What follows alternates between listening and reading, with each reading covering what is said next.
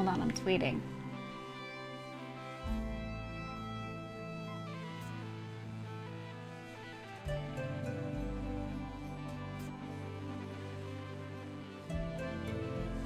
I'm gonna tweet that I'm live, but I'm not gonna say like, "Ooh, I'm live" or "Ooh, I'm on the alt."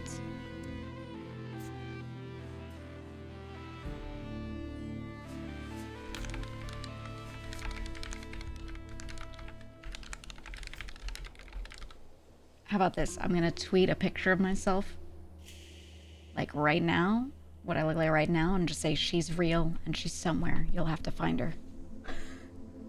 Lucky, don't walk in front of me. He was just on my lap for like an hour while I worked.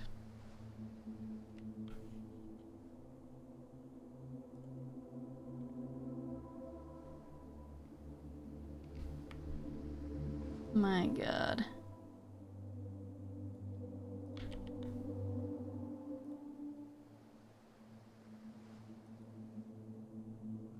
Okay. I've posted on Twitter.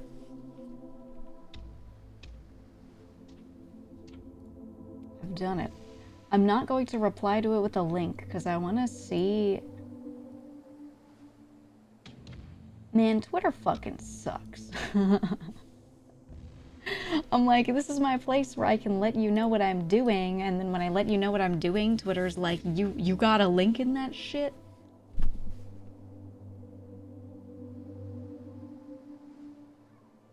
You got a link in that shit? Fuck you. And then it turns down all of your engagement. It turns the engagement button off, and it's like, we're not showing this to anybody because we hate you. That's what they do, man. You want to go to another website? Fuck you. No engagement. I understand. Like, I get it. It just sucks, man. Because I really, you know, I like Twitter for, like, throwing out thoughts occasionally, but I mostly use it to update on important stuff, which often is me being like, I'm live here, or I'm there, or I'm selling this thing on the merch store newly, or, you know what I mean? All stuff that they hate. All stuff Twitter hates. But there's no better place to do it, regardless. So, I don't know. I don't know. No clue. A rarely organic posts. We're in dead internet bot hell for sure. It's not 100%, but it's very high. Or if it's not bots, it's people reposting other people's stuff in the most soulless engagement farmy manner, not like yeah, nothing's from the soul.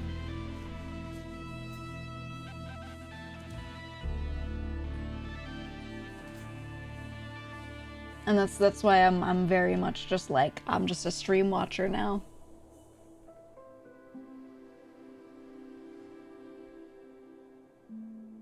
For the most part.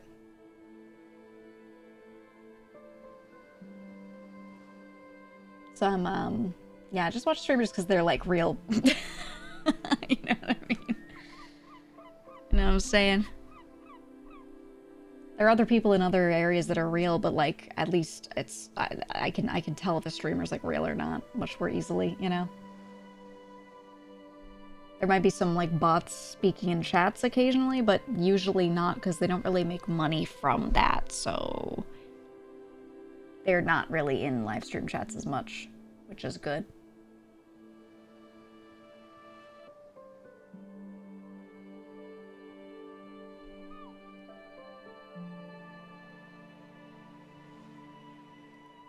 Okay, hold on, I am...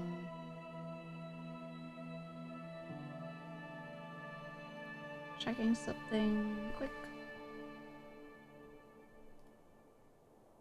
And then we play the game.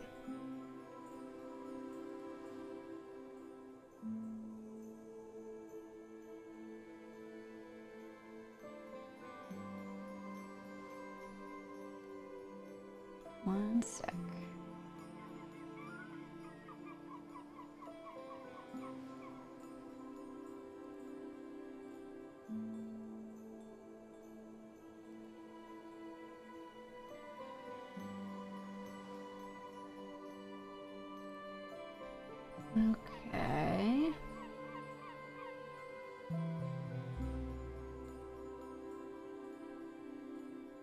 Okay. Sorry, I had to move something around. Have you noticed some YouTube shorts have like a background barely audible ad playing like they're trying and failing at subliminal messaging? I have not seen that, but maybe I'm just not getting recommended the same stuff as you. Your new favorite thing is literally all the media on YouTube being consumed by AI voiceovers of movie scenes. I want to fucking... Dude. You know. You know how it goes, man. Everything needs to die. Scorched earth, only streamers for me. Anyway.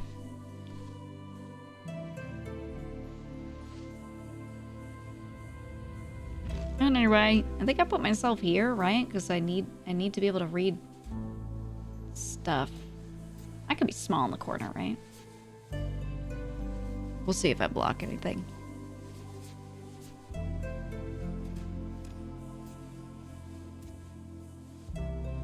Right. Game time. I love this game. And I've been meaning to continue it a bit more.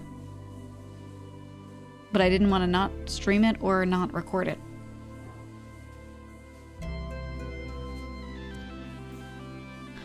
Is this... Oh, would they like show women I could talk to? Is that what this is? I don't know. Okay. You arrived in Tolstad. We know this. I tracked down the owner. We know this. It's an actual model, not a PNG. Yeah, I mean, it's not like, not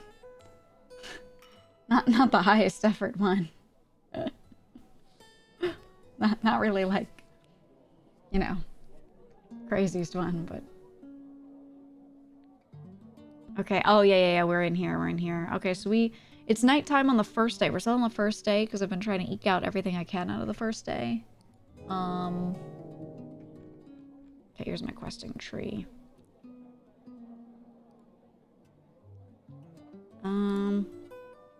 For figuring out the tea shop. I didn't get to talk to Coin Lord Darrow because it was too early when I first thought about talking to him. Lucky, can you move? Can you move? This is the 4th time you've paced in front of me. It's not gonna work.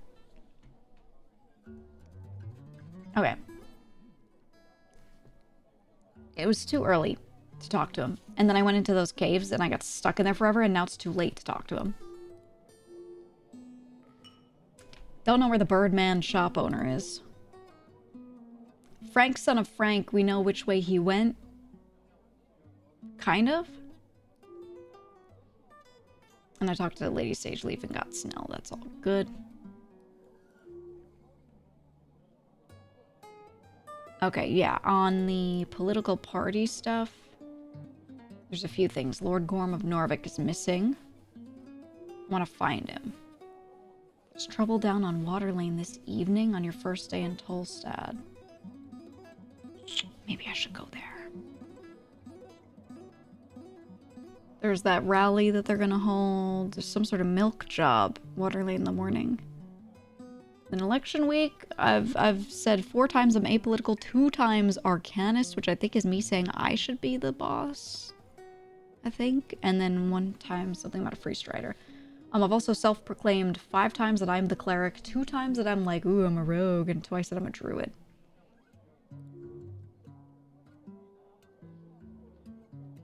Oh yeah, I heard yours voice. We also had that weird esoteric shit happen last time. I need to get a date. Could get a date with Moongore if we can avenge her honor. There's the class conflict. Nothing crazy. I did become a druid. If I fix my rune spellbook, maybe I could be like an official wizard. I don't know. Oh yeah, we did Axel. We did him. Okay. Okay. And then this one was what? Oh, trying to also, there's the side quest of trying to solve the mystery of how the hell I fell into the river. Like, what even happened there? Okay, and then I have This for Dex, this for Int. I have all these rats. I want to find a third one. Oh no, there are 5 total. This gives me Dex and Wisdom. This gives me Strength and Int. Dex and Wisdom are what I have highest right now. So this just makes me crazy, so I wanted to fill myself out with that.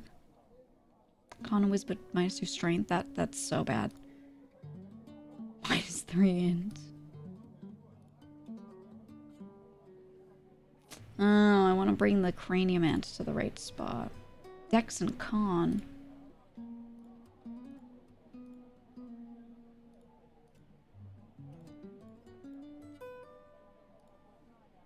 Can't eat too full. Shit. How do I get to Pillar Crossing up there? Full side west. Where's Water Lane? Went into the temple. And there is this area, the Pillar Crossing, that I saw briefly in the Drunk Sphinx here. That I didn't go through all of yet. So we could go there. And we've been in the Goblin Garden. Okay. Alright, before I spend time on anything, beheld her.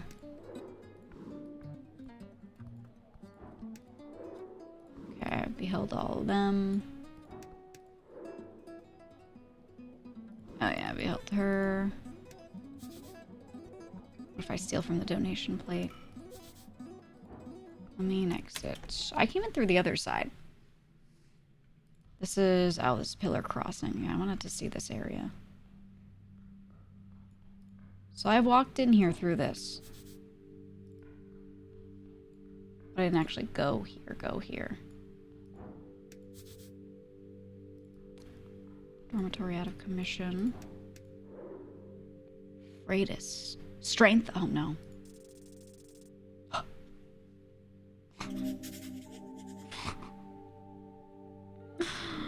I don't know. Hello? The girl looks across the chasm. She's pretending to not look at you. Oh. So just didn't identify yourself. She does a double take. A fake take. What? Is this game made by the people who did Disco Elysium? No. You could have looked that up, buddy. Google it. It's one guy. It's amazing. One guy.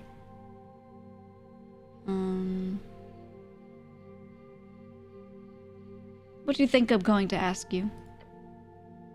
Don't know. Don't care. She looks uninterested. Come on, guess. No. Go away. How rude. Cool. You're very rude. Sure. Now go away. What do you know about the tea shop, mysterious woman? She rolls her eyes. It exploded. Why do you say that? Have you seen it? Okay, fair. Yeah? Will you leave me alone now? No. What are you voting in the election? Don't care for it. Could say the election. Democracy? Your own vote. Or good choice. I don't care for it either. You see, I'm apolitical, and that means I don't vote in elections like this because I'm above any sort of political affiliations. Don't care for it? I'll say your own vote? It doesn't matter. I wouldn't tell you if it did.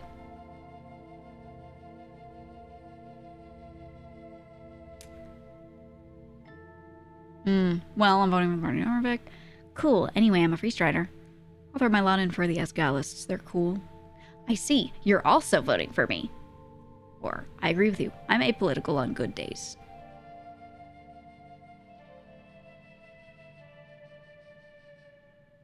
Gotta do it.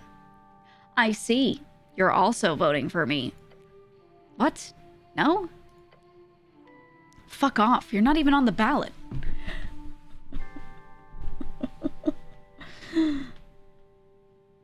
Are you sure?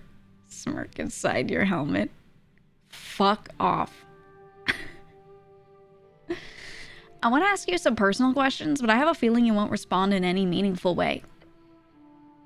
Smart. Can you go now? I want to go back down the street. What are you voting in the election? Don't care for it. The election? It doesn't matter. No one tell you if you did. Okay, so we get the same dialogue. I think she might be Asgallian. Or apolitical. I'll throw my lawn in for the Asgallists. They're cool. Oh, okay. I don't care. Okay. Democracy. Doesn't matter. Well, I'm voting for the party of Norvik. Okay, I don't care. Okay. Cool. Anyway, I'm a free strider. She just says, I don't care no matter what. Okay. And then this one sounds the most reasonable. I agree with you. I'm apolitical on good days. Oh! Dude, she hates me. Okay, that's all for now. Thank you, citizen. Jesus. Ooh, tunnel to Waterlane View. Okay, I'm gonna want to be there. Let's just check down here before I go there, though. This was closed. Marking on the door says, Simi, son of Strokeback. So we can go in that one. RNA. Who and who?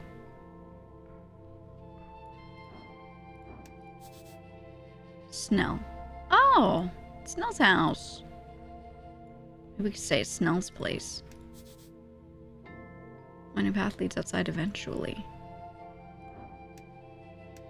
That's... yeah, Snell, we're going in your house. We're going right in your house, buddy. Snell's pad. What the fuck? Mass-produced glowstone lantern. Oh, I never beheld him.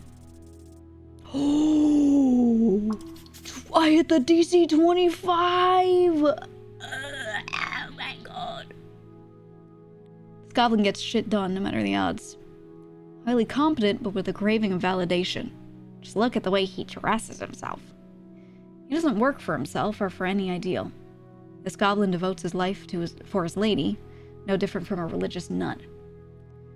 A lone wolf, cares too much, won't let anyone close. Old trauma, got rejected, family trouble, who knows? Huh. Alright, so it's not really a tragic backstory, but you get it now. He's a yearner. Ooh, when you're in a yearning competition and you're... and your competition is Snell, you're losing. The type to hopelessly throw himself into his work for the sake of some greater good. An idealist. A romantic.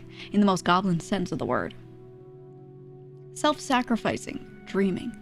There's a twinkle in his eyes you catch sometimes. A string attached to a destiny. One with a few phrase. Maybe you could trust him. Maybe you could be a, you know, a friend. What the hell's that? It's a bit high up. Reaches for it. Shit. Wait, look at the little picture. Oh, wait, that only shows when you zoom in? Oh my god. Wait, this changes the game. Oh god. Family. Oh. Okay. Hi. Welcome to my pad. Go ahead. Run around as much as you want. Don't mind if you do. Thank you for letting me in. He sighs. I'm not sure how this is in any way useful for the job. But let me know when you're done looking around. Looking. Nothing else. Be nice, be less nice. How much of the rent? You live here alone? Yep. Doesn't get lonely? I don't spend much time here. It's a cool place. Thanks. How long have you lived here? He glances at the ceiling. I don't know. 3 years? 4? God, has it been that long? Me, when I've lived anywhere in my life. What does it cost? $100 a month. Real cheap. I got a special deal because of the HWBT gig. That's real good for such a fancy apartment. The old lady takes care of her own, huh? You like living here? It's central, right next to the garden. That's all I really care about, although the ventilation system is pretty sweet during those colder months. 100 glossary entries. Wow. Okay, it's good information, thank you. He mouths and gives you a side glance. What about you? Where do you live, cleric? Avoid, avert, abort! I should lie, right? I could tell him the truth. Or verbally, I live on the North Wall in a nice city-sponsored apartment, to avoid the full truth, or I live with my mom.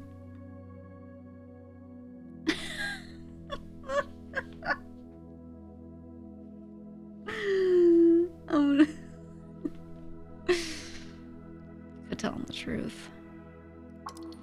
No! Your body shakes. There's absolutely nothing wrong with your current living arrangements. And the goblin will not think lesser of you because of it. I should lie, right? Yes, right away, before he notices something's off. A lie? But that might make him dislike you. Okay. I'm gonna do it. I live with my mom. You do?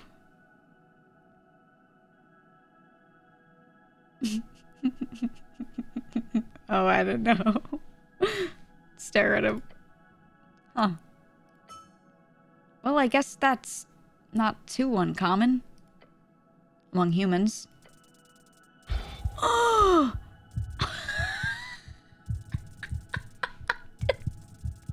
I took damage from that. Oh, it hurts so much. He does not mean harm, yet it hurts. Well, anyway. He tries not to linger on the subject since he sees your pain. I can't afford my own place.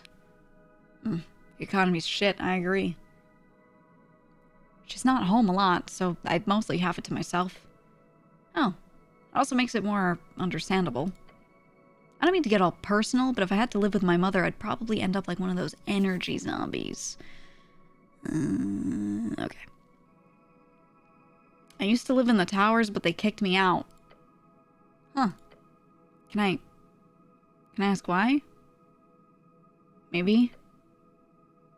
Okay? Look, they just had some problems with some of my writing.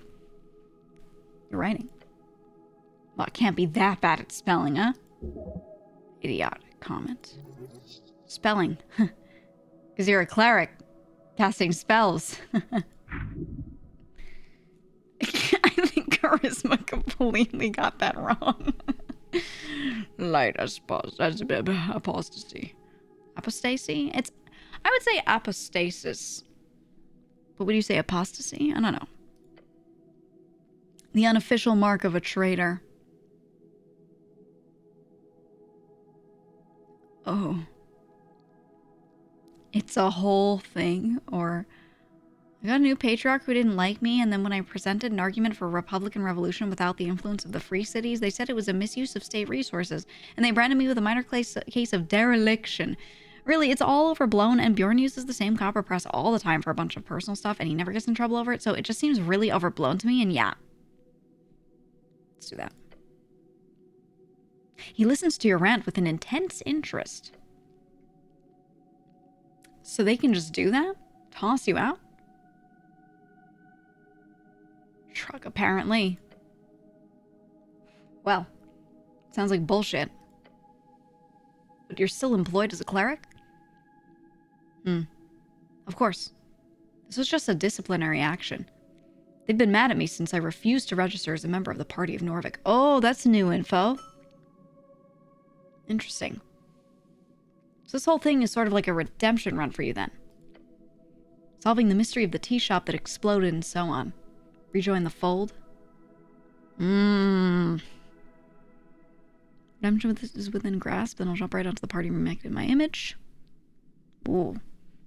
No, fuck them. They're all going to get thrown out when the free striders take over. Okay, this is like a political stance thing. Doesn't matter once the election's over, I'll go back to doing Asgallus activism like the good old days. I'll solve it to prove my abilities. Eventually, I'll lead the city myself.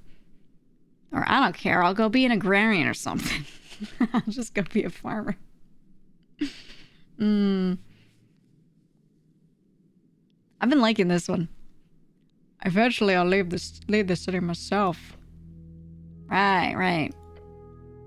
As a magicrat or just a general clerical dictator? Magicrat for sure. Right. As per usual, good luck with that. Let's talk about something else. Please. How much is the rent? Not so bad, thanks to the old lady. She looks after her own. Not every goblin is so lucky. What do you mean? You know there are 3 tribes in the city, right? The halfways get by real well, thanks to Lady Sageleaf. But it didn't used to be that way. And most goblins have a real hard time getting by here. Most guilds won't exactly hire a goblin just like that. Oh. You like his style in Evan? You would wear this. I feel like you'd put this on in a game. Or maybe in real life, I don't know.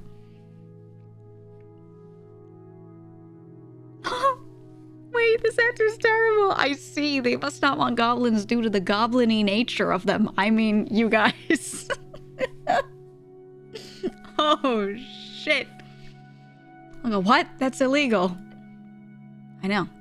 Doesn't stop them. We're not human. So by default, on average, we're not trusted. Back in the day, there were apparently a bunch of programs meant to push us into the workforce. Anti-discrimination laws, Goblin Public Works projects, but the support for those ran out way before I was born. So most kids just fall into crime. That's understandable. It's the only path for them. The clearest path, at least. He sighs. Imagine you're a goblin kid. You spend most of your day in the Warren with 20 others your age. There's barely any resources to actually teach you all the human stuff we're legally forced to be taught. If you're lucky, you've got one parent with a stable income. Otherwise, you'll be living in the dormitories. No support system. No chance to integrate into this city you're supposed to be living in. If you're lucky, you'll get a dangerous gig in the tunnels. If not, the only way for you to get enough money for food beyond the basic handouts is joining a syndicate. They'll recruit young to keep you in the juvenile stockade if you get caught. Starting as an errand boy, ending up as whatever they need for their enterprises. Dude, this is literally how it works IRL. You go sell weed for someone. They're like, oh, do the sale. I just need you to be the one delivering this. And they have you do that a bit. And then when you're like, I don't want to do this anymore, they're like, but I gave you all this work. You owe me, dude. LOL. And then they just like guilt you and drag you into stuff. And they are the only people in the world offering you money. So you just keep doing it. And that's how a lot of people end up, you know, where they are. Jaywalking, next step, killing people. You know what I mean? But it's like a slippery slope that is very gradual, usually. So shit's real. Then you bring home a heavy pouch of crowns for your mom and pops. What are they gonna do? Turn their little kid in? Or accept the only major income the household's gotten in months? Maybe they'll even encourage you. Push you to get real friendly with the local runner. Weren't you a runner? Runner and handler, yeah. It's complicated, but the Halfway Bridge tribe is classified as a syndicate. We run things in a similar sense to the Ishki, one of the 3 goblin tribes, water goblins, Council 3 Nilbongs, House in a Lighthouse, though they call it a Wizard's Tower in Vargby. Northwestern Norvik, the Great Steep Pit. Okay.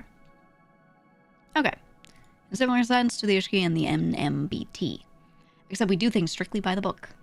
We don't run drugs, for one. Okay, so they're So they think they're the mafia. No drugs, but we will kill people. We keep Waterlane free of smuggling. But most importantly, we keep the youth out of it. And we keep the other tribes at an arm's length. Lady Sageleaf is real draconian in that regard. Everyone, and I mean everyone, in our tribe gets a job and a good salary.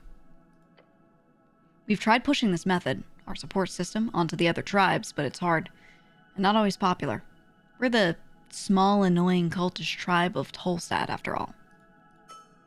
He sighs again. So it is what it is. He cares about this. A lot. You do too. You're working hard for your lady. I sure do. You catch him glancing at the image of her on the board. It's a nice apartment. Yeah, I'm not here a lot. Goblin laughs. I'd argue it's much better than usual. One time I was on a date, brought her back here. Terrible idea. The date was already going poorly. Imagine her expression when she steps in here and there's a pile of reports all over the floor, a blocked drain in the kitchen sink, and 15 confiscated bowls of pixie dust piled in the corner. Let me tell you, it took her 10 seconds to come up with an excuse. He recounts the tale with excellent timing. As his laughter fades, he looks around the place and tells you, Anyway, looks better these days. Figured if I'm such a neat goblin, like everyone says, I might as well keep my apartment clean, too. A girl? Yeah. Back when I was still looking for that sort of thing. You know, getting tied down, so on. In the metaphorical sense?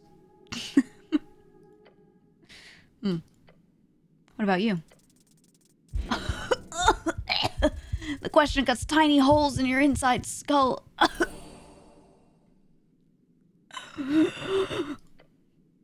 Clerics are popular, right? Avoid! Abort! Alert! Oh no. DC 17. Oh. Breathe heavily. The goblin looks at you with no particular expression on his face. Oh.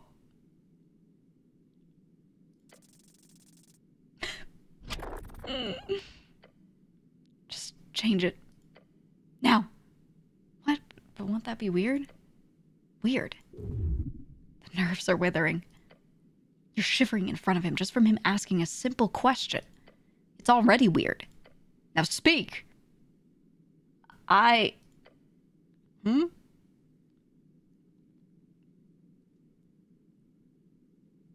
We have great weather these days. Snell stares at you for approximately 6 seconds. Then he opens his mouth and says, I understand. How do you move on? Sorry? Never mind. Do you have something else to say about your life? Me? Not really. For the last few years, I've just been focused on the halfways and whatever the old lady needs of me. Don't mean to sound ungrateful, though. I do love it. It's real rewarding. You're clearly good at you do. Whatever that is. He laughs. I ask myself the same question sometimes. The goblin takes a breath. I tell you to look at it from a goblin perspective, but let me put it like this. Lady Sageleaf gave me options in a world of railroad tracks. I get to help my people and get real fucking good at it. So for now, I'm going to keep doing it. Ooh, maybe you should try something else later. Like I'm trying to tell you, goblins don't have too many options in this city. But sure, who knows? Maybe I'll turn out real good at magic and become the first goblin cleric. You feel attuned with the esoteric? Clicks his tongue. Actually, no. Terrible idea. The goblin is clearly not talented in anything magical. He grins. Anyhow, anything else you want to chat about, or can we get going? Cool. Thanks for the talk.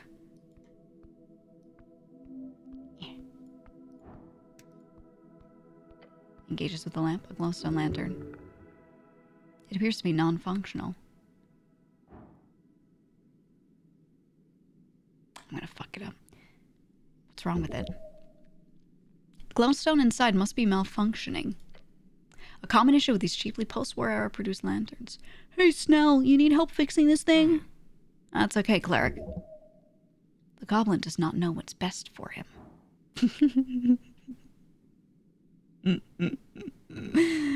Rolls a 20. You look over the lantern, checking the insides. Beyond the thin, cheap glass lies a green glowstone, a shard type. Touch it.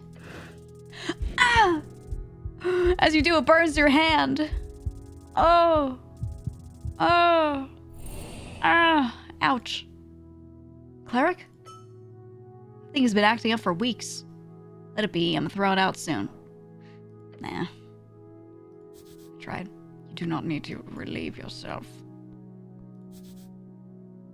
Ah, bagatelle. The goblin has some good taste then. Oh my god, it's like Plinko. It smells boxes. I'm gonna steal it. It smells work.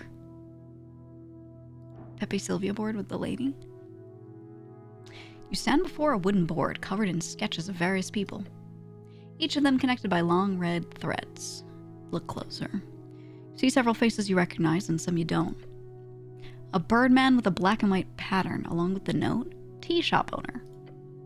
A bulky merman with the text, rival? No, unambitious. Huh. A stout-looking dwarf in uniform with a hammer symbol in the corner. Patron? Stylish orc with a free strider heart symbol in the corner. Completely unaffiliated. Suspicious. A pale man holding a skull. No motive. A human with a fancy beard and a fish symbol in the corner. Suppressing info. Beware.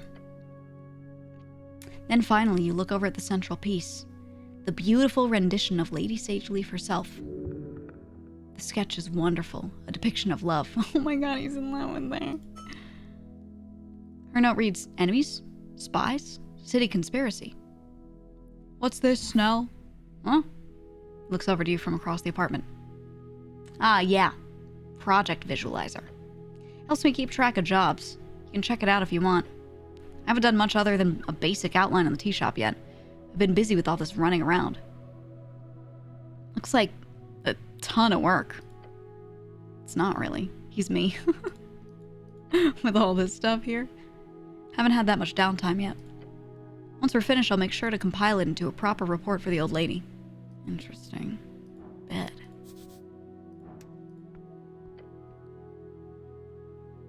You stand before a simple bed frame. Look at the mattress. The mattress is extra thick. Probably expensive. It's a half and half silk material. They're known to allow the sleeper to dream into the ethereal plane. This material goes for extra in every outlet. However, the claim that these contain yim silk is ridiculous. Anything over a tiny fraction would make the bed half invisible. A scam, then? Pretty damn good scam. Okay, I don't want to sleep yet. Thanks, bed. I'm gonna touch it.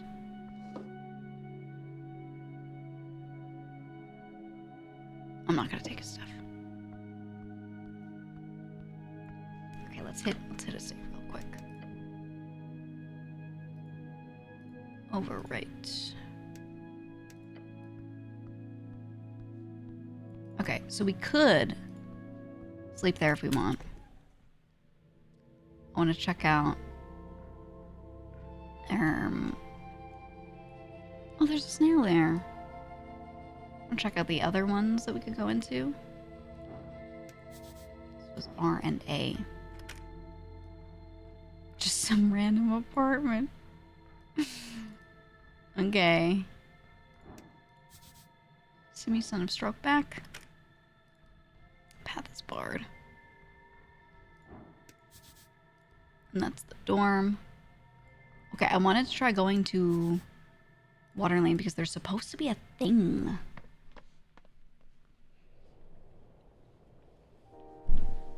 Game can soft lock sometimes. Yeah, I could do a second one just because. Let me save file. Do a little backup there. This one just in case. Reading me democratic propaganda here. Slot in the door here. You approach the door. Huh? Bookbinder, you got business here? Of course, I have a deep love for books, Snell. That's fun. Didn't expect that, considering everything. I'm not a big reader myself, but I indulge occasionally. You sound surprised. That's rude. Very rude. Ooh, be offended. Be a wizard. You can read druid or rogue. Oh my god, I'm just gonna randomly proclaim I'm a wizard. What kind of wizard would dislike books? He shrugs. I mean, it's a stereotype. Figured you'd be more original than that. So what? I'm an illiterate ape wizard? Those haven't existed since the Fade era. I don't know about that, but I learn something new about you every minute, it seems. Well, maybe we shouldn't just stand here and talk in front of a shop. Knocks on the door. Within seconds of the knock, the slit on the door slides open. Beyond, you see a pair of large yellow eyes glaring at you. Oh, he's a wolf. Heyo. Is this pest control? The eyes quickly tilt to the left. Tilt. Huh. In a sense. The eyes push closer to the slit in the door. As they do, a bush of gray feathers pokes out. A bird folk. An owl. A cleric. No, I'm a wizard, or yeah, duh. No, I'm a wizard. The birdman behind the door ruffles his feathers. Yelan. Okay. This could be like 3 different pronunciations, and I have no idea which one it would be, because I don't really read pinyin. I don't know. I got no clue. And every time I see the way they write stuff, I'm like, I don't know. If you are not pest control, I need nothing from you. Please leave. Want to go for a drink at the time? I have a ruined prayer book. Can you fix it? Prayer book, yes. I've seen quite a few. Drop aside, I'll check a look. Drop it in. Yes, horrible. Salt water left swollen. You could have avoided the worst of this if the drying process had been handled better. I will rebind this foul mess for you. You're sure you can do it? It's pretty ruined. Of course. What do you take me for? I will need guidance on the direction of the rebinding. The spells inside are lost, however the style and formatting can be saved. Using my skills, I can aim at something from the towers, which would be most similar to the original work. I could also focus on rebinding it in a style of a druidic ledger, or perhaps a grimoire of the dark and forbidden arts. Ooh.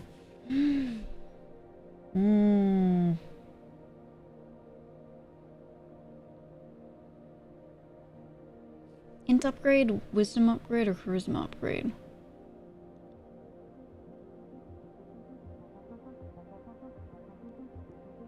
I think we need a little evening out. I want it to be full of forbidden magic, but we've been kind of going the druid route. More int would be good too.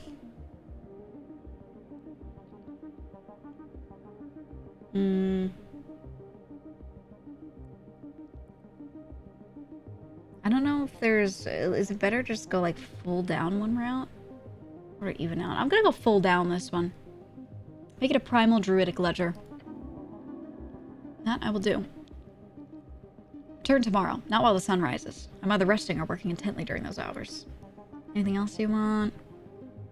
Wanna go drink at the tavern later? No. Are you a scholar? Oh. You're interested in the arts. It's kind of my job, yeah. I was trained in knowledge. Back in Three Wings, I know many things. Birdfolk. Oh, there is Galleon. Okay. But no time to talk or share. Busy. If you want scholarly teachings, go speak with my neighbor upstairs. Ooh, The gnome never stops talking. Who? Who? Said the owl. Just go upstairs. His door is always open. Why do you need help? Why do you need help from the Pest Control Guild? Rats. Oh. Oh my god, wait, maybe I can get another one. They're awful. Keep spawning out of the sewer pipes. Yeah, the PCG should really take care of that. Yes. He lets out an angry bird noise. But that bastard guild leader, Torlim Slip, keeps telling me they don't have time. No time. They have a dozen teams running around the city. No time. I've heard the big problem is that they cannot get anyone to do pest control missions at 1-star levels. Oh. Their rank system. Of course, rats would be a 1-star problem. Halfways. We haven't relied on the PCG for years. They just don't have time for anything over 2-star danger ranking. It is very annoying. I have looked into it, and the problem is, the pest control teams that join the guild only take on 1-star missions for a couple of weeks. Then they quickly start focusing on only the higher paying tasks, and all the actual normal pests keep on spreading throughout the city. It is a ridiculously idiotic system. So while all the mimics and monsters keep getting slayed, nothing is being done about these darn rats. Okay, PCG's terrible. Really inefficient. Because it's public and not privatized, says he.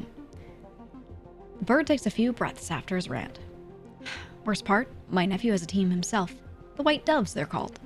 And I've tried sending messages to him, but he just says the same thing. Too busy, too busy. Ooh, I could join the PCG? The Owlman scoffs. Sure. And then you'd go and take on all the big and scary monsters that crawl up into the city. Ignoring all the actual pests, just to get a payday. No way. I'd work my ass off trudging through the sewers, catching rats for a barely nothing payout, all for the satisfaction of a hard day's work. Really? Yes, I'm that good of a guy. Well, if everyone was like you, the city would be a better place. Tell me more about your nephew. Calls himself the Valerian Windrider. That is the Norvikian way of saying his name. He's also active within that Free Strider party if you're interested in throwing a vote for one of my fellow Owlkin. Oh. He works with one of those filthy Yoboos. Yoboos? Which I'm not happy about. Oh, and a halfling. A cleric, in fact, of the Lady Fair Church. They sound sketchy. I'll not disagree. I could take a look at it. It does kind of sound like a quest. If you do, I would be very happy. The rats seem to come from the sewers connected with the city below. Okay, good luck with that. Thank you. Alright, I like the owl, man.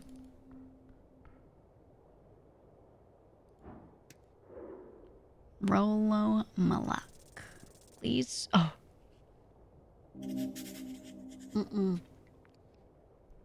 I got nothing other than he's human. This is... Oh, we saw her outside of the other store hanging up a poster. Okay, wisdom good. Youth Asgal Modissa, level 2 writer. A girl on a mission. She's out to fight for the green, no matter the battle. Her brash exterior is no fakery. It is her heart worn on each of her sleeves. Responsibility. That's the weight she feels weighing upon her shoulders. Modissa does not see herself, her ego, as having any greater meaning. Rather, the meaning has been transposed from others, her mentor, her friends. But most importantly, her ideology. Okay, so she's annoying is what you're saying. Spin's making a sound. AR stuff say this is closed for the day. Just look around before we progress time at all. Because talking progresses the time.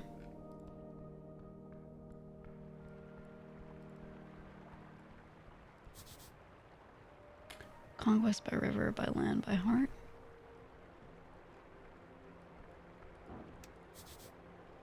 Path along the water. Might find a clue to myself down there.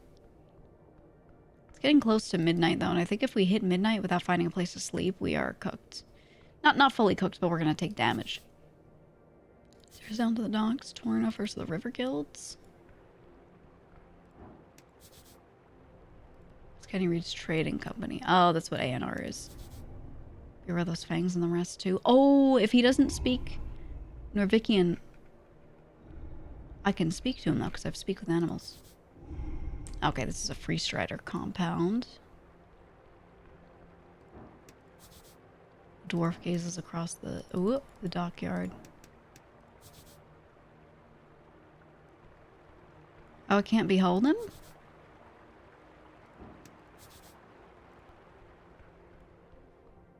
Okay. Excluding the anti-magic messaging, Free Striderism comes with great branding. Office of Snooer, Appledent. Oh, this is the whole way. So I guess if you go up here, you can go down there, or vice versa.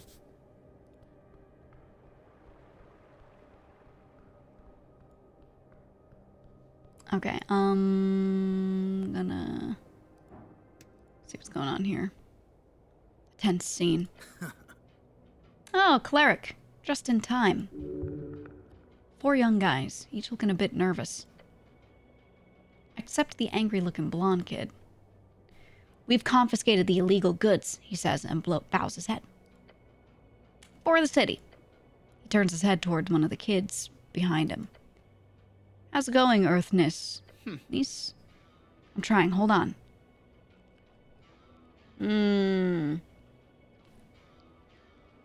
If I remember correctly, that's what the girl in green was holding, was that thing full of papers and stuff, and she was like the thing on the ground. She was putting signs up, I think. Point the lanky kid trying to cast a cantrip. Hey, stop it. He freezes and gives the blonde kid a nervous look. Oh, sorry, cleric. You see Rollo waving towards him, a gesture for him to ignore your comment. I'm Rollo, the blonde kid says and takes a bow. Rollo Malag. At your service. Behind me are Earthniece, Sten Buskin, and Tolly. Sten Buskin. We're members of the Norvikian resistance and moving to... You're thieves! And ignorant book burners. The girl adjusts her spectacles and straightens her back. With all due respect, Mr. Cleric, she says, don't believe a word from these thugs. Jesus. You notice the 2 other girls behind her, a halfling and a dwarf, both looking at each other. Both look at each other. Assholes. Careful, it's an actual cleric. Thugs? Come on, Medusa, really? Like the AY aren't just a bunch of ruffians. Asgalian youth, I believe. I've seen enough, the goblin whispers to June's eyes. Just activists clashing. Hello everyone, I'm the cleric. They've stolen, she hisses, then turns to Rollo to bark out. You stole our entire water lane delivery. Yeah, sure. Of an illegal newspaper. Lord Cleric, I assure you, we're doing the city a favor here. I take that back. It's just a bunch of LARPers.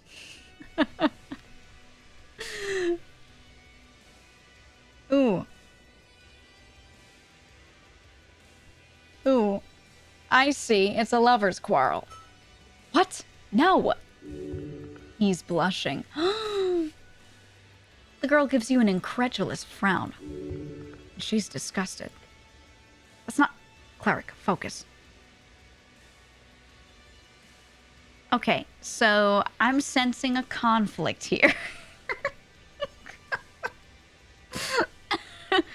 You're here to upload the law, right? So arrest these assholes. I think so. I'm sensing a conflict here is a great line. Now. The dwarf grabs her hand and holds her back. Medusa, calm down, please.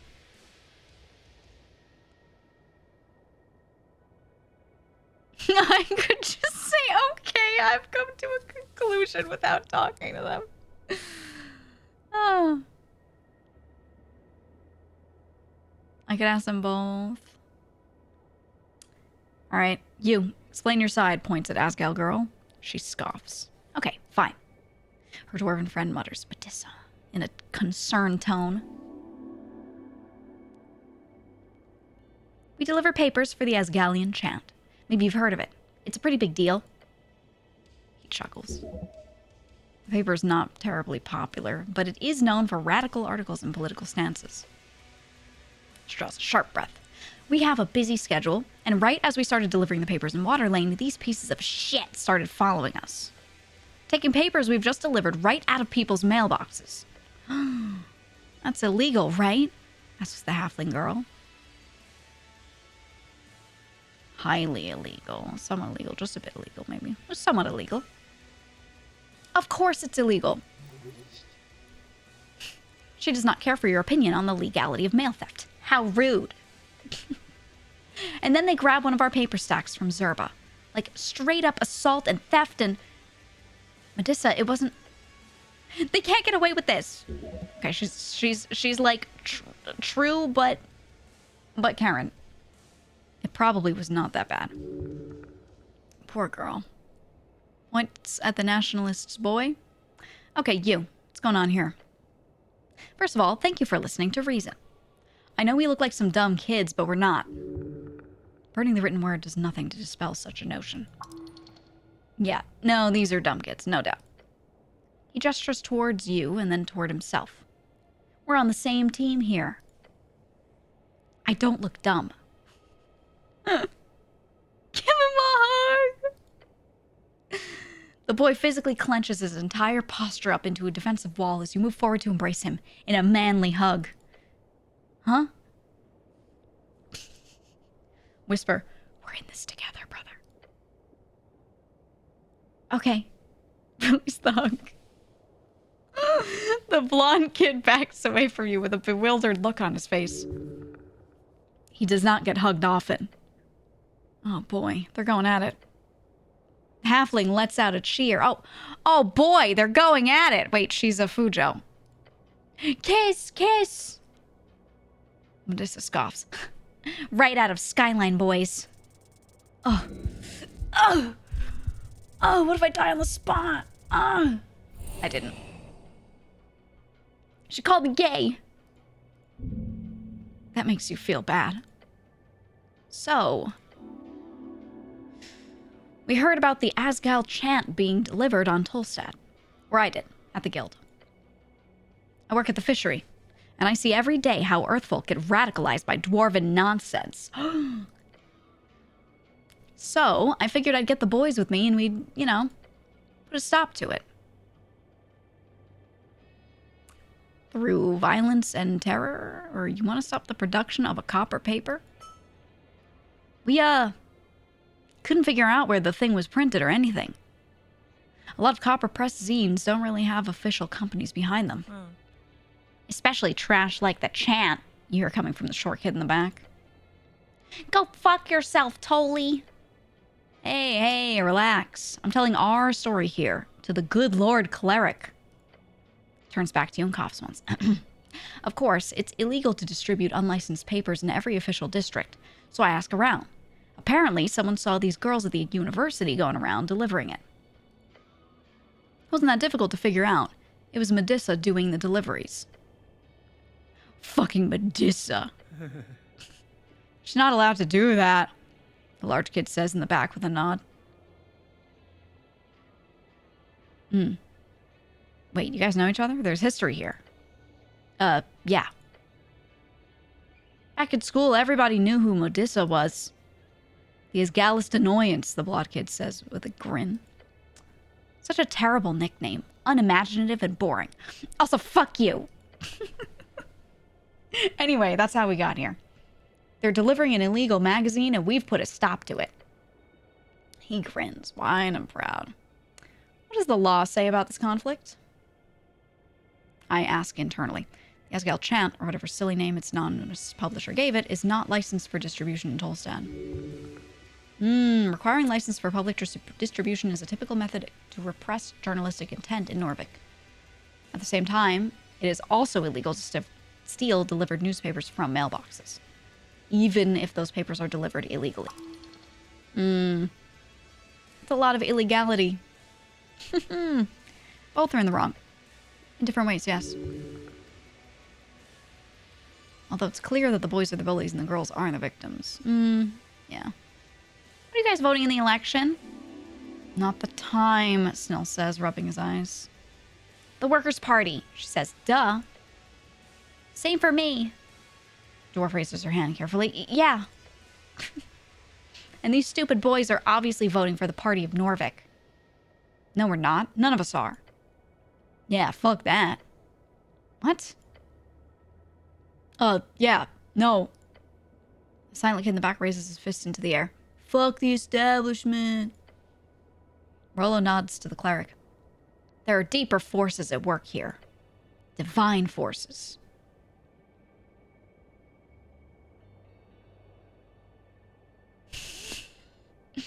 You should obviously vote for me. What? Are you on the ballot? No. Just write the cleric on your voting card and that should be it. Okay. But no.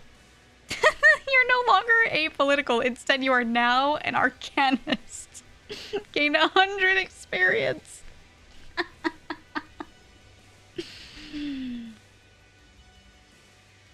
Oh, you're free striders. Very cool. What? Of course not. Fuck the free striders most of all. Oh, I see. You're also voting as Gallus then. Same. What? No. You should support the city, kid. Oh, we are, but... What? You're not voting for anything? Indeed. We're not voting at all. Not a bad choice considering this mess. Like, that's impressive. I am also apolitical. I don't engage with politics.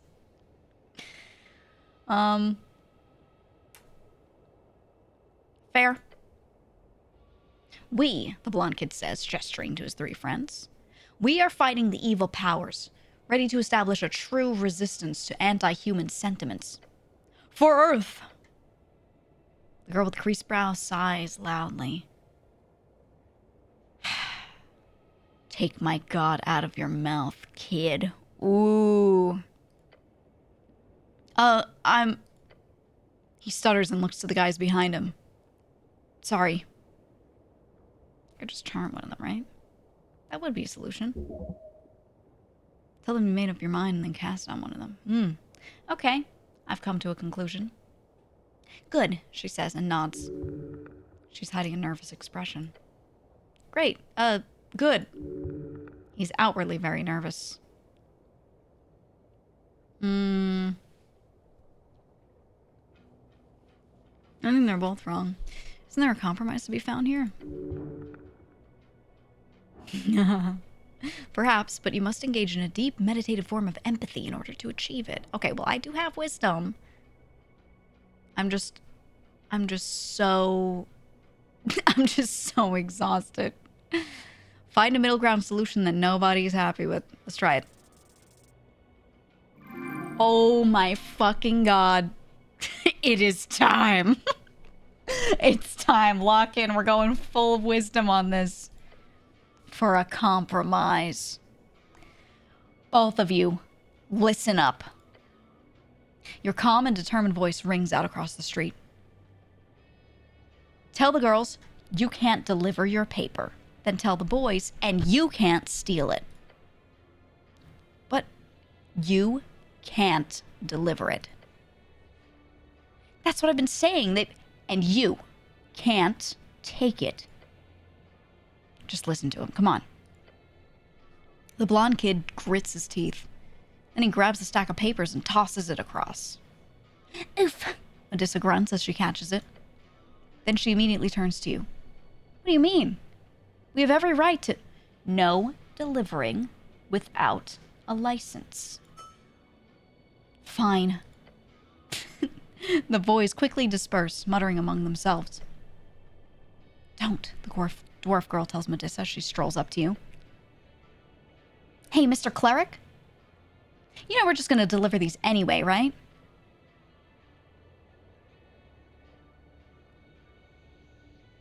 I'm counting on it. I could be nice to her. Just do it a bit later so the blonde kid doesn't notice. I don't care to stop causing trouble. I don't care. How about this? I want her to like me, because I'm trying to get voted for. Just do it a bit later, so that blonde kid doesn't notice. As you answer, she turns and walks away. Well, sure made the problem go away, somewhat. Let's get out of here. And I want to see what was making... Oh, there's coins in there. Bin's making a sound. A strange sound. How strange. Oh, I gotta do my level. Forest with mounted with what about malted dig with? Hi Nucky. Nucky, what do you think about malted dig with? Is this like... Hold on. Hold on. Translate.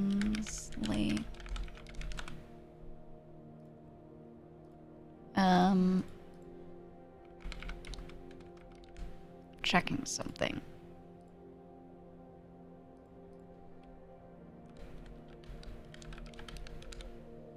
No, it's not. I thought it looked familiar. Is that Welsh? Yeah, I was gonna say it seems very... Very, very, very Western like that. But I'm not sure. There's also some other stuff in this game that has seemed maybe a little Polish? The voice is from a primal spirit. Open it. I'm a druid. Still. He gives you a nonchalant half shrug. It's Waterlane. There's always something going on here. Open it. As you lift it aside, you immediately see something moving in the pile of shredded documents and old scraps of food. A pair of legs. Simorth. Oh, it's a gnome. Suddenly jumping out of... Oh, it's not. It's a pine cone. Oh my god. Suddenly jumping out of the pile with a poof of moldy dust is a pine cone. A pine cone with limbs. Ermenhern! Huh? One of your little friends. Gained item incense. It hands you some leaves while doing a strange, seemingly improvisational dance upon the trash. Hold on, I'm just gonna try to cast Druid Craft. Before you're able to do anything about it, the little creature poofs away. One of nature's essential workers. A blessing to meet it in the wild. Disgusting little creature. As it fades, you see only trash. I've heard about those things. Never seen them, though. What do you know about them? Just what I've read in a paper, and what Neston goes on about. They're called Vatar or something. The Lamplighters Guild has a public spat with them a couple of months back. He points to the lamps behind you. Apparently they messed with the everlasting lights. Not so everlasting, then. Guess it's a PR name. I get why they were mad, but I think they solved everything once the PCG got involved. And, like I'm sure you're aware, they're all over the garden, too. Anyhow, they clearly seem to like you. Let's keep it like that. Okay. They're closed for today.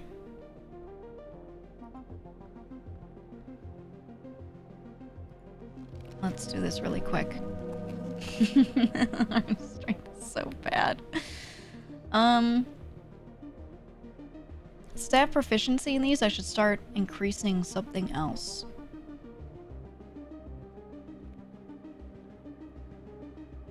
Should bring strength up a little, just so it's not so terrible. Just a little bit. Just a little. Am I able to go down there? No, I'm not.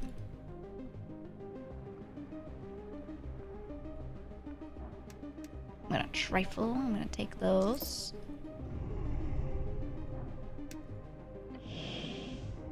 You approach a ball of feathers and wings and really, really sharp claws. A magnificent creature. This is a griffin. It is a somewhat intelligent magical beast.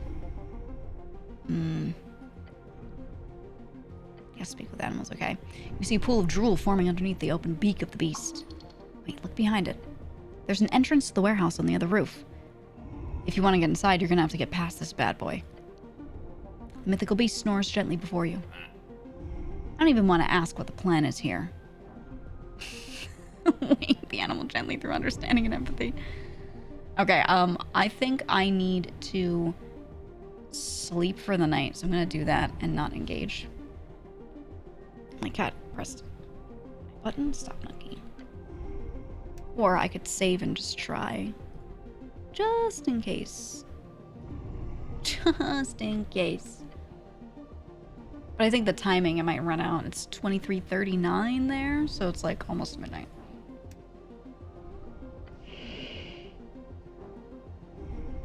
DC 27 is literally impossible right now.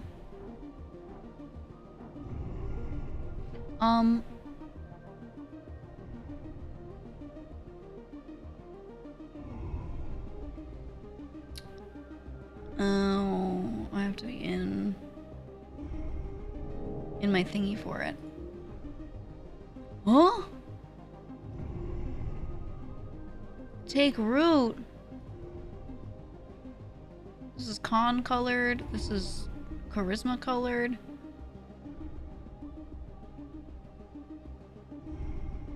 Whoa, I don't want to do this yet. Okay, let me see if this works. It does work right now.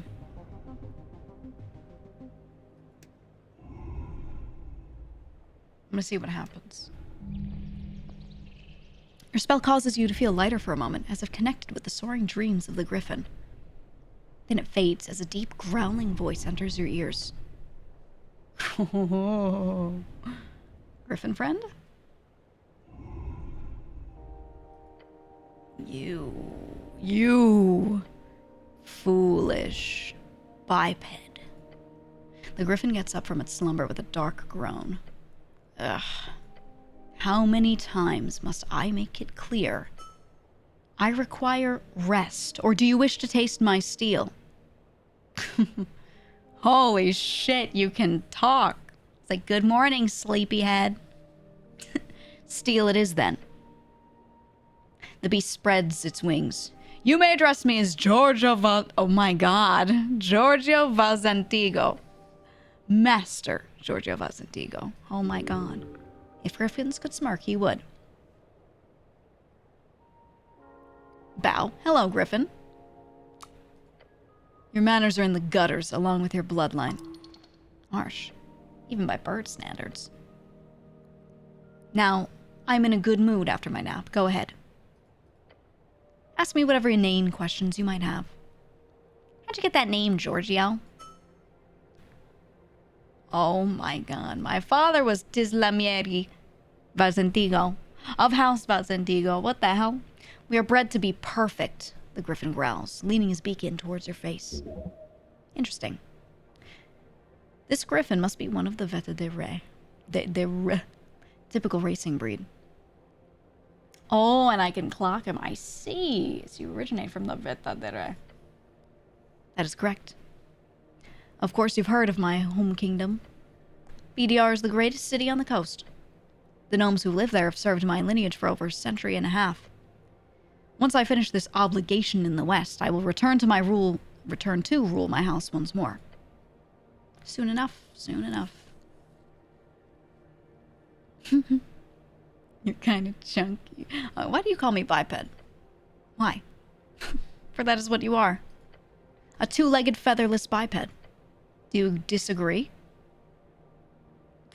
I do. Get ready to occupy your identity as a person. No, that's factually correct.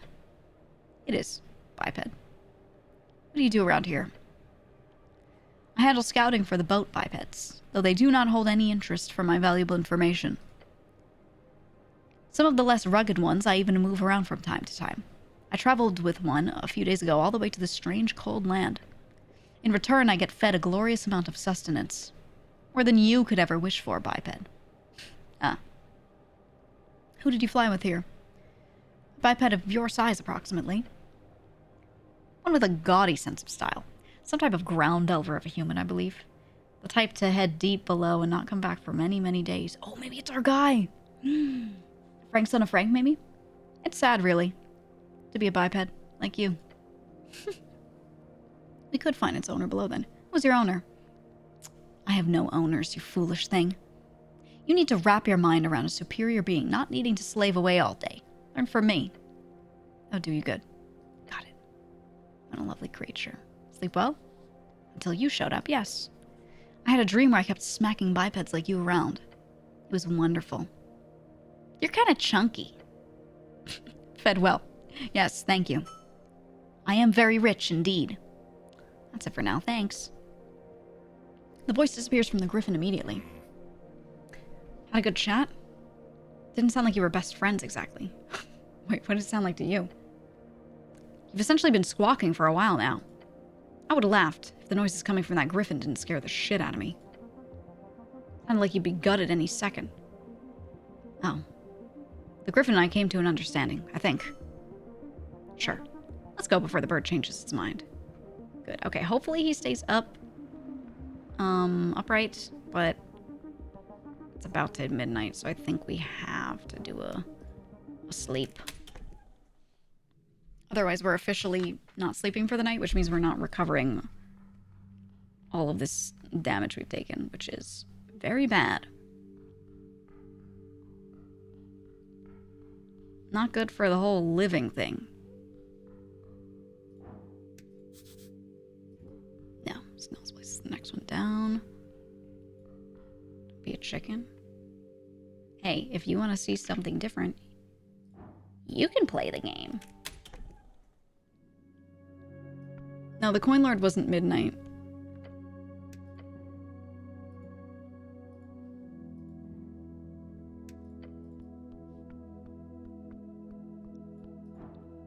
Let's see if he allows me to. Can I take a nap, Snell? What? No! He yells from across the apartment. Do not even think about getting into my bed. You can join too. It's definitely worse.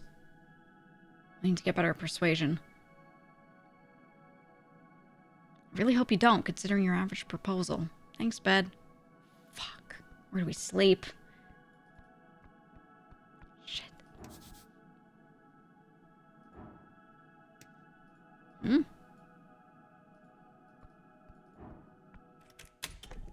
Well.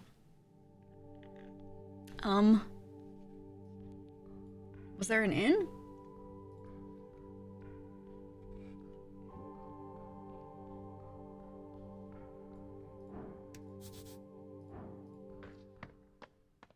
Let's just wander.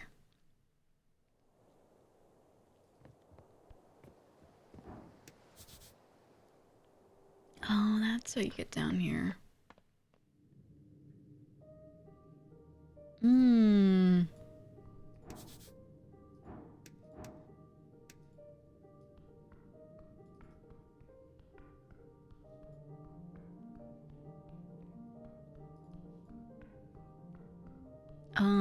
Was there a place I could stay down here?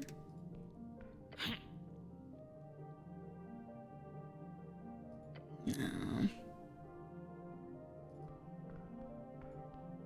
My God, where could we even sleep? If anywhere. Let me think.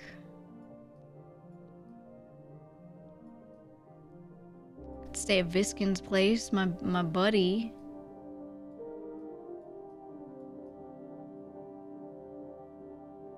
Oh God. I don't think the Drunk Sphinx has rooms. I don't think it's like that.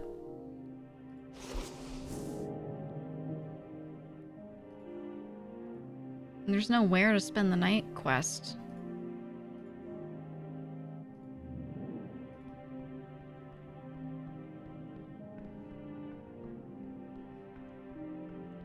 Maybe we should try the Drunk Sphinx. I have asked Snell where I can sleep. I'll show you. Where do I sleep tonight? He says, I don't know.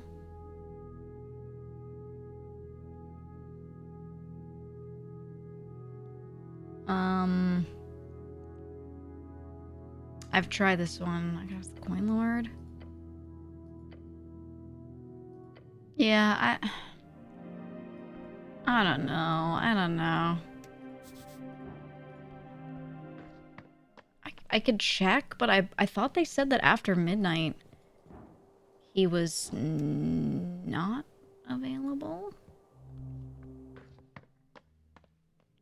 How far in? It's the first night. Been going through everything very methodically, trying to not, like, you know, rush through it much.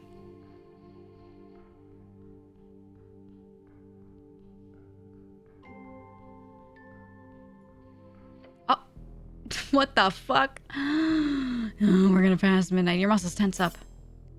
Masked assassin. A face of iron appears from nothing. You hear the goblin say something to you. Dagger. He doesn't need to raise his voice. You know the gravity of the word. Roll initiative, dex check. I'm good with dex. Okay. Oh. Breathing stopped. Fear response begun. This guy wants to kill you. Don't let him. Can't you ask him to put the blade away? Oh, it's all bad. It's all bad. Look to Snell. Just a glance and it's clear the goblin is moving. You're already behind. What do I... Anything. Spells. It's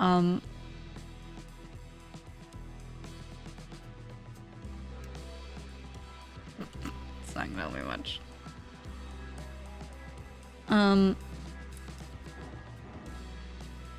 My max is reduced because of my exhaustion. So I don't know that Cure Wounds actually helps me here. I'm pretty sure it doesn't, because it's 2 out of 2 here.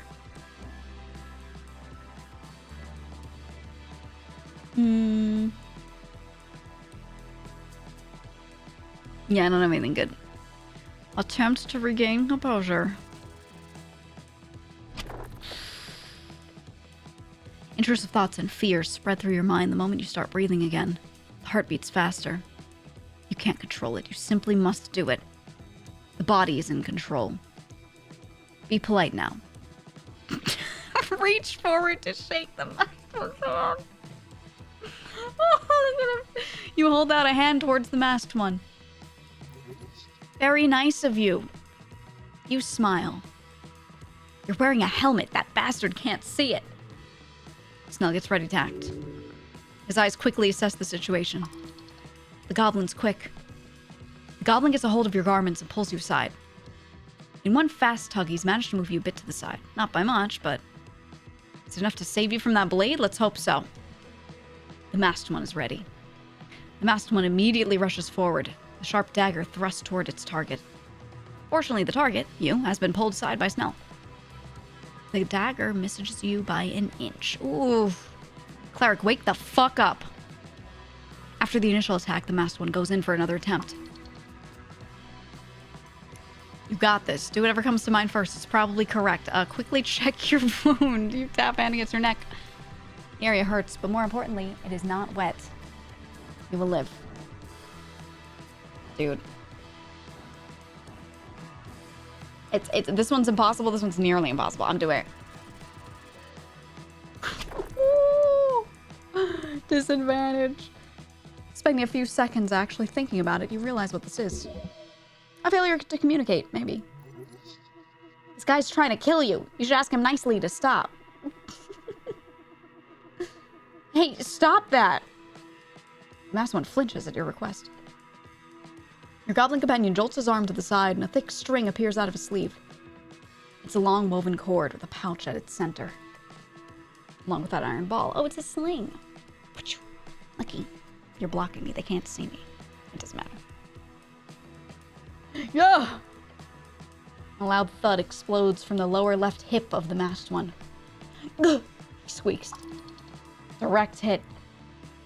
Despite the damage taken to his body, you can hear him grunting and pulling himself together. Once again, the masked one lunges forward. The dagger now aimed for your vitals.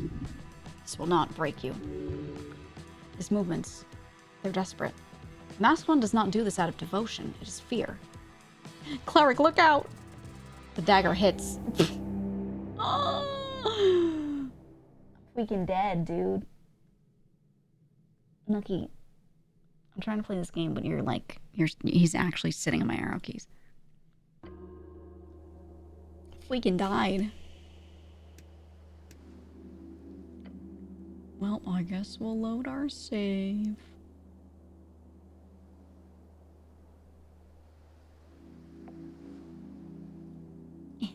Double clicks it. There we go.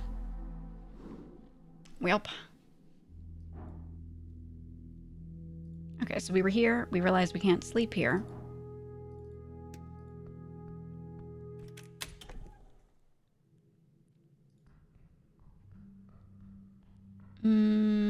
want to try that again.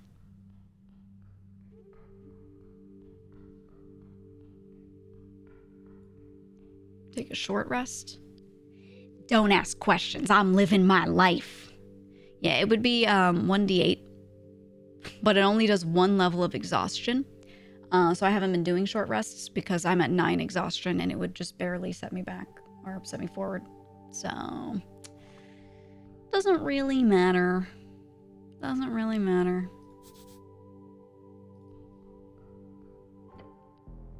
Okay. All right. Muscles tense up. Dagger. Get that. Roll initiative. I think it'll still happen in the same order for the most part.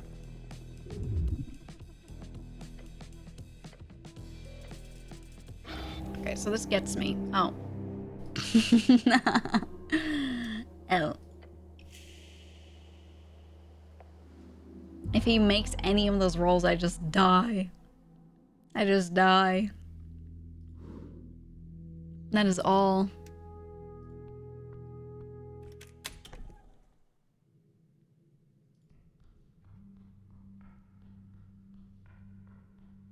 I don't know where to long rest.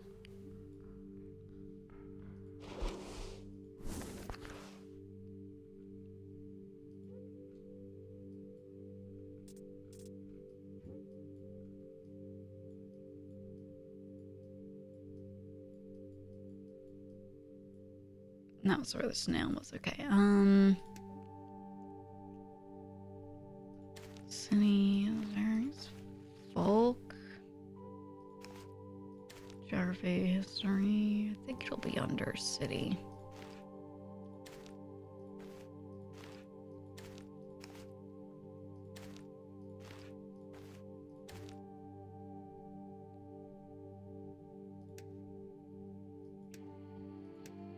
Yeah, it doesn't give me any information. I was trying to see if it said anything about Coin Lord Darrow.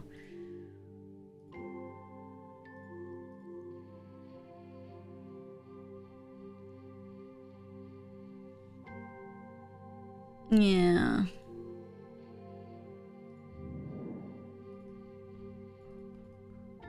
I think that just is what it is. Alright, I'm trying it again. We could have been sleeping in Snell's bed, but you know what? Now we're just here. We're just here. Okay, everyone's initiative was crazy good. Snell does the thing first where he pulls me aside. Masked one missed because I was pulled aside by Snell. Oh, so if I go first, that's what happens. Or Snell goes first, I should say.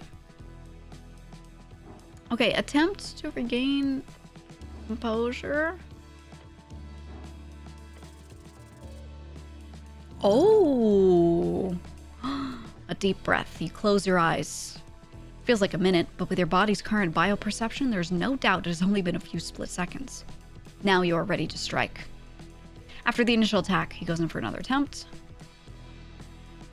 Okay, he's pulling out his sling again. And he hits the hip and gets him. Okay, dagger aimed for my vitals. Okay. Oh. Wait, I don't think there is anything for me to win. I think he just hits, right? Is he even rolling there?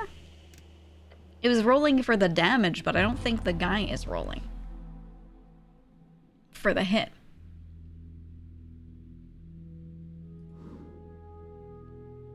Which means I'm not sure that I can get through that at all. Right?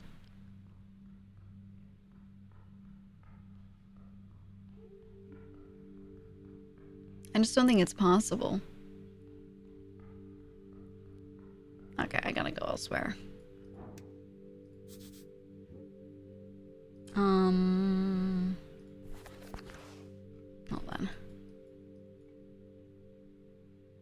How do I get back to the Drunk Sphinx?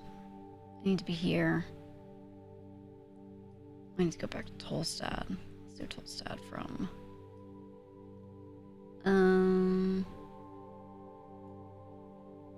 from water lane, probably.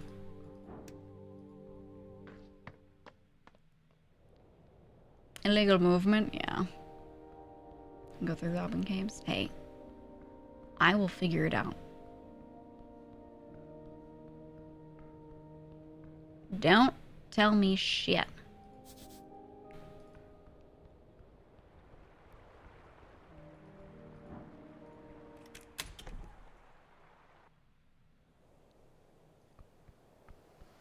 And we're here. What the fuck? Regular non-giant crab. You spot a crab on the rock. Official name, Tornian crawler. Does a little shimmy. Yes, cleric. That is a crab.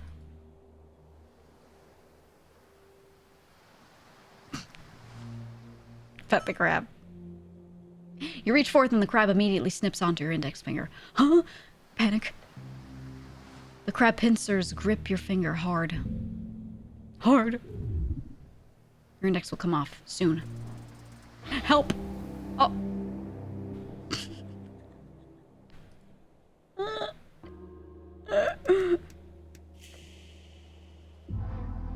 Tied to a crab.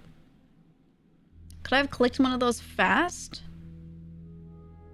I wonder. It's better than dying to being stabbed by some guy. Death by crab. Can you speak with animals on it? Interestingly enough.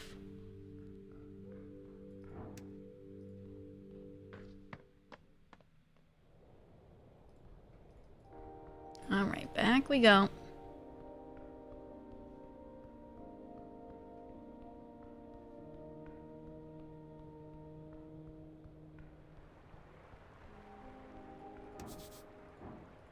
Okay, we go here.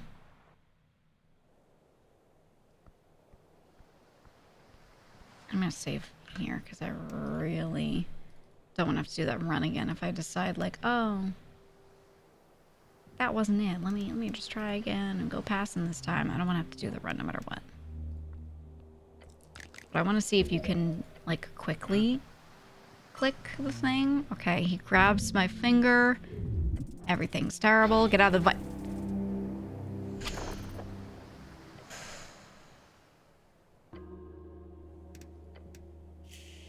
I might have been able to click it.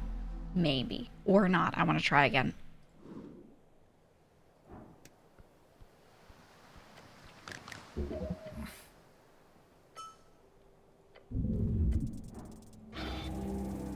No, you don't get to. Okay. Okay, I wanted to see if that was possible. You don't get to just click it quickly. Wait, it's moving me to my spot. Okay. Oh, it's in here. We've been in here, haven't we?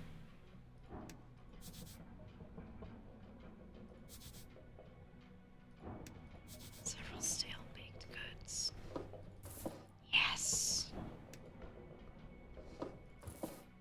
Delicious. Love me a good ladder. You glance at the ladder. It's one hell of a climb. What kind of man? No, what kind of human cannot climb a simple ladder for 20 short feet? It would be embarrassing for anyone of any age to fail this. 1d20. -1. Okay, we can do this. Even with disadvantage. Taking a confident step onto the ladder, you begin your climb. You close your eyes as you do in order to fully immerse yourself in the experience of changing your elevation. You are afraid. It is very high. Yet your body remains calm. But within a moment, you are at the top of the ladder. God, you're slow. Can we get moving now? Okay.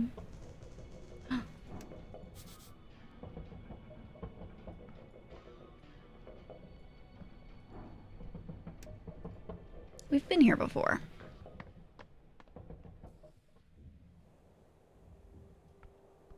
Yeah, and it puts you up here.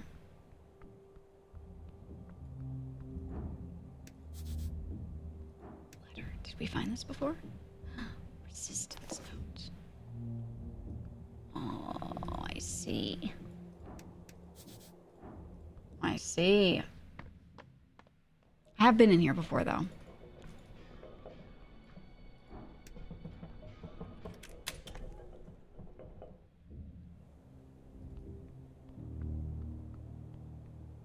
Oh. Oh, I don't get to go that way?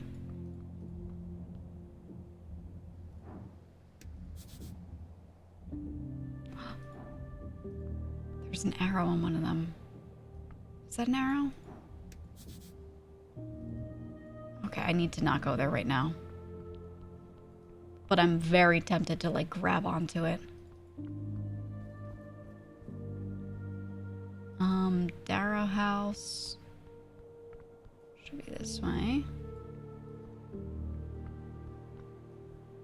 Oh, what's their face isn't here? Let's hit the save. Real quick. Can I go in? Hello?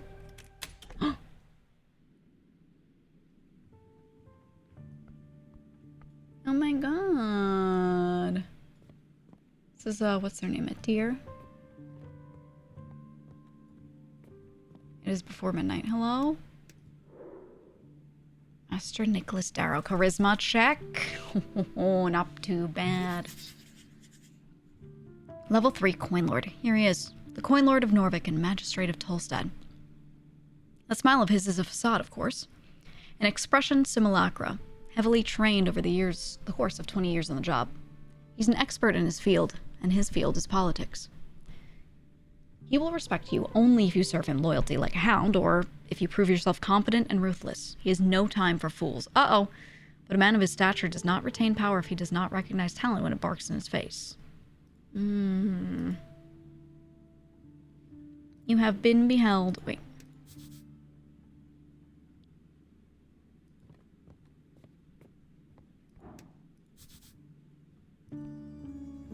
Oh. I don't know if I'm supposed to be able to see that through the wall. I'll pretend /me did not see it. Please take off your boots. Oh, shit. I didn't take off my boots. Oh, fuck. I'll just save that so we can keep that, the behold. Hello. Now, the problem is it's 23:54, so I can only make a few choices before we hit midnight, and I kind of want to see if we can find some place to sleep first. At the top of the stairs, you see a man placed upon his silken throne. His well-groomed face lit by a single bulb candle, but he does not look at you. Instead, he folds his copy of the Norvikian Post in half in size. Won't you look at that? It's Coin Lord Darrow in the flesh. Don't make him mad. This is your boss. You hear about this? The man slaps his newspaper. As Gallus Opportunist strikes fear in Silker's Guild, he reads to you. Then he lowers the paper and mutters, 9,000 crowns in damages. Damn, that's like 2 years' salary. He looks annoyed and impressed at the same time. Protesters? Hooligans. We should beat them in the streets. We should beat them in the streets. He raises a finger towards you. I like your enthusiasm, but I can promise I wouldn't solve a thing. The magistrate takes a few quick glances at you. His eyes. He's reading you. But what can you do? It's democracy. Oh.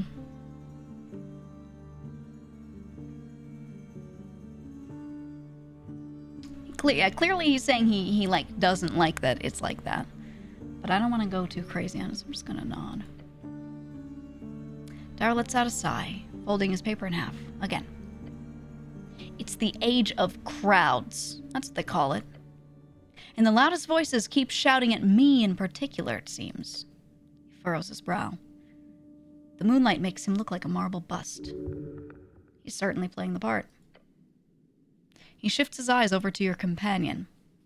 I see you've picked up a goblin. He takes a step forward.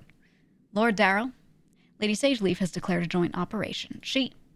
Of course she has. Cleric, if you will, I would like to speak with you in private. Excuse me? The goblin glances to you and then back to the coin lord. Seriously? He's with me. I can see that. Now, if you please. He gestures toward the stairs.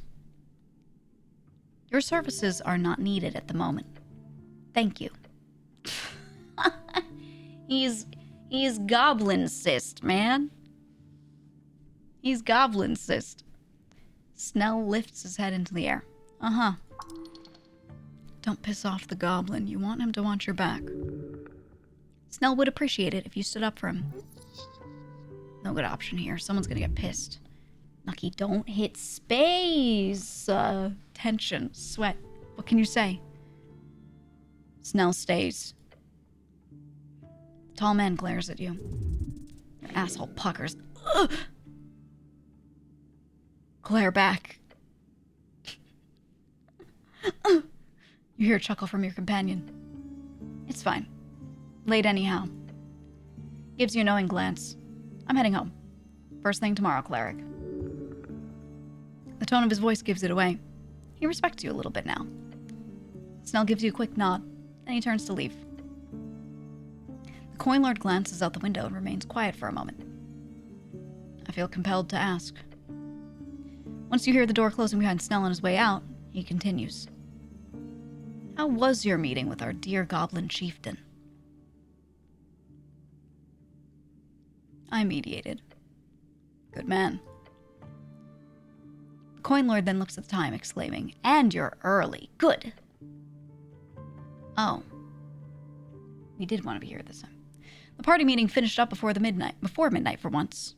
So this is excellent timing. His jaw tightens, then loosens. You notice a ring on his finger. It looks esoteric.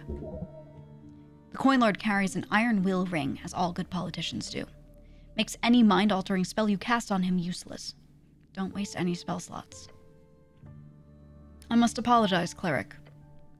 Tossing you around as a pawn in this regrettably political game of ours isn't something I hoped for. You obviously have much more important matters to attend to in the palace. Of course you do. Not really. Then why bring me here?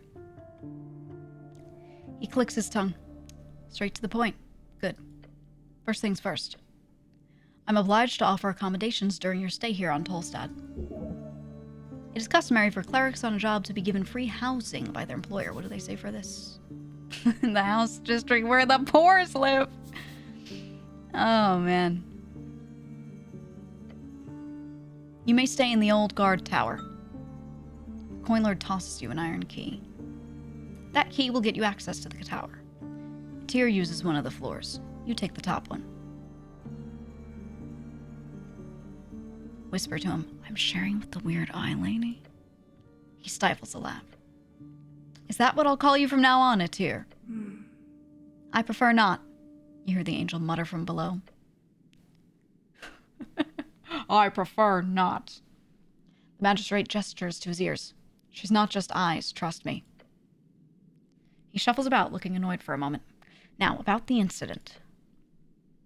As soon as the fires were put out, I had a city engineer inspect for structural damages. He speaks of the tea shop. Once it was cleared and no casualties were reported, I shut it down. Without an investigation. Initially, yes, as a precaution. The reason why we've been so careful with this whole ordeal is simply because we do not want to cause more strife. We've got enough of that already, Earth pray tell. Norvikian lingo, spoken as an exclamation of surrender to the knowledge and power of the protective god of the city, sometimes used ironically since his death by secularists. All non-hydrating.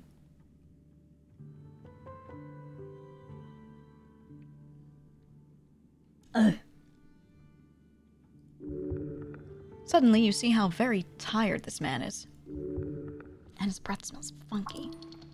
Did you notice what he said? Your real job here is not to solve this crime. The real job is to dodge arrows for the magistrate. Dodge. The act of not getting hit, you should try it. Strife. It's election week, cleric. We've got illegal rallies, copper presses full of lies, and a populace ready to tear their neighbors into pieces. If the city is to survive, we need to play it safe. He rubs his eyes. Then we've also got a tired old Lord Patriarch who hasn't left his villa for years. Yes, Lord Patriarch Akasam. Akesam? He is old, but he is hanging in there. That leaves us in charge. You, the magistrates. Yes, cleric. We, along with the straggling patriarchs and other palace officials, hold the reins in this election for the party of Norvik. Trust me, it's not easy being a magistrate. Anyhow, the tea shop. He gestures for you to continue the conversation. What's your theory? This matter with the tea shop is one big distraction, I'm afraid. So it's just a smokescreen.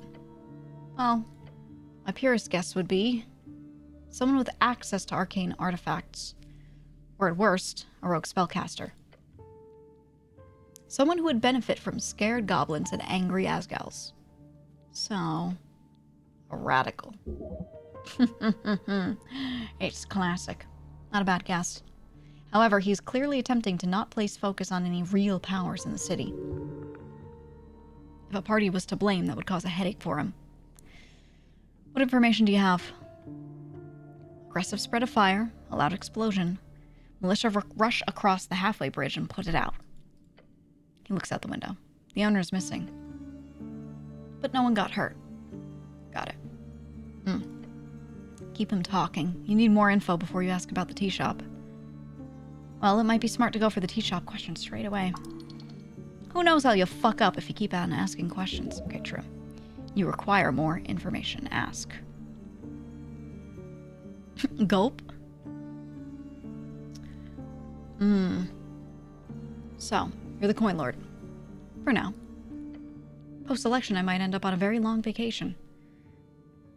Is that angel your bodyguard or something? More or less. A tier is a high prefect. Every magistrate gets the highest tier of protection available. Okay. She's not much of a talker, but I can't say I dislike it. She's lovely. You hear that, Atir? Darrow calls out down the stairs. Yes, magistrate, she replies coldly from below. The magistrate shakes his head. Earth be good. How's the election going? We're winning. His voice is not cheerful. You're not happy about it? He scoffs. We've got a third of the populace. A third. That means we've already lost the goodwill of a large portion of the human population, according to the latest polls. The campaign is a half failure, but it'll get us over the finish line. The campaign. The national campaign, aimed at reigniting the spirit of Earth and his folk. It's been 70 years since the Reconquest. Let us celebrate that victory. Oh yeah, that was Earth coming down. Getting rid of the trolls. This was kind of the humans' colonization moment. Was Earth coming in and doing that. The fancy man feigns a cheer. An attempt to make the masses worship the state instead of their dead god. He sighs. You have read the Lexandro, I assume? Lechandro? Lexandro? Lechandro? Lechandro? Yes, of course. And I'll spare you the lecture. We followed his teachings when building the campaign. A campaign to bridge the gap between a follower of Earth and a citizen of Norvik. So religion is dead, then? No, of course not. This is religion united with the state. Hopefully they'll both stay very much alive. Horrifying. What sort of chaos is the election brewing? All kinds. What's your problem with the Asgalists? You're kidding. He laughs. They've infiltrated every guild. Their rally circus causes near riots wherever they gather up. They're disrupting the economy. When the agrarian party fell apart, we almost had a famine on our hands. Or, well, he corrects himself straight away. Famine is a bit of an exaggeration, but they did practically ruin our grain exports for an entire quarter. Yeah, farmers know that. Hells, we'd be better off with the Freestriders any day of the week. They at least uphold basic economic stability. He's spitting truth. Yeah, Dex in your mind is very Freestrider oriented. Wisdom is very Asgallian. They indeed did not cause a famine. The only ones responsible for that economic upheaval were the shareholders refusing to increase the wages of the farmhands. That is why they all flipped green. They wanted a decent income. They were instead fired from their positions if they in any way supported Asgallism, which in turn slowed down the production of grain, thus hurting their exports. If they had only shared a small amount of their profits, their quarter would have been fine. Okay, back to the other questions. Is the missing paladin involved? Is that what the papers call him now? He laughs. Lord Gorm has been missing for weeks, so I'm afraid the timeline doesn't quite add up. He shakes his head. If you find him skulking about below, you can ask him anything you want.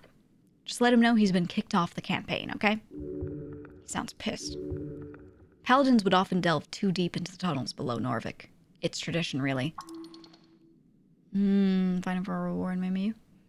If the goblins hadn't pushed for it, would you have sent for me? The posh man looks you up and down. No, I don't think I would have. Honesty. I really should have sent someone with more experience for this. He snorts. I'm afraid your being here is a bit of a perfect storm. We needed someone with the abilities, but without any direct ties to the campaign. He leans back. Did you know every higher-class cleric in the city is actually a devoted member of the Nationalist Party? Except you, apparently. Because of your history. I don't mean to pry, but I do wonder. Why? The truth will set you free.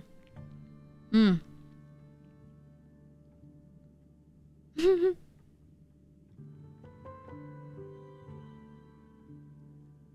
I like to stay neutral. Cheers to that. Anything else you needed? What's my actual job here? Your actual job. It's to do what I ask of you. He's getting tired of this. Look around the rubble. Ask around for witnesses or evidence. I want you to keep the goblins happy. Do that and I'll be happy. I changed my mind. I'm ready to swear now. I need access to the tea shop. Gulp. He mutters. His eyes. He's thinking of making a choice. Lucky, why do you have to sit directly in front of me? He's in the center of my monitor. He's blocking my tracking. He's literally 2 inches from my face. Right in the center of it. Just sitting up straight. How about that? How about that, Lucky? How about that? Nothing changed. The goblins are not the only ones with eyes on our scorched tea shop. In fact, I've been advised to simply ignore the whole thing. To just let it go. That would be a sound choice if the goal is to avoid political fallout. Politically, that could be wise. True. We won't gain any votes by any of this. However, Sage Leaf is insistent. He sighs and looks out the window. I'm in a difficult position, cleric. Do make it easier for me, will you? And how do I do that, my lord? He speaks with a projected voice and says, I want to be able to trust you. He interrupts you, continuing. Trust that you'll be able to keep this on the down low. He fears something about this tea shop. That if anything unseemly were to be uncovered, you'd of course keep such things from non-city affiliated factions. This coinlord fellow flaps his lips like a barnacle goose, but you can follow. Barnacle goose, a black-feathered, medium-sized goose known to consume travelers up in Toll's Pass. Do you understand? Not a question, a demand. This is your chance to stand your ground, turn the tide on this fucking convo. He's trying to steamroll me, right? Yep. Come on, stand up for yourself. He'll respect you for it. Gotta catch up. No, just accept it. Oh. Well. DC 21. It is possible, because I have +5, but it's not super likely. I'm exhausted. This makes it so hard.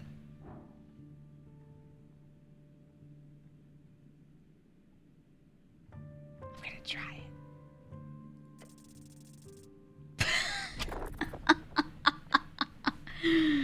You close your eyes. You listen now, you big buffoon, you. You've got approximately 1.5 seconds before this wordmancer takes control of the conversation again. So it's time to shoot your shot. Shit, you can't think of anything, can you? Nope, not a thing. Well, good luck to you. What? What do you mean? You're on your own now. You're not gonna help out? Pfft, no way. This whole thing's fucked. So what do I say? No clue. But you've been standing here quiet for at least 30 seconds at this point. It's time for you to open your eyes. Uh-oh. I guess I should. The magistrate is reading his newspaper. He has now lost all interest in serving your strange behavior. He glances up at you. Oh, you're finished. You started breathing funny, so I assumed you needed a moment. But it's fine. It's not like I'm busy or anything. Anyway, about the tea shop. I need reassurance, cleric. Reassurance that you won't oppose the official city narrative. Swear on it, cleric. He wants an oath. This guy. You want an oath? If you want my blessing to investigate the tea shop, yes. Really, an oath. This is a sensitive situation. I need to place my trust in you. Ooh. I mean, I'm not really down with the party of Norvik on this character right now. I cannot. You cannot. I won't do it. I'm disappointed, cleric. He seems a bit intrigued by your reluctance, but mostly annoyed. I simply cannot grant you access to the tea shop in that case. You'll have to find a way to tell Sageleaf you cannot perform your duty. Or find another way into the tea shop. Some other questions first, actually. Oh, do you now? Oh, I can come back and do this. Okay. I think that's everything. I'll go now. Uh-huh. He leaves a moment of silence in the air as he glares at you. You're really ready to go at this alone, cleric? You are aware that I will not grant you access to that tea shop. I am aware. So how do you intend to solve this, then? I won't. I'll just go cry in a corner or something. I'll find a way. Interesting. Okay, then. Good luck out there, cleric. Should go in solemn silence, or thank you for your time, my lord? Solemn silence. Yes.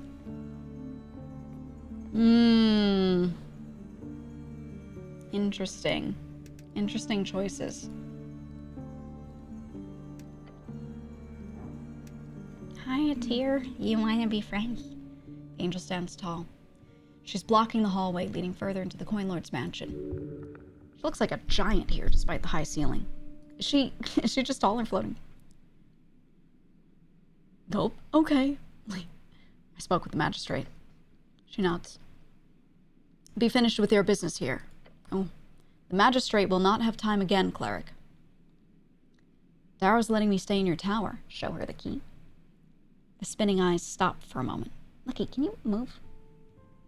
Please move. I'm not gonna feed you outside of your time. Run. I am aware. I'm not taking your bet, am I? Oh. Are you okay with that? She's silent for a beat. The magistrate has ordered it. She's not happy about it. Do I get the tower all to myself? No. Sounds cozy. I'll say it's temporary.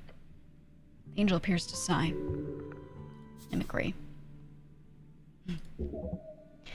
You realize she does not breathe. Such interesting biology. A truly esoteric creature. I'm not taking your bed, am I? I do not sleep, cleric.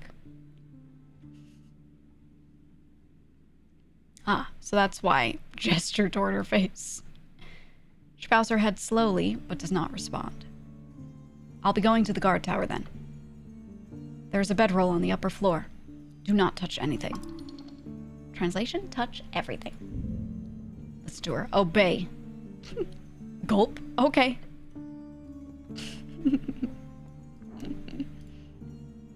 What's this? Knightly helmet must be a leftover. Take it. Dex is lowered, but we get more charisma? Oh my god.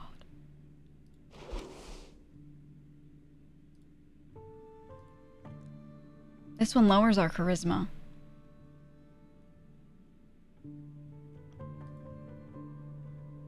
Oh my god. Oh! I like this, and this evens us out a little more. Oh, yeah. Oh, yeah.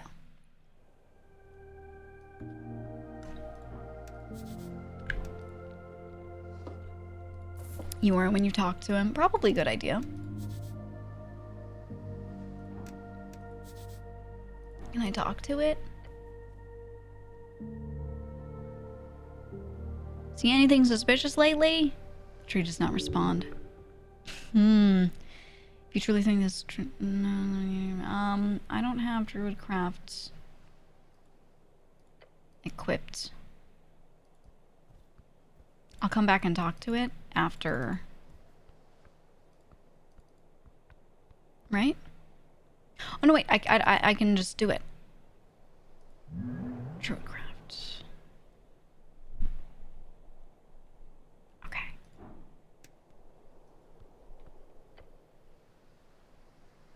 Seen anything suspicious lately? Tree does not respond. Harry shows apples on the roof. Mage hand. Hold on.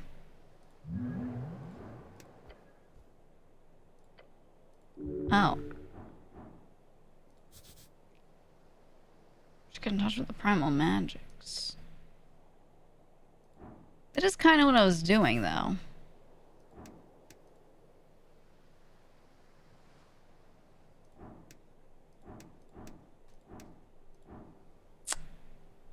Is that not... how does this work?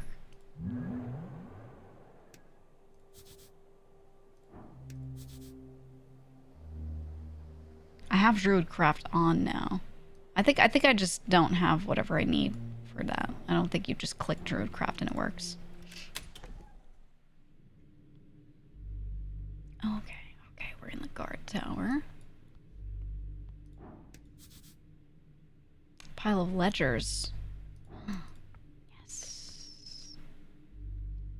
You look over a thick pile of documents, each adorned with the symbol of a fish. Official city documents. Could contain useful information. Do you see the size of this pile? It'd take hours to go through it all. Let's skim it. The documents are not very organized. However, as your eyes glance over titles, reports, and statements made over decades, you do find a few that catch your attention. Sweeping your gaze over the pile, you immediately stop at a bill of sales. A sale by the city. To the Ascani Reed's Trading Company, AR. We saw that earlier. Just lifting the ledgers one by one gives you a strong feeling of not wanting to do this right now. Go quest instead. Not listening. The older files. Focus on the oldest. That's where you'll find interesting perspectives. Obviously, just look for any mention of the tea shop. However, be careful. Each attempt to analyze the document will take time out of your day.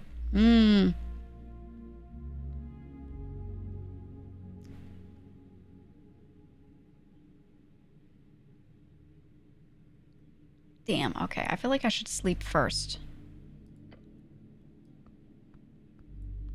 And then do that. Theology and history. Beyond reads. Pop-up travel guide. Oh, a pop travel guide. No, written by a freestrider guy. The intro style is a personal note to the reader. Oh, God. Freestrider propaganda. Can't read this shit. No, you cannot. This is trite, so I should close it. Yeah, might be for the best. Okay. Humans, a brief history. Scholar Tim Alemikin. Tim Allen? Okay, I'm skimming. Don't I know this history already? The book does not have an opinion. I skim it. Okay, gives you the story of humans entering Yor. They came as dragon servants during later stages of the Fade era, which I think we've seen before, yeah.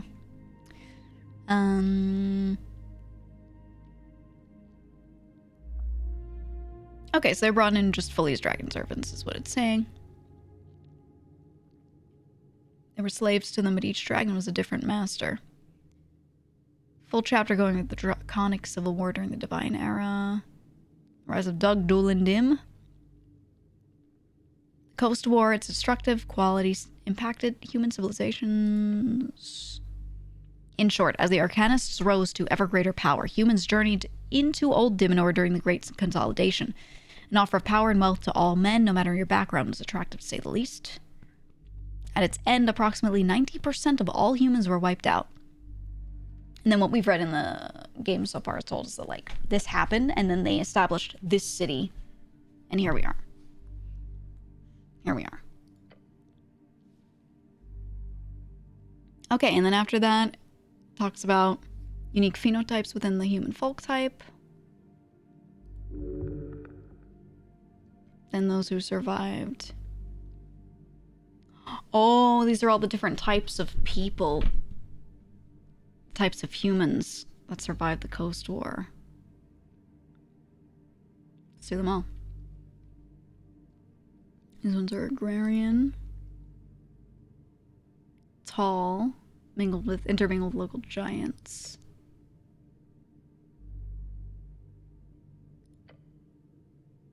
Okay. Yanzu. Greatest human warriors.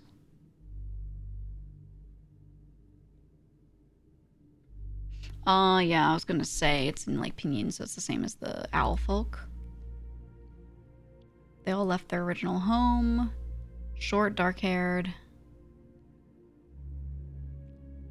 Okay. Sometimes called the dwarves of reeds derogatorily. Earth folk, which is what we are. Pale, generally brown-haired, tall humans. They were a very tiny minority amongst the people of Old Dimnor. Served a dragon called Bellum, but there are no sources of that name. They're only good at building boats, and they fled their homeland. They went west, and their god Earth helps them conquer this place. Today, Earthfolk account to around a quarter of the entire human population on Yor. Dang. So that's what we are. The Abalindi.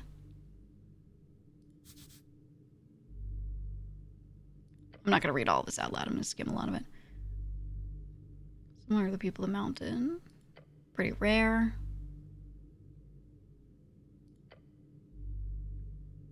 Okay, Dimenorians. Pale, dark-haired, stereotypically gaunt, serving the Mandrake Algonoth. Okay, a lot of the current living ones are these. And they look like Viskin. Oh, okay, okay. Tawalona. Great Human Hunters. We've read that before. Okay, people of the mountain. Followers of the Golden Horde. They live up on the Holy Mountain. Oh, that lady was one of those. There's a lady outside in a red robe.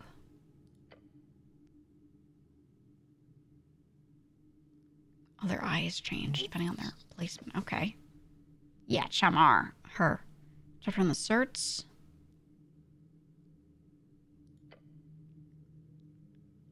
Doug Doolin Dim is one of them. Okay. A lot of people are those, or part those. And then the Japanese. An almost mythical people of the secretive realm of Ym. Okay. You two were swept up in a samurai phase during your early years. Oh no! He's a weeb. They're very isolated. Okay. Earth and Toll founders. Book got a little wet though. Earth is born in Old Dimnor. He saves people from a curse bomb. They flee their ruined land to Ascani, which we learned from the other book was by ship. Earth with his brother Toll, and a long... Oh, that's why this is called Tolstad. And a long list of helpers, including dwarves and many others, destroy the evil troll empire and conquer their city. There's mention of Borgo Darrow, the first paladin of Earth, with a quick summary of his life. He founded the Earth Guard. He began the illustrious bloodline of House Darrow. He was known for his vow to never succumb to any wounds in battle, and ironically, he died of a heart attack at age 40. You also spot the name Kran on one page, talking about that goblin warrior's service to Earth, how he joined during the Goblin Wars. Considering how it does not mention any goblin genocide, it is most likely a very old book. That's the first half. Second half is all about how they built Norvik, which is the city. Though you can't see when the book was published due to the immense damage to the paper, you do notice how it ends. Not with Earth's death, but with the leaving of Toll. No one knows for sure why, but Toll ended up leaving to go on an expedition to the Endless Wastes, far inland, and he never returned. I want to go find Toll.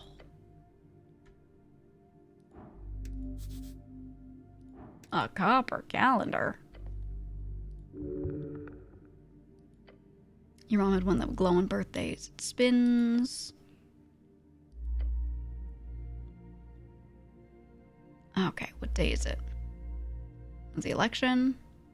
Third month. That's the third month. It is. Well done. It's still winter. Okay. It's been this way most of your life, but it apparently did not used to work like this. Back in the day, in the previous era, seasons changed upon their designated days and not a moment before. Huh. Okay, when year does it say it is? 27 post-war. Oh, since the era is just as old as I am, does that mean I'm the chosen one? No. It is entirely an unremarkable coincidence. Okay, good. Now. The seasons. Gorgoni, Felteni, March, and Belton, and Thesi, and Thusi, Cronus, Ingarmi, Elthra, Somil. Oh, my birthday's on the 13th of Cronus. It is. No one really mentions 3 of the bands. What about the rest? A list of all 8 bands would be excessive. Saw a true season calendar once. It was in the Palace Long Hall. The great wheels turned by use of some ancient esoteric force, and every band had its season marked clearly on the glowing plates. Glorious magic item. Do I have to keep track of this? It would be ridiculous for a grown man to not know the names of the months. Don't worry, no one will ask you to remember the months. Hi, Kilby. Oh, right. Every band's season shifts on different days. It's confusing. Oh. Hi, Nucky. How are you? It is. But don't worry, you've never left Ascan in your life. Okay, good, neat. Holidays. Earth's passing. We've looked at to a Great Migration. Okay, so we're not near any of these right now. Okay. Founding of Norvik. 461 Arcane. The Arcane era is 511 years. Since it's currently the 27th year of the post-war era, that means Norvik was founded 77 years ago. It probably will not reach 100. Okay. Lore, lore, lore. A shrine.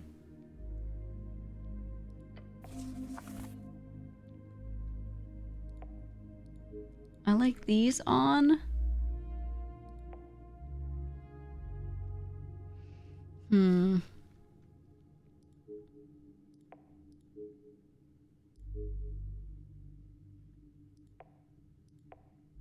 I always have that. I'm gonna do charm person.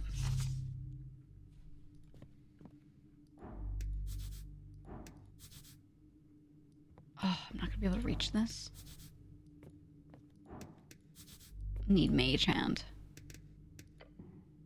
Okay.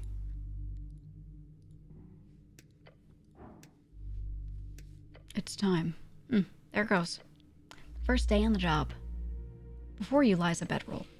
Your body is worn. You must rest now. I could ask about it. I'm just gonna do the long rest. We need it so badly. Please sleep, cleric. Why are you going on the floor?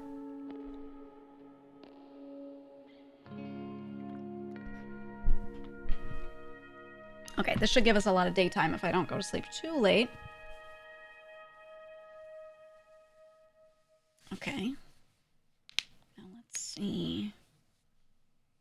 As for those youngsters, brave of you to rush in like that. Lots of radicals on the streets these days. Okay. Otis and Rollo seem like they've been at war for quite some time. Maybe this won't be the last you see of them. I like that they're recapping us like this. I like this. And sorry about letting you stumble into the city below. I'm just surprised you made it out alive.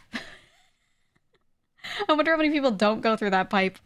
I went through the pipe and spent all my day down there. Really handled the fire trap quite well. Couldn't have done it without Snell. Nope. Nope, I almost fucking died. The Roper fight. Yeah, we didn't die to the Roper. Look, he sleeps next to it. What a fool. Gelatinous cube. Oh god, a tear's in here. The fifth mean were married. Now it's time to deal with the main quest. The tea shop awaits. We gotta find our way in and hope that we don't have to bend the knee to the guy.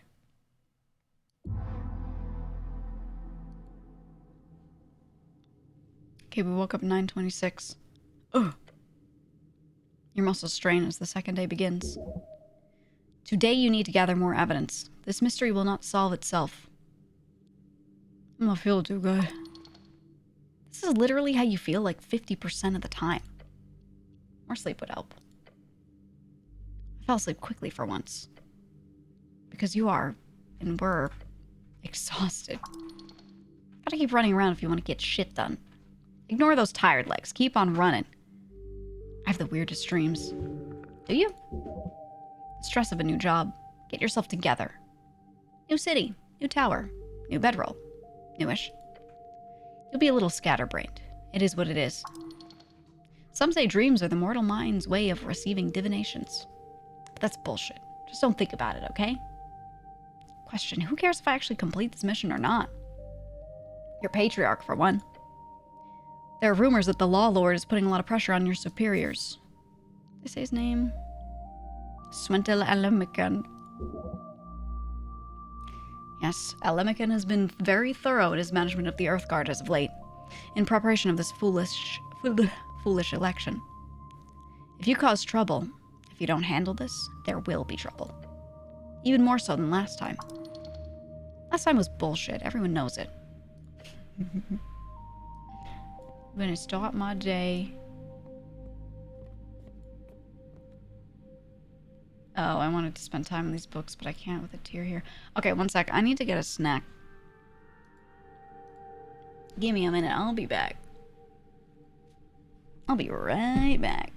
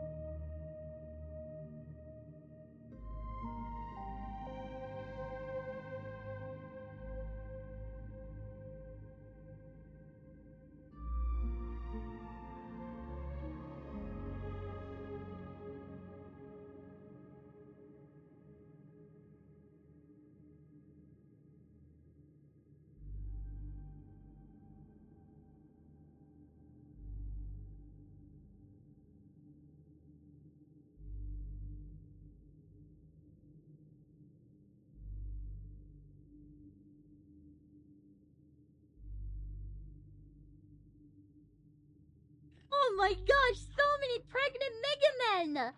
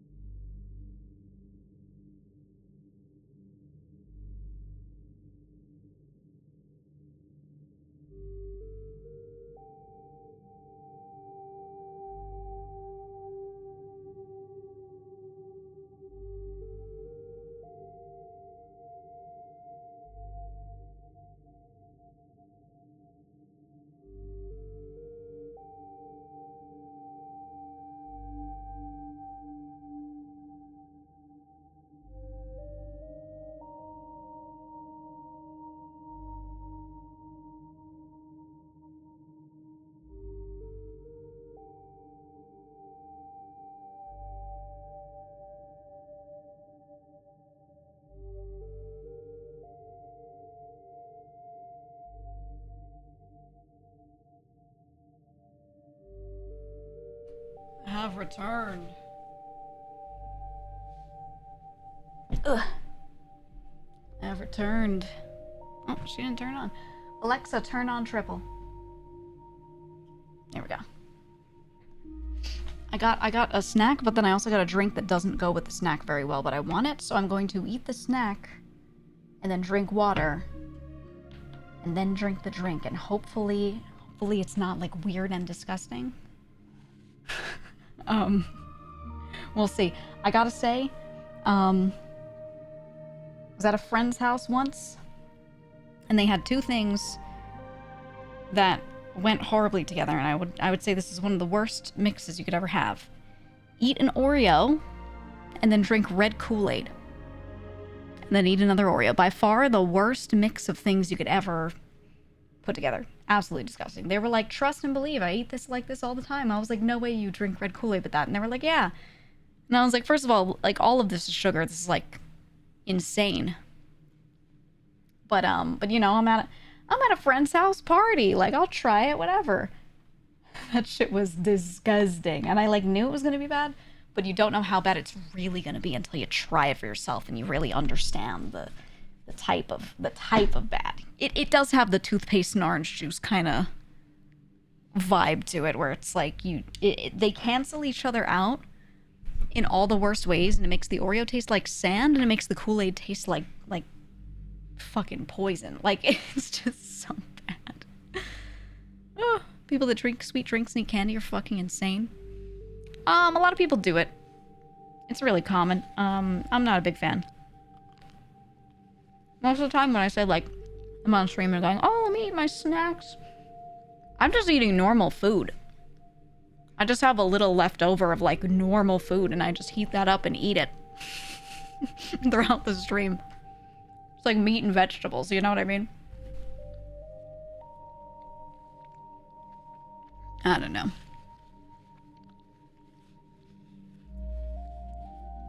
I've never been a big snack food person. So when I say snacks, I just mean like smaller portion of food. I don't actually mean this an item that would be considered a snack usually, you know? Typically. I don't know.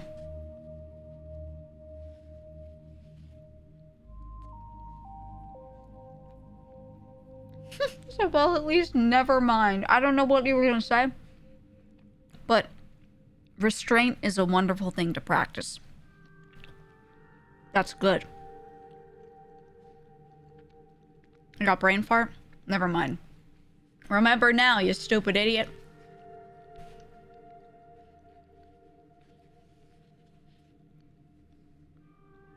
What's the drink then? Gamer Supps? Nah.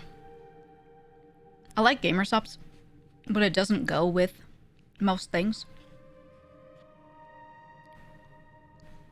And I'm a big just water drinker. I drink water and milk and I don't like drinking much else. Occasionally I'll have like a little canned, like I like to try little iced teas or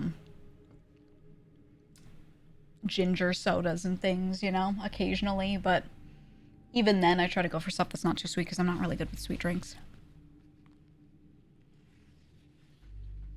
Like some mellow milk. Mm-hmm. That's my favorite. So when I do gamer subs, I can't do the candy flavors and stuff, the ones that are like very sweet. Like, it's not for me. But they have some flavors that are not as sweetened, and those are pretty good. But anything that's like a candy flavor, I cannot. Mm-mm. Nope. You ever have a friend use you as a guinea pig for food and you lie through your teeth so they have to try it too? I just force them to try it. I don't lie to get people to do things. I tell them to do things. Know what I mean?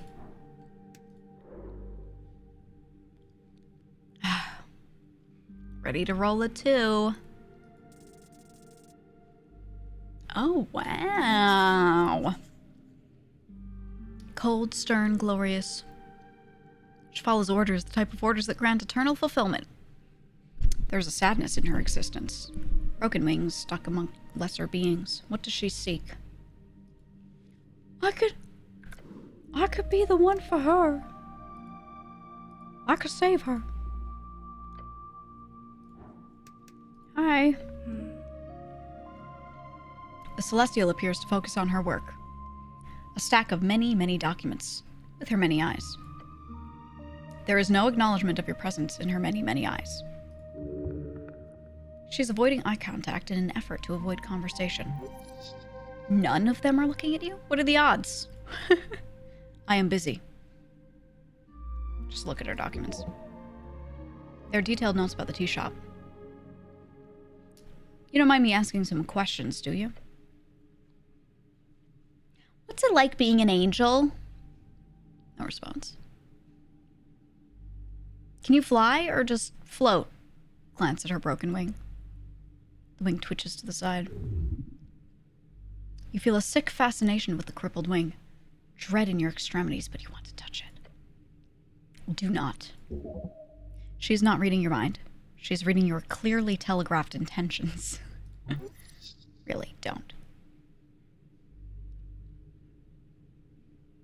It just looks so cool. The Celestial does not even look at you, despite having so many eyes. Look around at her messy quarters. You, live like this? Some of her eyes actually turn to stare at you. Her room at home is much, much worse.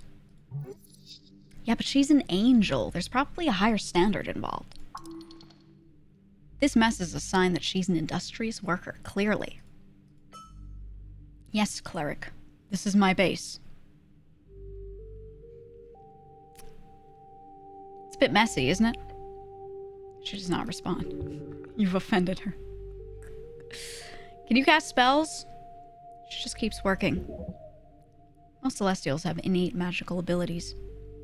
Do you really see out of all those eyes on the halo? All her eyes focus on you for 1 second. Your bones quiver. Can't just ask her about Earth, right? That depends. Do you think she would respect you for daring to ask such a question? No, that sounds horrifying. Earth's death weighs heavily on his closest servants. This is the type of question that might be wildly offensive to an angel. But then again, many of them might want to talk about it with the expected silence weighing heavily on them. Hard to say. Yet it is clearly in her body language she does not wish to answer such a question. Yet the boldness might also impress her. She appears to be that type of person. It's a DC 7. Ooh, you defeated the Roper, you defeated a skeleton, that makes you a man, and she likes bold men. Ooh, okay. Muster up the courage to ask her about Earth. I'm trying it.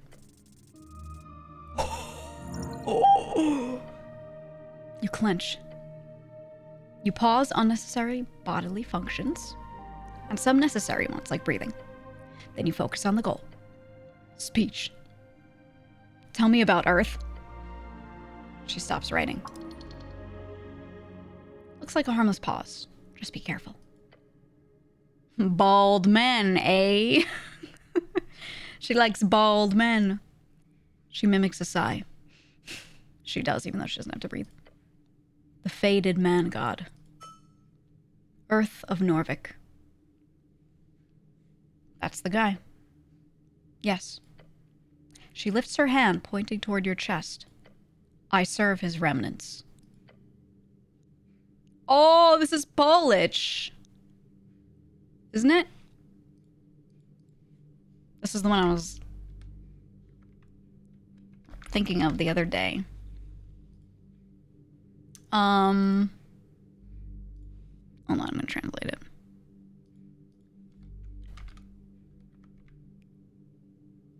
How do you pronounce this? Hold on. Ready? Oh, Dzieci Smokov. Smokov. Okay. It means dragon children or children of dragons.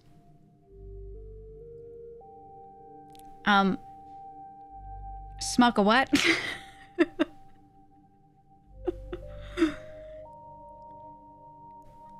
Interesting. She leaves no words in your mind. Dzieci Smokov. Smoke of these. The Celestial turns her head in your direction just a bit. I uphold my honor through service to the Coin Lord.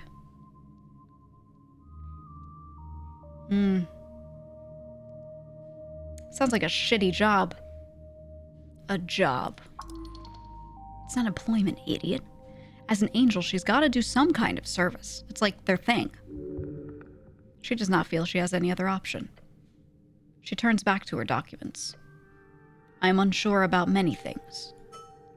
Yet for now, I serve. For good or ill. Her stance, it relaxes. Ever so slightly, she settles in your presence.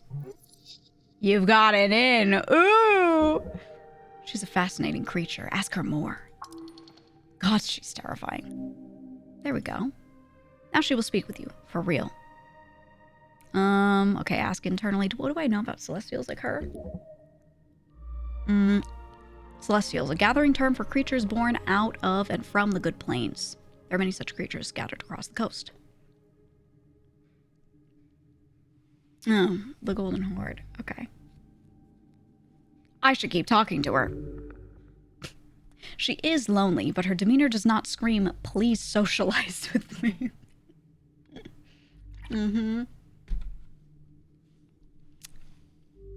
Oh.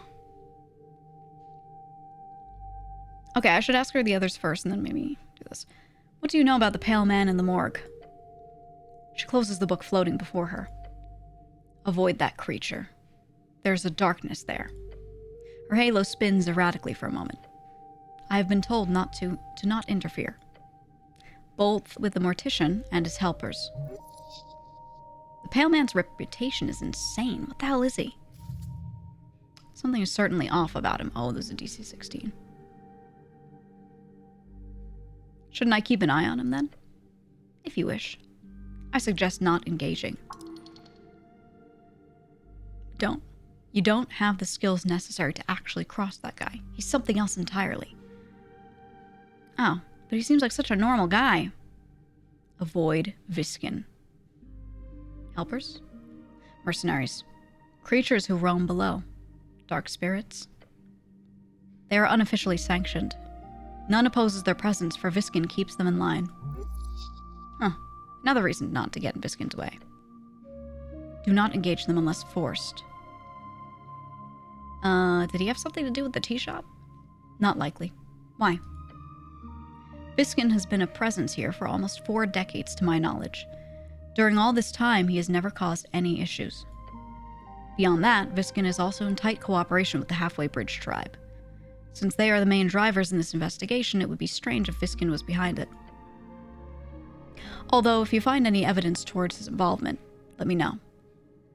What is he? At best, he is a weak arcanist. At worst, he is a powerful arcanist.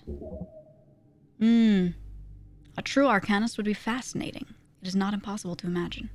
Okay, good info, thanks. She opens her book again. Do not engage. That is my advice. What do you think about the goblins? What information do you require? How are they, as people here on Tolstad? Weak-willed and powerless as individuals.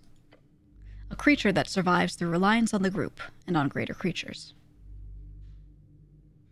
I agree. An apt description of goblins. Her eyes glance at you. I would describe humans the same way. Just calling you weak? Not okay. Fair. We are weak alone, strong together. I'll do that. She nods slowly. But I do not see it as a negative. The voice softens. Humility and trust are important traits in all. For all. Agreed. The angel's got some weird views. Okay, can I trust their chieftain? Lady Sageleaf is a powerful creature. Do not trifle with her, or her pawns. Her behavior is clean and highly acceptable. However, she does meddle in dark actions when needed. She looks at you for a few seconds. Perform your duties and leave. That is my advice.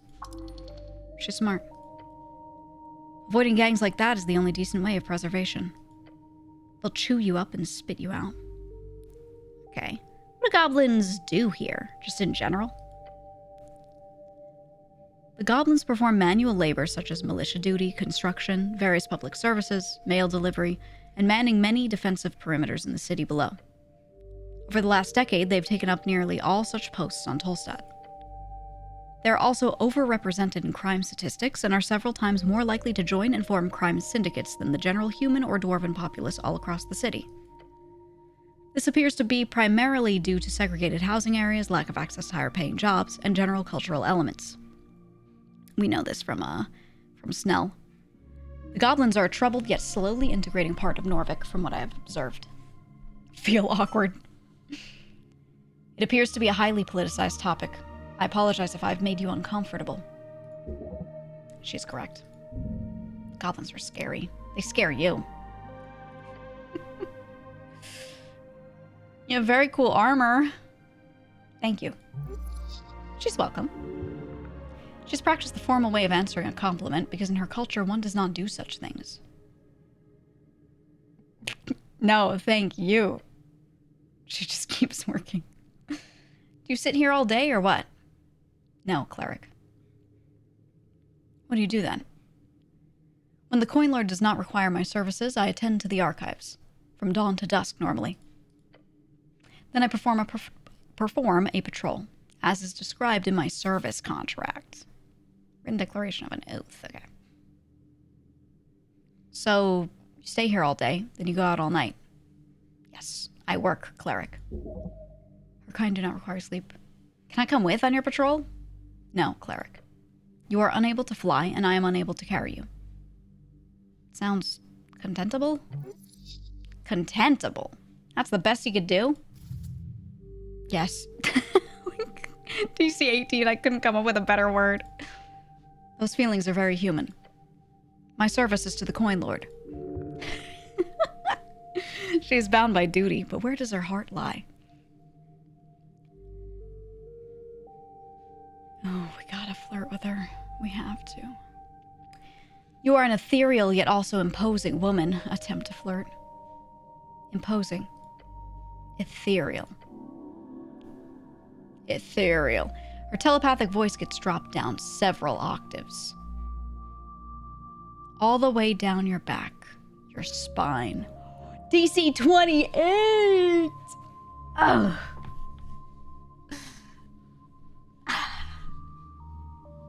Do it? I literally can't. I've got a +1 and I'm rolling 20. Never mind that, actually. Physically recoil. Her many eyes stare at you for approximately 3.5 seconds. Then she says, okay. Just roll a 20, it's fine. I would need +8. I need all the charisma items on, and I need my charisma itself to be better. I just need natural plus stuff. This game makes me want to replay multiple times with different builds to, like, be able to try this stuff. You know? It's not 20, not autopass? I don't think so. I think the DC still counts. Pretty sure. Will you join my party? You seem like a strong companion. No. I am busy, cleric. If you play your cards right, anything's possible. Disappointed. Highly disappointed. Have a good day, dear. Here, I'll show you. Actually, let's see what happens if you fail flirting. Or I magically get a D20, but I don't think that auto passes.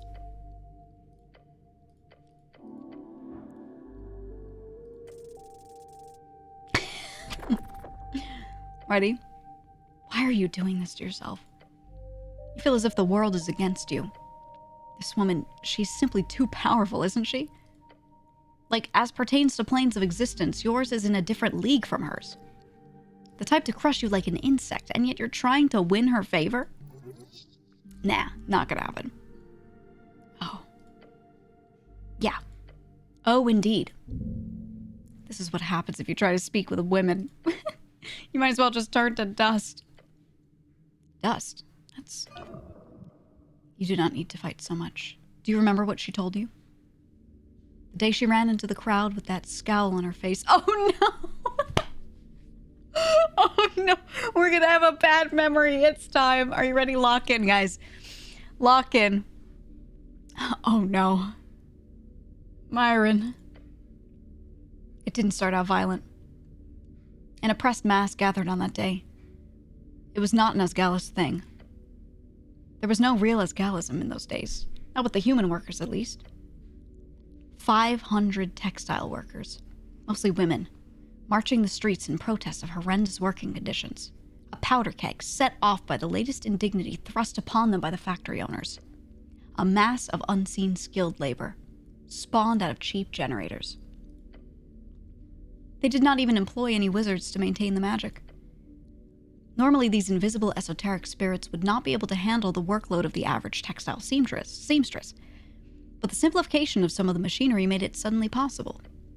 The women who lost their livelihoods were screaming in the streets, as is only natural. 4 years earlier, the Bone Purge made it clear. Esoteric production was not the lifeblood of Norvik. And considering the dramatic failure of Arcanist methods in the last century, most people agreed on this point. Alas, greed knows no boundaries. Myron brought me there. She did. That girl did not think about anything but the egalitarian dream. Huffed up on green pamphlets and green books, she shared that dream with you, along with the rest of that group of outcasts. You and a handful of other activists of the youth held signs, chanted dwarven songs, and held the line as the fascists rolled in. This is his memory of the thing he got arrested at that makes him like the only cleric that's not with the party of Norvik officially. How are they describing this? Basically a cultist. Okay. I was only there because of her. He was there because of a girl too. Oh no. Oh no. He only went because of a girl. He didn't even believe in it. That is true, admittedly.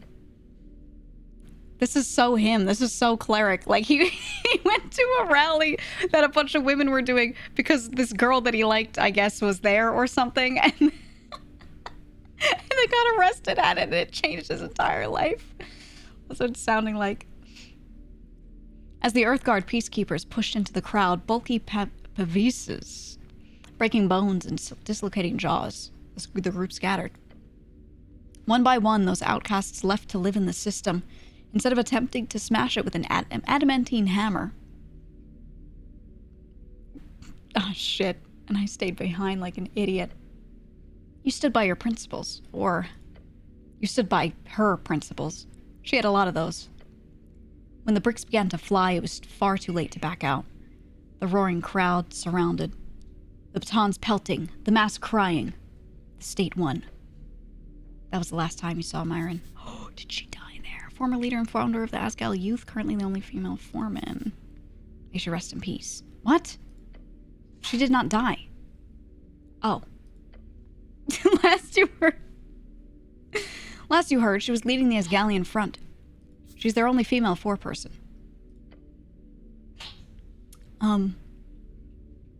Why do I miss her? She didn't give a damn about me. Because the first feeling's always the strongest. The rest are felt with cushions around the heart. Open your eyes. Oh no. And now we're here. A tear's still looking at you. You meet her gaze. Perhaps you should rethink your methods here. This whole flirting thing, you could try again later. Right now, just chill, okay? Okay. So I did that just to see what happens. Do I keep that? I did that for you guys. Or do I reload the save so we can attempt later?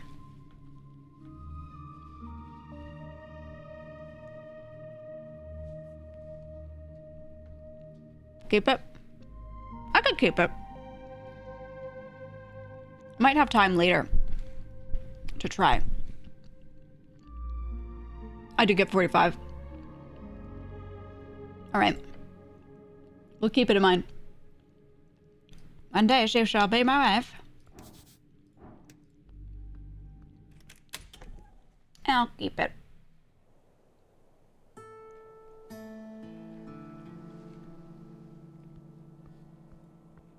Okay, now I don't have like speak with plants. Maybe that's what I need for that. Oh, he had a shard on him. I gotta find out how the hell I can get into the tea shop.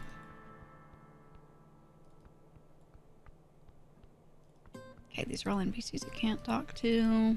There was that lady who was wistfully looking out here. Looks like she's not here anymore. I gotta see if I can get Snell back. I think having Snell would be good. Anytime combat has been triggered, he has saved my ass so hard.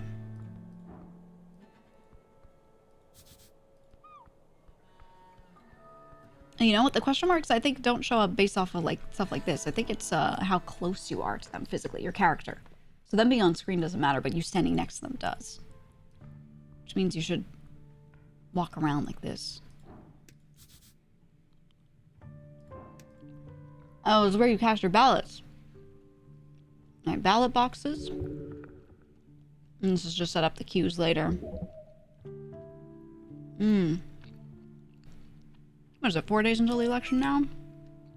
Yeah. Okay. Shard of Yore?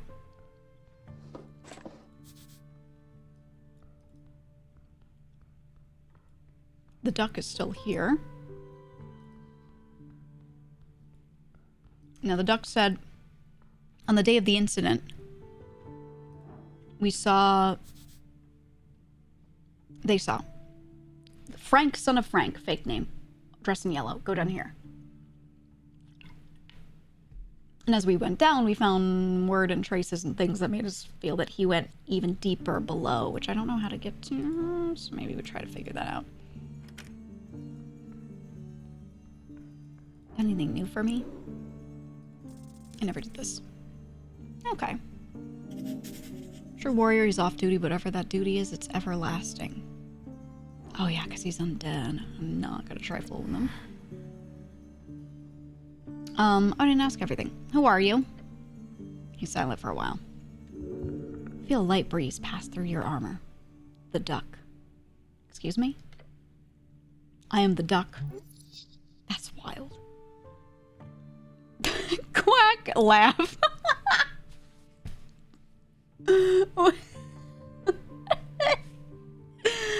I like the cleric being really stupid. I keep playing with bad charisma, so let's do it. Quack!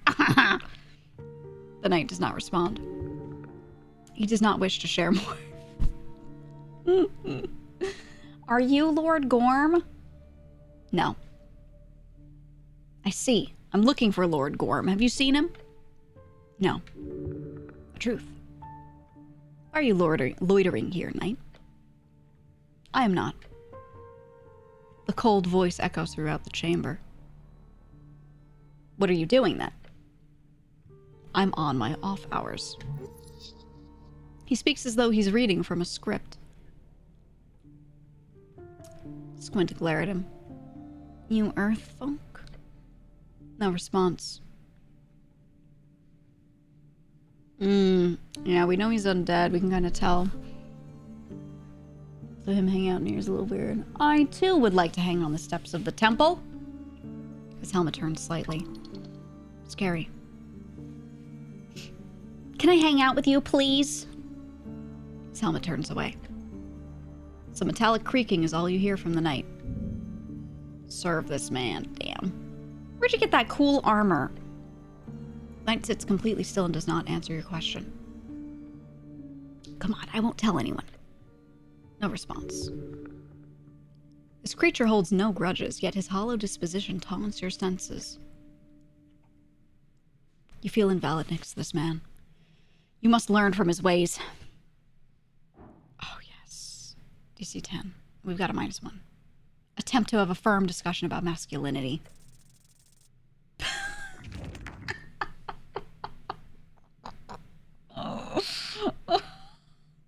You feel anger rising. Aggression.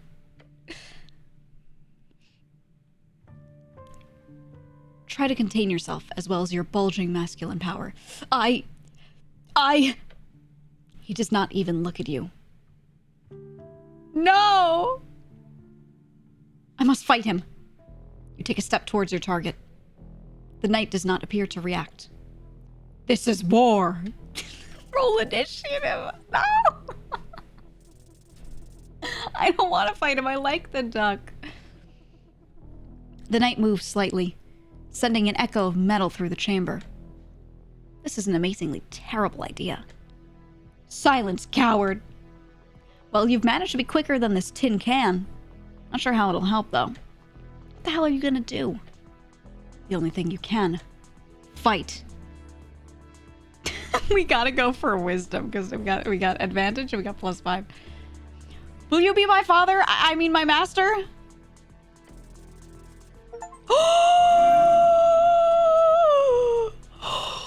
Double net 20 all the way across the sky. As the words leave your mouth, you feel the tingling sensation of the universe pulling your lips apart. The air blown through your throat is hot yet empty. It sparkles. Oh my god. Is this an esoteric moment? What? Where am I? You're standing in front of a dark knight, asking him to be your father. Since you've lost so many. Why would I do that? That's weird. Do not worry. He will come back to you. One of these days. Soldier. The knight has seated himself back upon the steps. Your god has your service. Keep that close. Do not falter. And do not say such foolish, disgusting things. Okay. The knight seems to accept this as the end of the encounter. He sees you pose no threat at this state. He just sits there, ready for a good talk. Divinity. There's light within this man. Stares at him. The knight shifts slightly, his armor scraping against the rock. Breathes heavily. The knight turns to look at you through his helmet. Waits a little bit longer. Soldier. Your presence is unwanted. Present your query, then leave these hallowed grounds. Are you a cleric? No, he says. I am a warrior. Do you know magic? Yes. Can you teach me magic? No, he mutters to himself. Oh? I do not have time for that. Do you have any spell scrolls I could have? The knight slowly grabs a scroll out of his pack. Inflict wounds, he tosses it to you after a moment of deliberation. A spell with power. Memorize it, soldier. Already did. Close the scroll. He lifts his head. The darkness through his helmet focuses on you. No, soldier. Memorize it. I told you I already did. Points at my temple. I'm quick. You. The Dark Knight nods, then lowers his head. You've earned his respect. Good. Your ability to memorize spells instantly is an incredible talent. He should be impressed. How does one become a true warrior? A warrior. The knight places an iron gauntlet upon his knee and leans forward. A whispering wheeze escapes the slits in his helmet. Serve. Until the coast falls in on itself. Until Yor breaks the veil and every god rips and tears our reality into shreds. Serve well. Serve loyally. That is what a true warrior does, no matter what. The wheezing stops. What if you serve someone evil? He shakes his head slowly. Place not the choice of morality into the hand of the one who swings the axe. Truth of alignment lies entirely with your God, soldier. Do not forget that. He lifts his hand and clenches it. Now, quick! Ask him while he's got his guard down. Yes, wait, who do you serve again? Viskin. Oh! He moves his head toward you. No, that is not. Viskin, the mortician? With a sudden force, the Dark Knight slams his axe into the ground. Darkness creeps through the hall.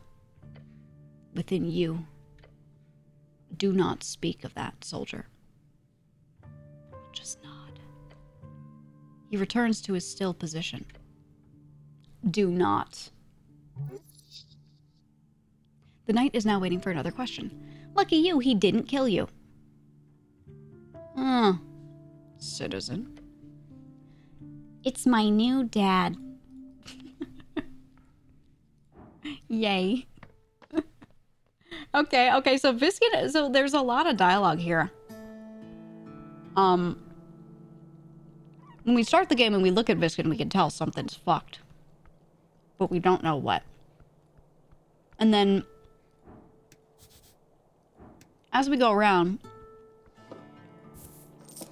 we're learning a lot more. Oh, it's our lawyer friend. We're learning a lot more with Viskin, pointing to him being incredibly powerful. Atir said, at best and at worst, he is an arcanist, which seems to be like one of the original people, right? One of the original people, quote unquote. That kind of came in and did shit in Norvik. It's a type of human, kind of. We can go read about it to, like, refresh, but very powerful. And he has something in his basement at the beginning of the game. When we wake up in there, he has an undead. It's just there. So I thought he was going to be a vampire, a necromancer, doing dark arts. That was kind of my assumption. And we will see what happens from there. I would like to behold this guy and have it totally work because my strength is so good. I can't read. I don't know. I cannot read. I cannot read anything. We're saving that. Never back down. I cannot read. Hello. I do not know how to see things. Hello again, cleric. Can I help you? He's not exactly happy to speak with you, but he is happy to gain your favor. Are you a barrister? A tiny barrister? No, I have no legal position within the city. I'm just fairly knowledgeable about the magistrate's code. So he works with city law. Ask him for details. He shows you a foul grin. What's it like being a little red guy? You want an honest answer or the one I tell my clients? Honest. Okay, let me put it like this. It fucking sucks donkey shit. Do you know what it takes to get a promotion these days? Tell me, brother. No. We're talking decades of servitude to some sadistic fuck that wants to return to Gorgorian's greatness or some shit like that. And then, after risking your life and humiliating yourself, there's a chance this fucking guy will put in the effort of promoting you. And if you're unlucky, you'll turn into a freaking bug. Or worse, something without wings. Cool, tell me about these promotions. Sorry, forgot not everyone knows how devil can work. Let's put it like this. Devils have a ranking system. Some are lower, some are higher. This is true, chat. Only way to get higher and metamorphose into a more powerful creature is to be promoted by someone with a higher rank. But hey, could be worse, he says and cackles. Could be a demon. So what type of work do you do? Actually, well, I can read this out for you. Demons are horrible, chaotic creatures that live by the rule of complete meritocracy. This is true. Which would be amazing if it wasn't for their complete ineptitude at civilization building. This is also true. So what type of work do you do? If you love what you do, you will never work a day in your life, he says and smirks. So what do you do? Me? I do scribing most days. Got some connections within the palace, and believe me, that's gotten me through some tough times. See, whenever some rich asshole needs a legal draft in a hurry, who do they send for? The guy with the wings, that's who. Sounds profitable. Sure is. Although there's a lot of time spent waiting around, too. So I picked up some hobbies. What do you do in your spare time? Calligraphy. The art of writing and lettering. Something you're quite familiar with as well. A hobby for women and weak men. Oh, and I do love me some reading. Gaining access to the Darrowian library changed my life. Okay. What are you voting in the upcoming election? What am I voting for? Same as you, little devil says with a laugh. The good guys. And that means... city. Duh. The elites are quite literally feeding my trove at this point. You think I'd vote for someone to topple them? Voting is in his self-interest, as anyone reasonable would do. Interesting. I don't have political opinions. So you're being selfish in your voting. No, I'll say wise choice. Gotta vote for the little guy, huh? He lets out an evil cackle. What a nice guy. Okay. I'm done. I've asked everything I wanted to. He throws up his little arms in the air. It's over? By the gods. So dramatic. Love the little guy. Can you give me free legal advice? Oh, yes. I'll gladly assist a member of the Earth Guard any day. Actually, free? Well, in that case, just ask. Should I invest in stocks? Oh. I do not give, nor have I ever given investment advice. But, yes. He looks you up and down. I should ask. Have you ever bought shares before, cleric? I don't share with anyone, little red man. Okay, some basics then. Popularized by late Divine Era human adventurer companies, a share is essentially a percentage of ownership of a certain venture. Could be a guild, could be a company, or a specific adventure. Something that is supposed to grow over time so you can increase the value of your securities in that venture. It's a risky way to increase your capital without actually doing any real work. Gods, this devil is good. Learn from him. So, I should buy stocks? Look, there are rules in place. Norvik has laws governing what one can and cannot suggest when it comes to financial agency. Your god made those laws to protect people of lower than average intelligence from being tricked by those with ill intent. Where can I buy stocks? You can buy shares directly from a venture trader. Basically, someone can give you a piece of paper that says, I owe you, with some legal information on it. Or you can go to a trade hub. I don't think the toll status exchange is open until after the election, though. Shit. Why is that risky? Sounds like free money. Good question. Imagine you invest in an adventuring party. They head into the Verdun Hills to dive into some Gate-era tomb or an Esoteric area filled with talking cats area. Something weird and dangerous, but with potential for a lot of cool treasure to be found and brought back. There's a major chance that those adventurers die out on their journey. If they do, you lose all the money you invested. They could make it back. in which case you'd get a percentage of the treasure based on your share, but how often do adventurers come back with a bunch of treasures these days? I don't know. Have you ever bought stocks? Sure. I spend about 40% of my income in risky ventures. Whoa. Sometimes I even get paid in securities, which is nice since I won't have to pay any middlemen. People buy stocks in me? The little red devil stares at you. If you were to set yourself up as a venture, then maybe?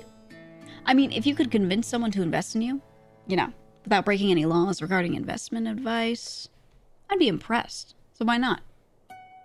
All right, what about currency trading? That's something I've heard about too. Oh, that's just the art of switching between various currencies. Say you've got a pouch full of old embers. That is, the old draconic coins. They're made of gold, so even though there are no governments these days who support it, you could always just sell them for the gold value. Great, that's the most basic form of it. But when it comes to city-backed currencies, it gets more complicated. I love this dude. If you get 10 Brimarks, and let's say you want to convert them into region 10s, how many do you get? I don't know.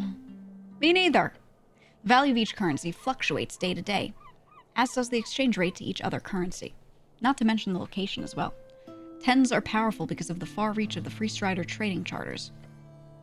Brimarks are near useless in Norvik, so the exchange rate, while still not nothing, is quite low. That makes Blood City corporations way less interested in investing here, which then perpetuates the weak value of their currency. I love how someone had to write this. Sigs of old Diminor are used in some places, sure, but bring them out in Norvik and any shopkeeper will laugh at you, holding out those shiny little crystal discs. While the penny is accepted automatically, almost as if it's a slightly less valuable crown. That's from Visco. Then the soul is, on the other hand, extremely valuable just because of the Golden Horde's influence. And the Janpala, maybe? Those weird little ice cubes? Well, I'm guessing you've never seen one and never will.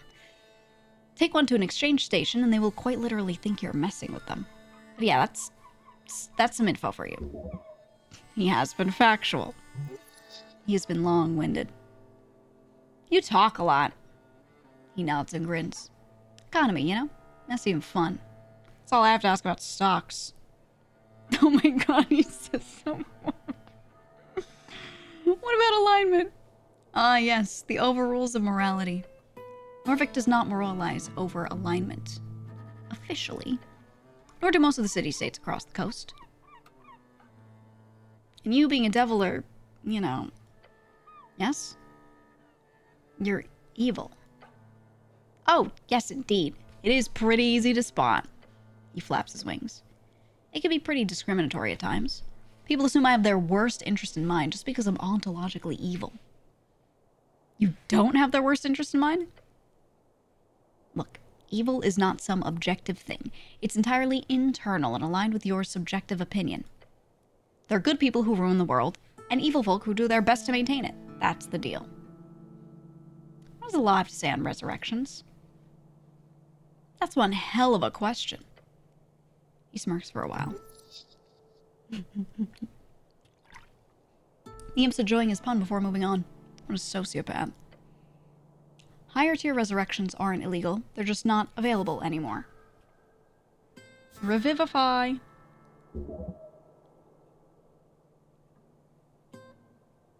Okay. Okay, since the death of Earth, there have been no documents.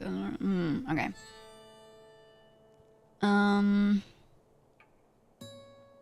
Not available. Figured a cleric would know better than me, but he says and shrugs. Spells over 4th or 5th are rarely seen these days. If you want to know why, go pray. Your god grants you magic. In his wisdom, he only grants higher power when needed. In your lifetime, it has not been needed a lot. After Earth died, it's been a bit hard for even the top-ranking clerics to manage higher-tier magic. At least if you believe the rumors about the towers, which you should. What about low-level resurrections? There's Revivify. That's it. High-ranking officials love having clerics around for this one spell. Bunch of pussies. Damn. Does a murder still count if the victim is resurrected? Thinks about the question for a bit. There's been cases. Heard of a man stabbed in a bar fight. bled out just in time for a drunk cleric to arrive, cast Revivify, and the bloke lived. The stabber ended up being charged with a major transgression of personal well-being. And that's not murder, per se, but I'd argue it had more to do with the fellow's barrister making it clear to the judiciaries there was no killing intent. So, not an accident, but not a murder. Just a brawl gone too far. But that'd be a hard sell if the victim wasn't breathing. Complex scenario. Something clerics often have to contend with. But in most cases, I'd say yes. So don't go around murdering folk and revivifying them, cleric. It would be a waste of a spell slot, yes. And evil. But also a bit funny. Very funny. Would be kind of funny, but, you know, don't. Are you legally considered alive after resurrection? I mean, we are thinking that maybe we were resurrected. For the record, chat, in the very beginning of the game, you wake up in, like, a morgue. So I'm thinking there is a chance that Viskin, with his necromantic ways, maybe did it. I don't know. Okay, are you legally considered alive? Yes. For all intents and purposes, you are alive. Undeath, on the other hand, would be a very different affliction. Yeah, that's why I think this line of questioning, like, exists. And why I'm going down it so much. And how is that defined? As long as the necromancy is considered of divine origin and the soul is returned to a healthy body, then it is considered as a normal resurrection. If the origin is more black magic shit, as they say, or some kind of corpse animation, then it would be considered as bodily sacrilege. And that's a top-tier criminal offense. Good. And I'm alive. Oh.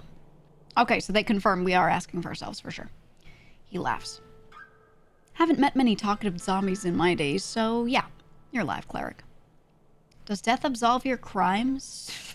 Now you're asking real questions. But no, it does not. There's been actual laws signed in old kingdoms over this shit. He leans in, looking excited. You got the devil going. That's a good thing. Oh, he's dancing for you. Keep it up and he'll love you to death. So, classic story. All right. A real bad guy is caught murdering his neighbor. Real sick shit. He's executed after a quick trial. Justice wins again. Everyone's happy. But, surprise! Some holy man raises him up a couple of months later. Death and rebirth. Holy man or foul necromancer? Two sides of the same coin. In this situation, the bad guy did technically pay for his crimes. His life was taken by the state. Just because somebody gave it back to him doesn't change that fact, right? Well, people weren't too happy with that, as you can imagine. Thus, the common legal term these days for capital punishment is DIP, death in perpetuity. Stands for death in perpetuity. Kind of funny when you think about it. Makes total sense. It does. The city of Norvik might be a bit of a bureaucratic mess at times, but believe me, the lawkeepers know their shit. So, to keep criminals dipped, most states tend to hide, lock up, or simply burn corpses and spread the ashes using non-resurrectable methods. So properly dipped dead guys shouldn't be able to return without the use of some miraculous 9th level spell, which obviously these days isn't too likely. Okay. What about Charm Person? Charm Person! Such a fascinating spell. Of course, all spellcasters are required to be registered in Norvik. It's the same in all not completely chaotic city-states. There are certain spells that are just not allowed at all, like Fireball as a popular example. But Charm Person is, despite its devilish mind control, legal. If it is cast by a registered cleric or city-hired interrogating mage. Private entities are not allowed to learn or cast it, although I can promise you many still do. Can I cast on you? Sure, but it'd be waste. Since I'm already your friend, cleric. He shoots you a devilish grin. Aw, I have some questions about a PPG. A permission of public gathering. Yeah, I think I know what you're getting at. He throws a look over his shoulder. He's aware of the dwarf's plight. Okay, this is the line of questioning when, Oh! There's two of him! I don't think this was supposed to load in like this. Game bug. I think this is him assuming we are, like, still in, the first area you find him. And we've already gone through this. So I'm just gonna click through. But I've already read this, so don't worry about this. You hear about the tea shop? Yeah, of course. Pretty hard to miss when flying past Tolstead. We might have done this, but I don't remember. What's your take? Blew up. Not sure else. What do you want? I'm not sure what else you want to hear. Why do you think it blew up? Honestly, I haven't seen a blast zone like that since the Coast War. You didn't hear this from me, but this little fellow trusts you. He is your friend. Scorch marks look like those from a fireball, but not the kind you get from a trigger-happy pit fiend. We're talking high-level wizard stuff. Pit fiends are known to cast third-level fireballs at will. Be careful, cleric. Powerful forces are at work here. Thinking about it for a few more seconds makes it clear to me that it's all a big cover-up. Wouldn't be the first time a city-trained spellcaster goes a little off the hinge. Slander. The city does not train people to explode. Other than that, not to be self-incriminating or anything, but could be a fiend. Oh, I think we've read this before. Or an elemental, I mean. Waterlane has ships... Or an elemental, I mean. Waterlane has shipments from Cargamesh every other month. Maybe a fire elemental slipped through. Who knows? Okay.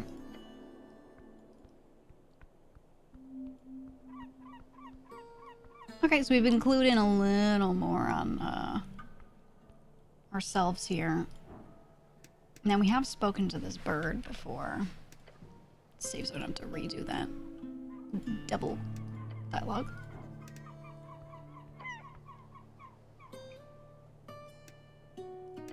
I'll speak with you.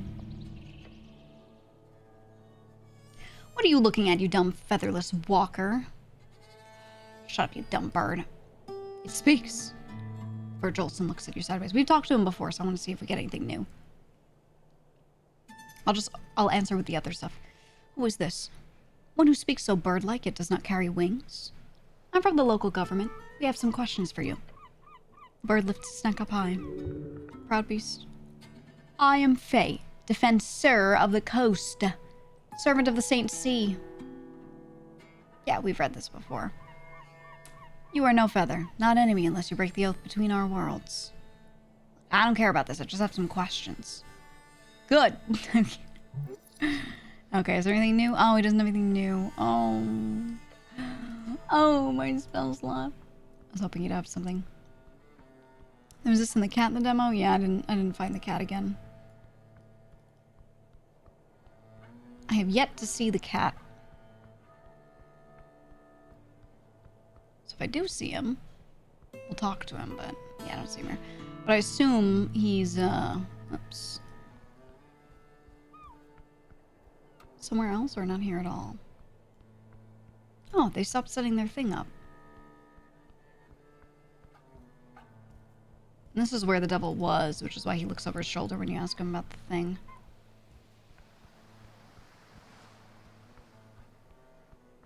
Okay, that's the same. I kind of want to go take a look at Viskin. But I don't think we're going to get anything. But I want to do it while we're here.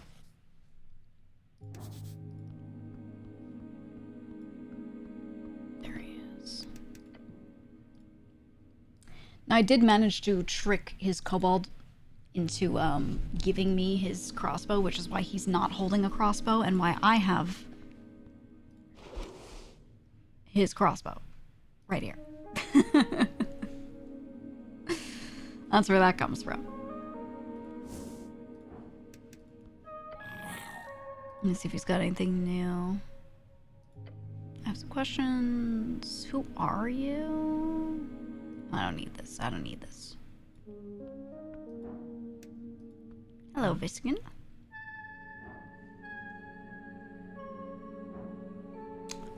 Ooh. DC 18, figure out what's weird about this guy, and this is minus 6, 9, 10, 12, 15. Holy shit. I think we need more info on him, though. I mean, it's very possible to do 18. I'll try it. If we don't get it, I might go back. Well, no, you know what? I'll live with it. Figure out what's weird. We were one off. You glare at the pale man who keeps working on his documents for approximately 2 minutes. Eventually, you feel stuck in your thoughts.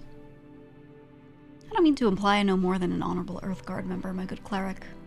However, you must certainly have more important things to do on a day like this. He's correct. Maybe you can get back to this later. It's locked for now. Oh, I can use 11 shards of yore to try it again?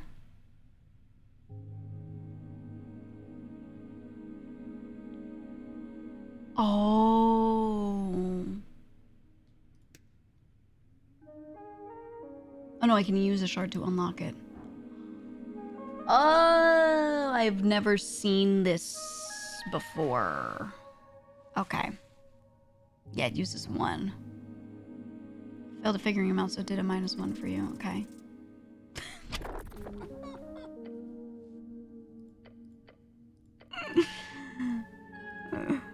We'll do another one. Gamba, Gamba, Gamba. This is crazy because Wisdom I have a +5 on. Yep. Yep. Yep. Let's go gambling. Woo! First try! You stand there, mulling over all you know of the strange pale mortician when your attention is drawn to the air. Air around you. It's damp and dry. Cold. Piercing through your chainmail, leaving you with an uncomfortable feeling. A feeling that appears locked within this place, this tower. You close your eyes, focusing intensely on that feeling all around you. It's not natural. It's very much esoteric. A negative energy flow permeates this place to its core. All of it is focused around a single point. The pale man. By the gods, he's covered in negative energy. Even worse, it emanates from him. This is no human. Ooh, what you are looking at here is but the thin disguise of a creature most foul, most powerful. No mere spellcaster, no mere arcanist, no mere wizard. Viskin is a lich. Oh. That's what I was saying. I thought he was a necromancer, so it's kind of in that vein. I didn't think he'd be a lich, though. Like, an actual lich?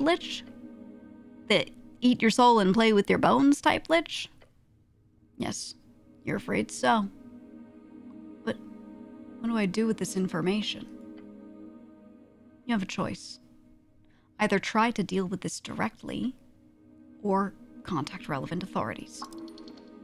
You can also just walk away. No worse for wear. You should investigate this further. But what if... I don't mean to interrupt, cleric, but you've been standing here in silence for almost 5 minutes now. Is there anything else you wanted? Personal questions. Personal questions. What the hell should I ask about? There's discontent in your stomach. Oh god, let's get out of here. Tell me more about this place. A lich house?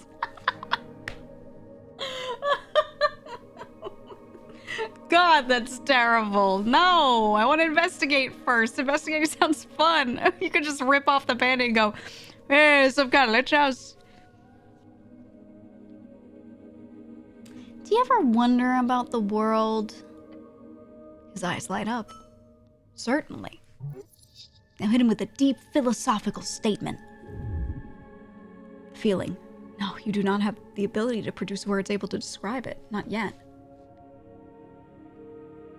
Same. His eyes grow dark once more. You blew it. Anything else? Run out of personal questions, actually. Good to hear. Thank you, bye. Okay, maybe one day we'll get a little more info on Viskin. Okay, so what did we get? I have Inflict Wounds memorized now. Which is cool. I need to try these. I need to try whatever those are. Let's do save first. I have no idea what those are. Let's just stand here and do it in the middle of Viskin's room.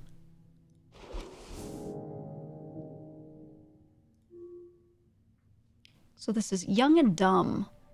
You managed to resolve the conflict between the young Asgals and the Norvikian resistance somewhat. Take root. I don't know what this is. And it was Constitution colored, the text? Trouble brewing. Oh, is this just a way to, like, recap? I don't know. Young women running around the streets, slinging Asgalist propaganda to unsuspecting citizens. Boys causing chaos in the name of some hapless magazine-inspired rebellion. This cannot be tolerated. It really can be, or no, it cannot. Too much chaos has been caused by these damn kids.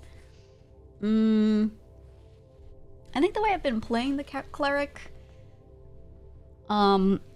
he doesn't seem to care too much, but I've kept him a little nationalist. Like, I've kept him very cleric-like. He likes the tower. A little. But I haven't kept him, like, politically, like, Norvikian. I'll say it really can be. What? The youth are attempting to get political. They're learning as they go. That kind of looseness will bring order to its knees. It's all... The Asgal youths did nothing to warrant such pushback. This era is one of communication. Ideas interchanged freely between a populace of free-minded thinkers. Folk dreaming of an egalitarian potential. However, the problem lies with the unfortunates who break and sear Folkarian thoughts with reckless abandon. You must pray for them, beg of them, to please stop being so mean.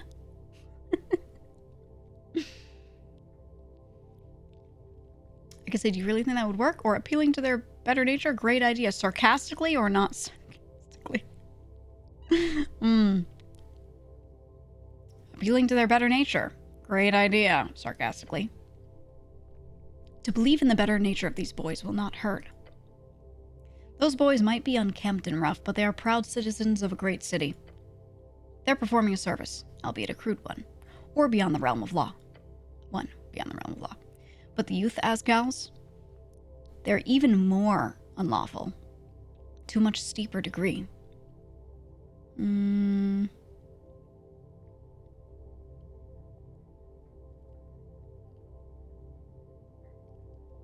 do you calculate that degree of unlawfulness? Entirely through the morality of their behavior. Which means feelings. Feelings. Yes. You are feeling like the boys are in the right. What has happened here is a complication upon society, a representation of the wider culture. Young men are drawn towards the rough, downtrodden world of the dreamers, the hope of national unity through an Earthian story, one of leadership and honor. But without that guiding star, there is no such singularity, no control, no wise king to bend the knee to. Instead, those boys are simply expressing pain through violence, enacted onto those who are attempting to craft a more caring future. That is, young women. They, as opposed to young men, are drawn towards a more social type of unity, with welfare and Asgalian flattened hierarchical structures. Beyond Asgal himself, who is by his function also a male figure, it is to womanly people you shall look towards. Lady Fair is one. A halfling god. Yes, Lady Fair and those not. The walking god who gave everything to save her people. Her words are few but spread far across the coast. Her church is quite active among Norvikian society as an organization of charity, one open to all folk, no matter their origin. An egalitarian dream. This is why women, as harsh as it is to say, are simply more suited for Norvikian leadership. Lady Fair makes it clear. A house held by woman stands any season. Damn. Okay, so this is where they show it really heavily, right? Like, the voice of wisdom in your head is very on the side of Asgallians, right? It's very much part of that. The voice of strength in your head is very much with the Norvikian party and those types of convictions and all that. So as someone who's built wisdom heavy, it makes sense for me to be sympathetic to it. But that's not the route I'm playing right now. But it does give me more insight into that, because that means that this voice in my head will speak more. And it gives me a lot of options to, like, see both sides, things like that. A lot of empathy options.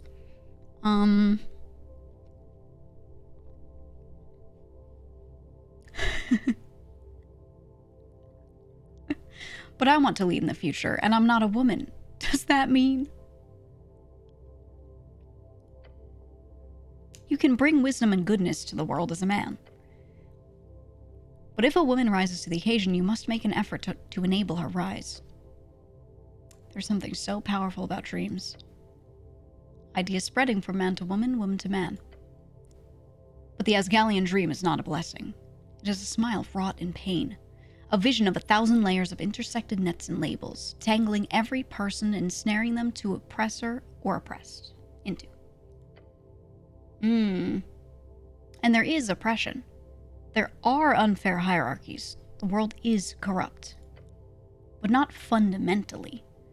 If these boys are pushing against Asgallism, that is only natural. It is an ideology which pushes a foundational belief that they are, naturally, oppressively superior. If a young man grows up in squalor, finding zero advantages from him being a man among patriarchs, nor any power from being a human, especially if he grows up within non-human clusters, something many of the poorest humans do. When he is unable to find a job at age 19, and has almost no political, societal, or economic power in his life, which dream do you think he would believe in? The one calling him to fight to reclaim what is his by right? A good life as a future patriarch? Or the one calling him an oppressor? Good point, Strength. I like they're kind of arguing like neither's wrong, they're talking about the perspective. Because both of these answers, or both of these discussions are correct from one perspective, right? Neither is correct or incorrect, it just makes sense from where you're looking. Depending, you know? It does not call him an oppressor, that is an unfair reading. Yeah, but he feels like it. Asgallism is about systemic change. That young man is trapped in the same cycle of violence that all men find themselves since the dawn of time. That he must fight, that he must be a patriarch to have that good life. Asgallism would lay the foundation that allows him to be free from those burdens. He would be free to find that job, that good life, without the same prospects as everyone else. With. The foundation is laid by raising women to the forefront, by allowing them to flatten our hierarchies and bring about a new world. I'm an equal hater, we all suck. This is man sympathy here. This is like maybe female perspective, kind of neutral, unsure question. This is more of a female perspective. Look, I just want what's best for women, or I don't care about men or women. I'm an equal hater. We all suck. I think this character wouldn't... I mean, the right answer for this character is to be like, I'm not a woman. So IDK. Right? Like, I'm sure you're spitting here, but I am a male character, so I don't really have too much stake in this race here. Right? I think in character he would say this sort of thing, right? I'm sure there's a female perspective here somewhere as well, but I've only really read about that in Mom's books. You need to come to that realization. The one every boy reaches toward late stages of their capitalistic, pubertistic, and socialistic awakenings that, no, not at all. It is only... He interrupted! It is only your placement you must understand. Figure out where you've planted those 2 feet of yours and accept where your bones will begin their incessantly slowish grind into the pavement. Learn more. Steel yourself. Seek love. Be more. Ooh. Well, I mean, I'm playing a wisdom-heavy character, so I should pick the wisdom one. But it's cool. So, okay, so you get to see these 2 talk to each other. These 2 senses of yourself that are clashing in where you could lean. I'm going to suddenly understand gender. I couldn't even do that. It didn't matter what I picked. It didn't fucking matter because I couldn't even roll my dice, dude. Oh no. This is far more complicated than you ever could have imagined. So many relations. So many intersectional divergences. How a man who feels feminine connects in the hierarchy with a woman who feels womanly, but acts manly in order to fit among patriarchal standards, only to be controlled by a manly woman who seeks feminine ideals in order to break those same standards. It is simply too much for you to make sense of, to break down, to sample even an inch of truth from the whole. No one said this whole egalitarian dream thing was going to be easy. That is true. But this is far too much for you, right now at least. I feel like this actually makes sense that, like, him losing that role, this is the conclusion he would come to. He'd be like, I sure would like to, but oh man, that's a lot, right? Maybe it is only your side of the aisle which you have any hope of understanding this day. To know man in order to know woman. Then, yes. Everyone lay upon your spectrum, each judged for their perceived and internalized values. You are approximately 0.52 decimals across the line into masculinity. That is, in a less abstract definition, a little over halfway to being a full man. Sorry, what? Slightly over halfway, yes. I'm only halfway? It is not ideal. Does that mean I'm a woman? Of course not. And do not react like some sensitive wimp. The feminine is a beautiful ideal by itself. Fearing it, fearing your position on the spectrum, is a weakness by itself. The average man is, if you think back to your ability to sniff out manhood, usually placed around 0.5 decimals of masculinity. That makes you 0.02 more man than the average man. So I'm actually super manly? Let us not get carried away. You're approximately, averagely, decently, middle ground manly. A normally sized manhood inside of a perfectly median-shaped man. Inside. Your manhood inside of you. Doesn't manhood mean, you know... What are you speaking of? Genitalia? Oh. No. Manhood is a concept, an idea. A feeling of masculinity hidden within your body. It's not the actual thing. That would be ridiculous. Are you sure about that? Of course. Now, you will choose. What? You know the truth, so choose a side.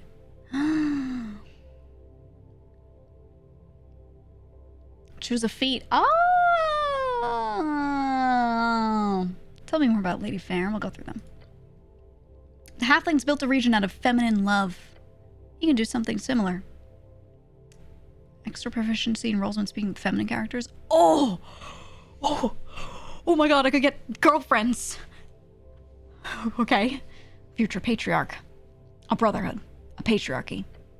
A good and just world. It is within your grasp.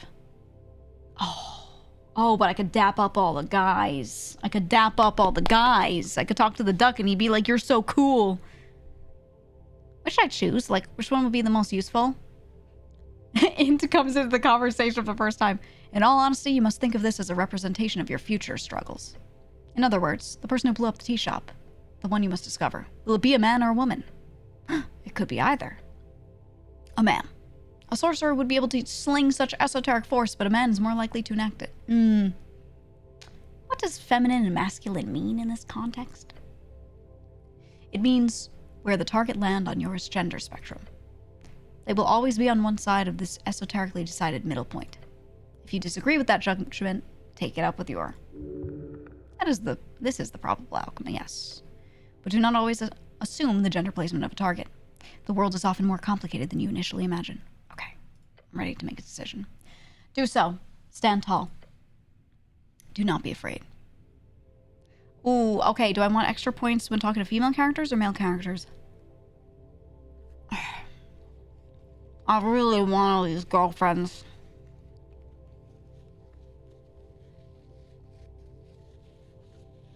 I feel like a lot of the male characters are gonna be ones I have to convince of shit. But I think I like the way I'm playing him. He needs to be better with talking to women than the guys. For this one. I think if I went through and I did like a strength and con and charisma play, I would go for a future patriarch on that one. Okay, we take the Lady Fair perk. It is done. Ooh! The feminine has entered into your body, your soul, your blood. Be slightly less confused about gender.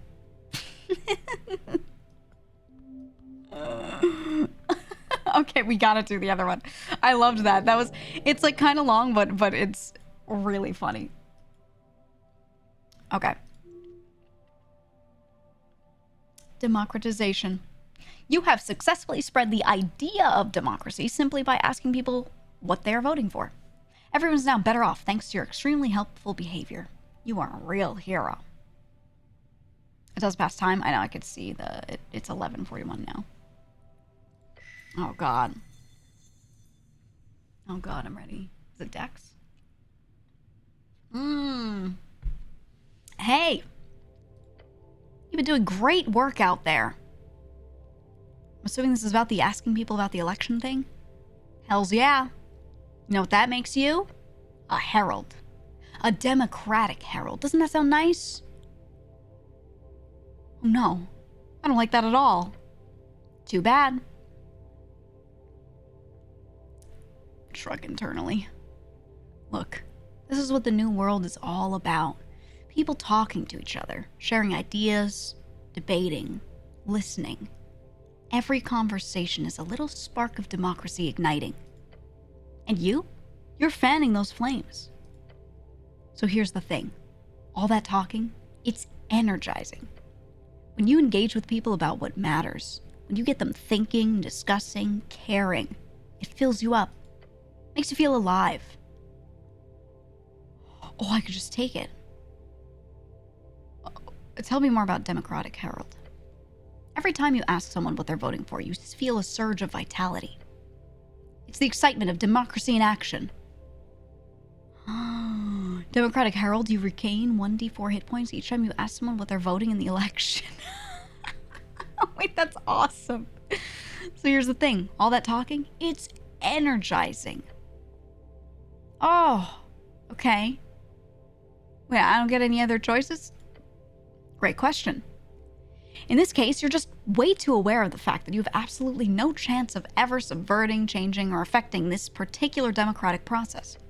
And you obviously can't stop yourself from spreading the word, no matter what that word is. Though, obviously, being a free strider to keep this up, won't you? So here's the thing. All that talking, it's energizing, chat. I'm ready. That's the spirit. Welcome to the new world, Herald. Good talk. Ooh, okay, that one I just got it. I just get it. Okay, so each time you get a quest, you get to get a feat, forgo feat. Cool. I took Lady Fair, though.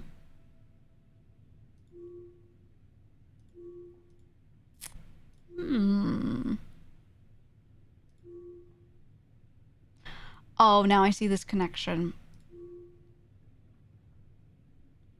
Now we know officially that he's a lich here. Completed that. Completed that.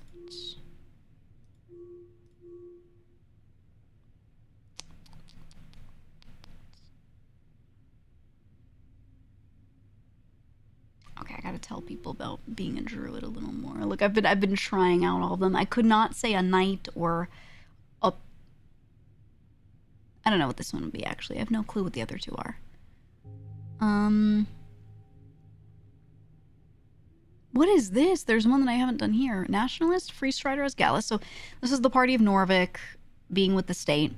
Free Strider is kind of like libertarianism, IRL, is how it feels. And then as Gallists are like a workers' party / women's party kind of blend in the game, right? Then Arcanist, which is me, I'm like, oh, I'll be the leader. You should vote for me. And then you could also just tell people you're apolitical. But what is this? So there's one more that I haven't really seen much of.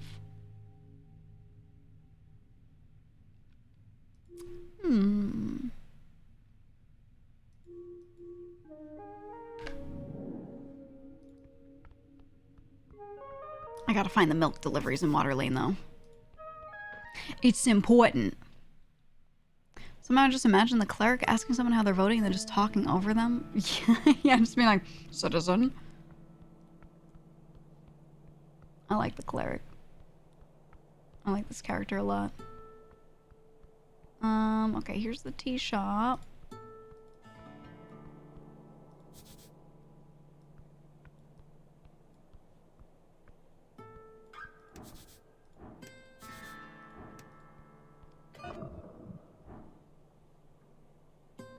I could break it down. Oh, but then I'm gonna get seen.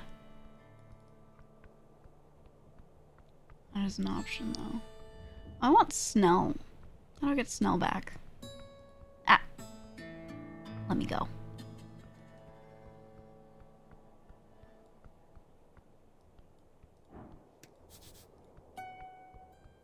Back after midnight-ish. Still don't know anything about my bike.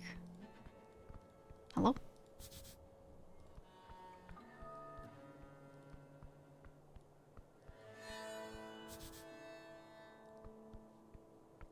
Okay, then we can't go there. I'm just making sure I've checked every nook and cranny so I'm not missing something crazy. I have to talk with the cat. This is where it was. This was where the cat was. Okay. Meow. The cat lifts its head up. Its dark eyes squint at you for a second, sniffs in the air, and then ignores you once again. Ready? You place your palm in front of your face and whisper, "Everything is words." As you do, the subtle movements of the cat appear as not so subtle anymore. Then it snaps, and your mind appears to translate it all into a form you understand. Hello, cat. Search a ribbon. You hear a loud scoff coming out of the tiny creature. Been a long time since one of you brutes learned to speak. Do not call me cat. That is an idiotic way to greet someone. I am Sir Tribban of the Stones and the Waters. You shall address me as such. Of course, Sir Tribban. The cat speaks in a jaded, regal tone. It's adorable. He's full of himself, as he should be, honestly. I'll be frank, humano. Never cared too much for your kind. Humano. An attempt at cat speech. How glib. You don't talk to me that way. I'll say understandable. The brute is subservient, huh? Fitting for your kind. Well, what do you want? I'm not sharing prey with you if that's what you're expecting. The cat speaks in a slight cat speech accent, which is logical, but it's still quite strange to hear from a creature of his stature. What's it like being a cat? The cat hisses. He really doesn't like that word. Sorry, what's it like being a feline? I'm a shadow. I move unseen. I hunt. I stalk. You would not understand, brute. For you are clearly so far below the default, you cannot ever truly comprehend what it's like. Sick. You see anything suspicious lately? You. Ouch.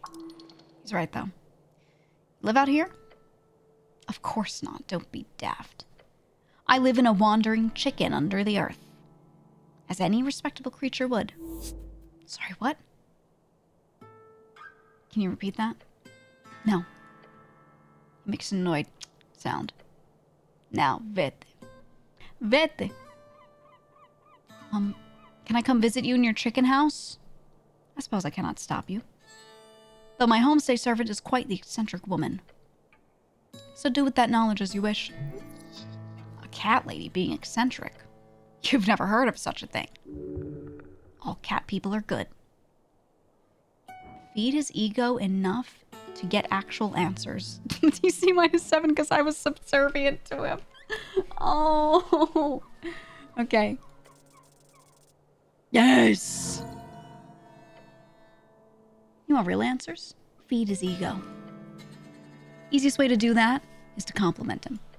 But not soft compliments. Hard compliments. You are a legendary creature of the dusk and dawn, Sir Tribban. The coast trembles at your appearance and longs for your presence. Yes, well, the cat mumbles. Bards will surely write songs of my accomplishments. That is true. They will. Now, is there anything else you can think of that would be useful for me to hear? The cat yawns. And he says, will you go away if I do? Absolutely. He sighs in a deep grumble. The type of noise you did not expect to come out of a cat. Fine. The blue fire awoke me from my slumber. Had I been closer, my whiskers would have been fried. Go on. Yes, I am trying. I wanted to know who'd caused this ruckus in my territory, so I kept watch. We already knew it was blue fire from someone else. The green munchkins ran around like crazy trying to put out the flames. You should call Snell that. The green munchkins. I saw a brute like you, but in garish yellow cloth being interrogated by some of them. Men in yellow. Free strider, perhaps? And once the fire was out, which should not take long, the one who should have wings appeared. Oh, this is it, dear. On her orders, the, what do you call it, tea shop? Yes. They hammered it shut. Then she did something wave and glow on it. A locking spell. To keep outsiders from entering the crime scene. Commonly used in the city. That's it. Now leave. And more questions first. Thank you for your time. I like the cat. Oh, sneaky staircase. I say that as my cat sits here. Lucky, you sat down right in front of my eyes. Hey, look. Do you want to speak into the mic? He put his forehead on my forehead and is just looking into my eyes. Look. Do you have anything to say? Do you want to let them hear your nose? He often goes when he breathes. Do you want them to hear it? Lucky. Look at me. He's right. He's on the mic. His shoulder's touching the mic. I'm just trying to get him to make noise. Lucky. Look at me. Lucky. Breathe into the mic. Can you hear his nose? Do you hear that? Lucky. Are you breathing? I don't know if you can hear that. Lucky. Your nose is so loud. Why is your nose so loud? Huh?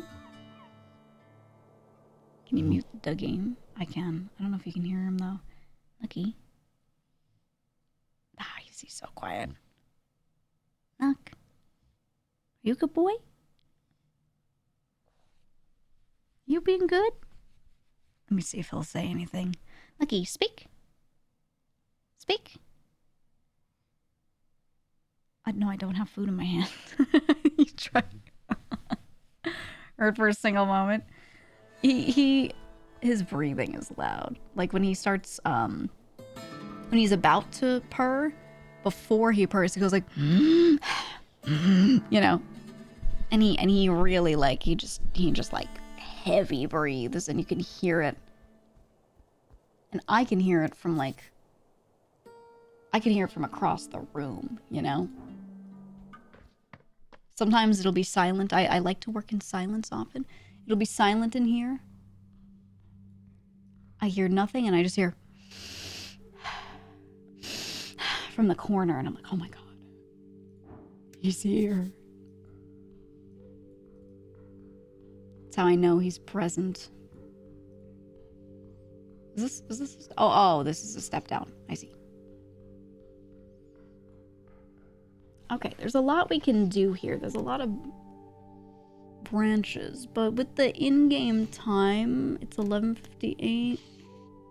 Oh, did you hear his nose just there? Oh my god, wait. Oh my god, it was so loud. Oh, as soon as I muted the game, he stopped. Why does he always do that? He was above the mic going... Anyway, if you see me, like, not moving, it's especially because of him. Who is this?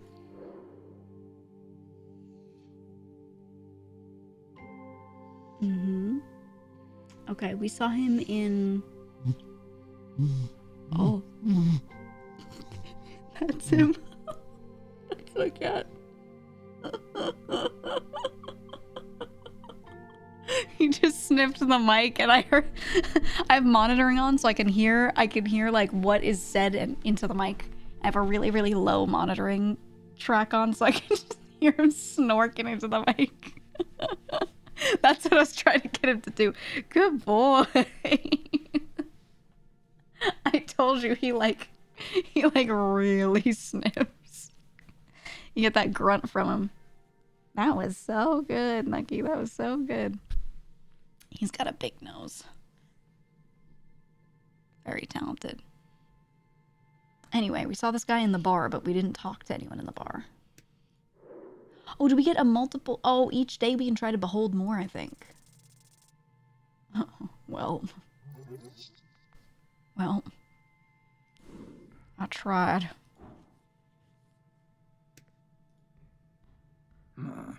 Oh. He told me to fuck off. Okay. Ain't nothing to me, man. Is this to the goblin? Yeah. Oh, the person isn't here this time.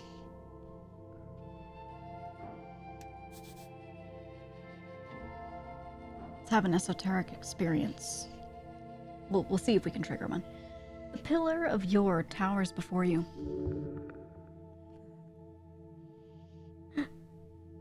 Sorry, my cat's breathing right into my ear. He's speaking to you. Touch the pillar. Okay. Place your hand upon the smooth surface. The whisper gets louder. It says something to you. Something weird. No, wait. It's a conversation, one you don't take part in. Guess you can try to join. The pocket watch tingles. Ooh, okay. I'm gonna try talking to it. Lucky, you just hit enter. Are you kidding me? Thank God I was hovering the right thing. Holy. Don't, stop, step it. Stop it. Oh my God. He leaned his ass on it. Okay. I'm going to try to join the conversation. Speak, says Charisma. Hello? The pillar vibrates. Hello? I say in my head. The whisper lies inside of you, or something. It says, he is here. Who is here? It says divinity. It says death. It says necrocrat. Oh, Viskin! What? The voice ends. Your hand is repelled from the surface. Ouch. Weird. You understand plainly. There is more to this pillar you must investigate. You need to investigate. In time. And further below.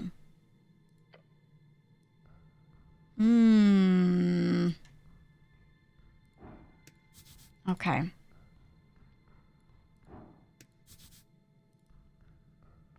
Which one's Snell's? I want to pick up Snell. That's why I came down here. I don't know if this is how you get him back, but, maybe? Snell? Is that you, buddy? Oh, yes. He's waiting. Good afternoon, cleric. The goblin gives you a questioning look. You ready to head out? Yeah, more or less. The goblin collects his things, strapping a pouch on his hip, adjusting his jacket. As he finishes up, he says, by the way, yesterday with Daryl. Oh, we're gonna get our Snell points. Hmm? Thanks. And then they kissed. Doesn't make much of a difference to people like him, but seeing you stand up to Daryl like that, priceless. I didn't do it for you. I only did what was right. What an honorable cleric we've picked up. Oh boy. Finally, Snell puts a pouch inside his inner jacket pocket. Oh, crowns? Seems like a fair amount. Alright, I'm ready. You got money, dude? You got some fucking money?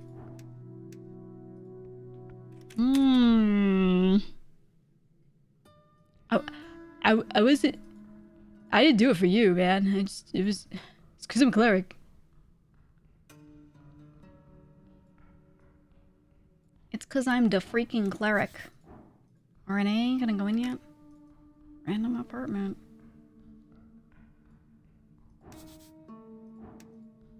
Steamy son of Strokeback, you approach the green door. Oh, Asgal door. An apartment in the holes, like any other. Check who lives here. Simi. One of the Asgals. Nice guy. Knock. You knock twice, in a polite fashion. That was very low. They probably didn't hear you. Wait. Standing in the pillar crossing like this, just waiting. It's calming. Don't think they heard Cleric. Bang on the door. Within seconds, a slit in the door slides open. From within, you see the glance of a hairy face. No milk. Oh, it's Alphonse. Why not? Why not? You hear a grumble on the other side of the door. Oh, it's you. You remember me? I do. The cleric that didn't interfere at all. Well, you weren't in the way for us, but I have to ask. And I need to ask you, Mr. Cityman. You friend or foe to the movement? You're just gonna trust me if I tell you I'm a friend? I suppose. So trusting. What a wonderful person. Friend. Good. As long as you are a friend, I suppose we could answer some questions. But I don't quite believe you. He sounds conflicted. Are you really an Asgal? I need to prove I'm an Asgal? Yes, you do. I've got Snell with me, point to the goblin. Snell? Huh. Sageleaf's runner. Hello, Alphos. Does that help me get in? Doesn't hurt. Snell has helped us in the past. You're not here to join the cause, are you? Afraid I'm a bit too busy. Understandable, anyhow. Okay. We have advantage. Almost didn't make that shit. I'm a real Asgal. A real dwarf! Take a deep breath. What are you? Scream, sing the Asgalian folk song, We Own the Mines, in Dwarvish. Or mina vanner friend you pit sal. Daramare klinga ivek bal. Be some poor like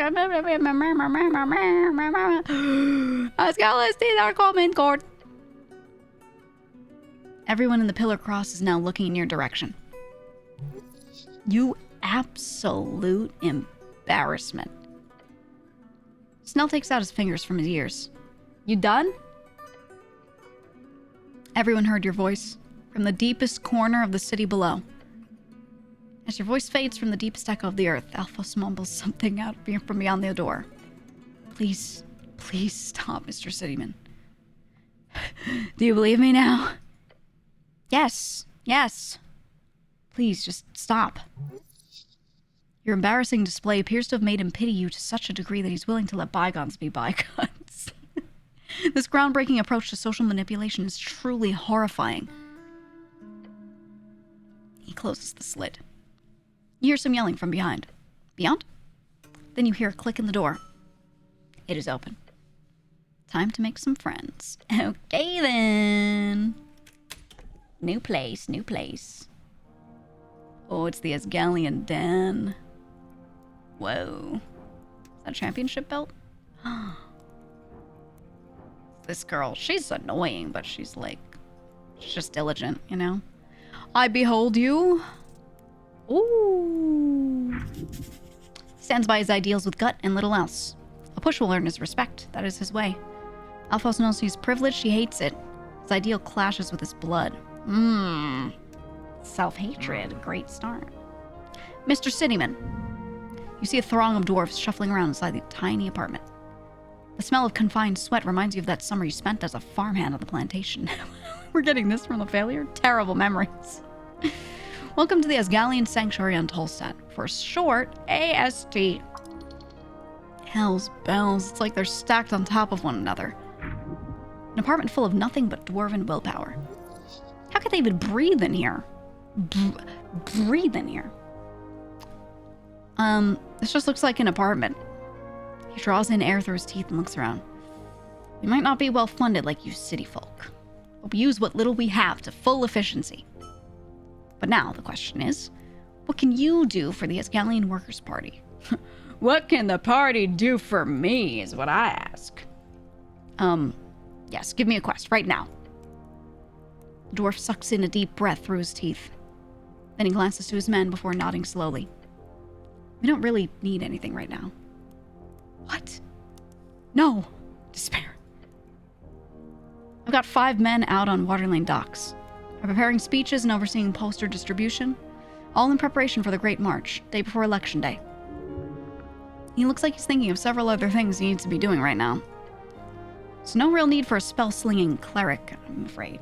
The hash-slinging, mash-flinging, slash-bringing, spell-slinging cleric. Fair enough. It is what it is.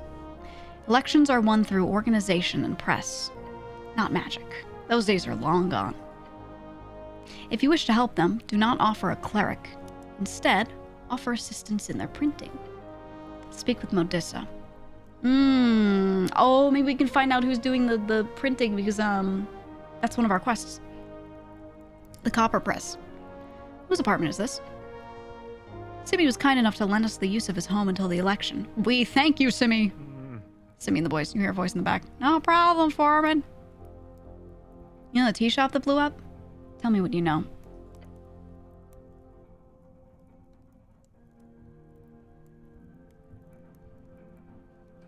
Sorry, I had to lean and get this cat moved. Okay. What I know. I know damn well how happy I am that none of my boys were inside at the time. Especially happy that none of the youths got hurt either. They spent a lot of time there from what I understand. Okay. So it's mostly an Asgalian hangout that was blown up, it sounds like. But you're saying his people weren't there. The youths. The Asgal youth. It's the youngling corps. They mostly deal with teenagers and get them into the Asgal's groove, as they say. He looks proud. Did you know the owners? The Birdman? Nah, I never spoke much with him. Something about him never struck quite right with me. And not just because of the voice thing, just... He seems like he was happy about hosting the youth's meetings and letting us have official drinking nights with the local workers. But he seemed to me an opportunist, if anything. Something about the way he acted. Not sure what, just a gut feeling, you know? Man of intuition and little else. Oh. Where were you and your men on the day of the explosion? Busy, as always. Now, I can't keep track of every lad in here, but me, myself, I was in the palace at the time, applying for 5 or so PPGs along another foreman. I heard the boom, though. Most of the city probably did, right at noon. No one really seemed to care that much, even with the ball of smoke rising from Tolstad. I rushed over, of course. Nucky, this is your, 15th time pacing in front of me. Every time he just walks right in front of my face to the other side of my mousepad. The fact that no one died was a miracle. And I'm not one to assign to divine intervention for nothing. What are your thoughts on the explosion? Free Striders. For sure one of their ploys, or plans, or schemes that blew up in their faces. Maybe one of their hired hags, or an elemental mercenary gone rogue. I just know it. They're involved in this. And probably the owner, that drummer fellow as well. It's all about the t-shirt. Okay. When are you voting in the election? Oh. Free Strider. Of course you... Excuse me? He gives you a clap on the arm and laughs. No, as Calist, of course. What a stupid thing to ask. I like that about you. He cannot call you that. That's an insult. Are you calling me stupid? He scoffs. Don't act like my curse mother. It's only a jest, cleric. Oh, mother-in-law. Curse mother. That's good. Don't be so sensitive. I want to know more about you, Alphos. You do you? Where you from? A life story, huh? I was born in the Billing, a city within the twin mountains of eastern Visca. Used to be a foul place, cleaned up in later years. It's the only VK, that's Visca, settlement that's connected with River Torna. So growing up, I often spoke with Norvikian sailors. I was always fascinated by the world outside, especially since, as exiles, my people were in many ways viewed as outsiders among the underfolk. To not even be allowed to dig in your own mountains. What kind of life is that? What's this Bon Emvers thing? My family. Oh, Alphos. B.E. I'm a distant cousin with the ruler Visca Rickedome. Something I'm not proud of. A name is just a name. But annoyingly, it has helped me over the years. I wish to distance myself as much as possible these days. How'd you end up becoming an Asgal? Chance, mostly. I emigrated with some family members. I was still young, in my eyes. Coming to Norvik, suddenly being in your 30s meant that you were old. What? No! No! I liked it. I used my education as a Bon Embers to join dwarf human activist groups around the city, helping any way I could in various guilds. Sometimes a laborer, sometimes as a consultant. That is how I got in contact with the Asgalis party in its early days.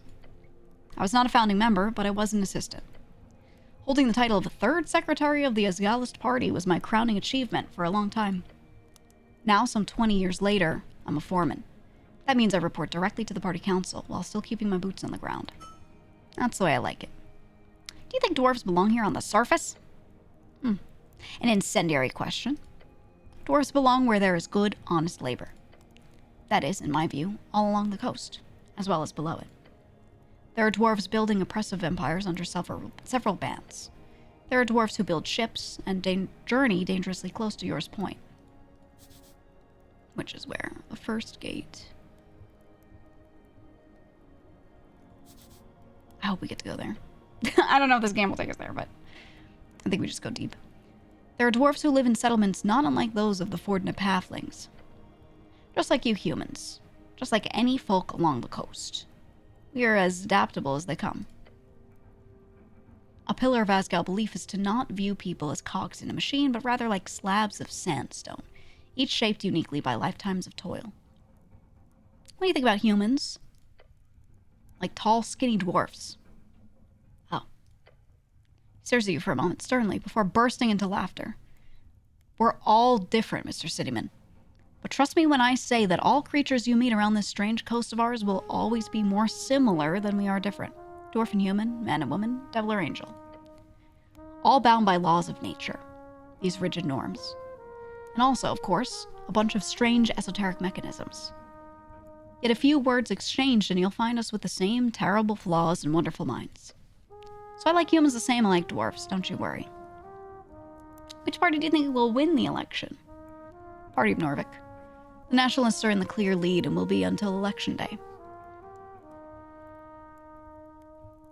Oh, really? So you don't believe in Asgal victory? He laughs. In Asgal victory we've already had, Mr. Cityman. The Workers' Party will get upwards of a fifth of the popular vote, 20%. Free Striders a bit over 20, and the Nationalists about a quarter. Maybe 30% if they're lucky.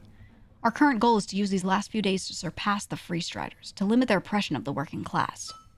But the Nationalists will win the majority. This time.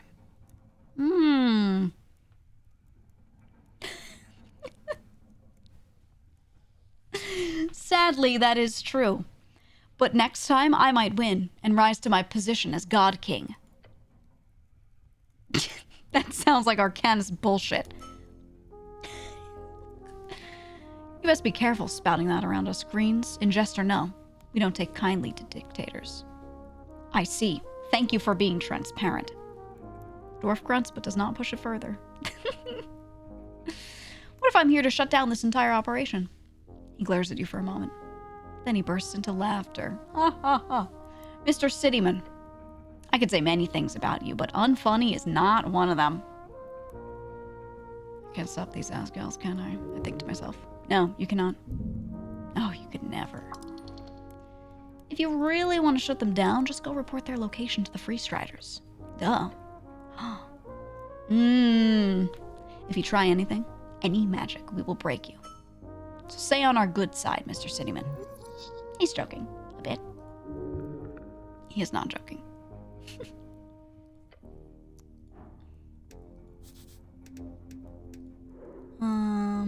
See if we can behold this last bit. Nope. That's fine. Oh. We still have a bunch for her. The human woman frantically checks the pipes and rolling cogs on the thick copper press. This is the copper press. Oh. Makes sense.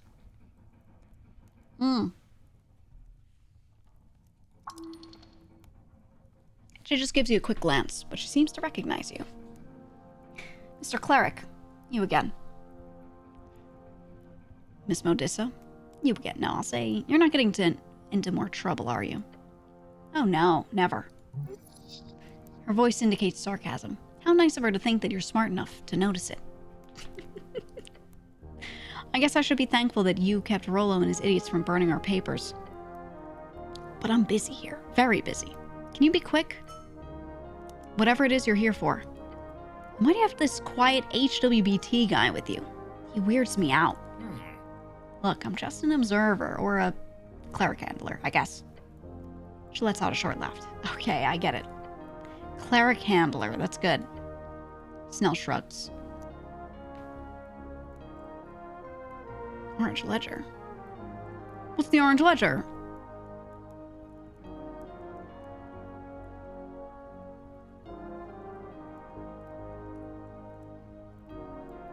Is that the one that I picked up? Oh, did I keep the item when I looked at it? When I looked at the bookshelf, or no? What is this? Oh, I have no idea what this is. Genuinely. I don't remember picking up an orange ledger. I'll think about it. This is an internal question. Think about the orange ledger. Should I give it to Modissa? You think about it. An idea. Seeming so obvious. That's a bug? Dialogue's supposed to be if you have a certain quest item. Oh, okay. Alas, it does not come to be. Why not? You are unsure. But you feel a strange sensation. One telling you to instead go to the roller mill. For whatever reason.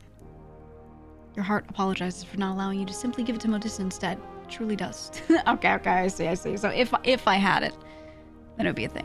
I was gonna say, I think I'm crazy, but I don't remember picking one of those up.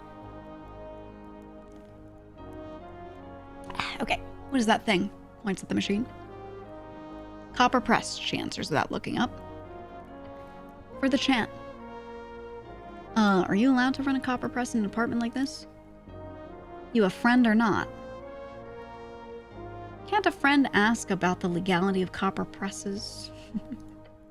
She frowns. The city is a bunch of inane and, quite frankly, oppressive laws about what constitutes a legal printing business. All of it's bullshit meant to keep people from printing stuff the city doesn't like. That's true. So you're saying the city should allow anything to be printed? No, obviously. But when those who decide what gets to go to print are also deeply affiliated with the biggest political party in the city, things get morally dubious. But I can promise you, we're on the right side of history here. There's no sense of doubt in her voice. This girl's got more backbone than half the bureaucrats in the palace, which is very dangerous for both her and those bureaucrats. Cool thing you got going here. Thanks. Her voice drips with cold disdain. She would prefer to be appreciated by rebels, the youth, and cool people, not helmed fascists. Sorry. Did you set this whole thing up yourself? Why? You don't think I could? She does not want you to undermine her. You're awfully defensive, you know? She about to say something rude. She's stops herself. Try being a young woman in a movement run by 100-year-old male dwarves. I'm the second forewoman among the young Asgals. Let her talk. My mentor. She founded the youth Asgals from scratch. So I've got a lot to live up to. I'd helped a bit before taking on the editing role, so I've run with the youth Asgals since I was a kid. But I didn't expect to take over all the Tolstad stuff. While I'm happy to do it, I'll admit that I'm spread a bit thin, and honestly, she stops and clears her throat. Until the election, we're all giving it 200%. Now, do you have any other questions, or can I get back to work? Who writes all the articles? We've got a circle. Anonymous journalists. And no, I'm not giving you names. What if I said you had to tell me? She raises her eyebrows and squints at you. You serious? Then she glances to the several dwarfs hustling around in the tiny apartment. You don't have any authority in here if you didn't notice.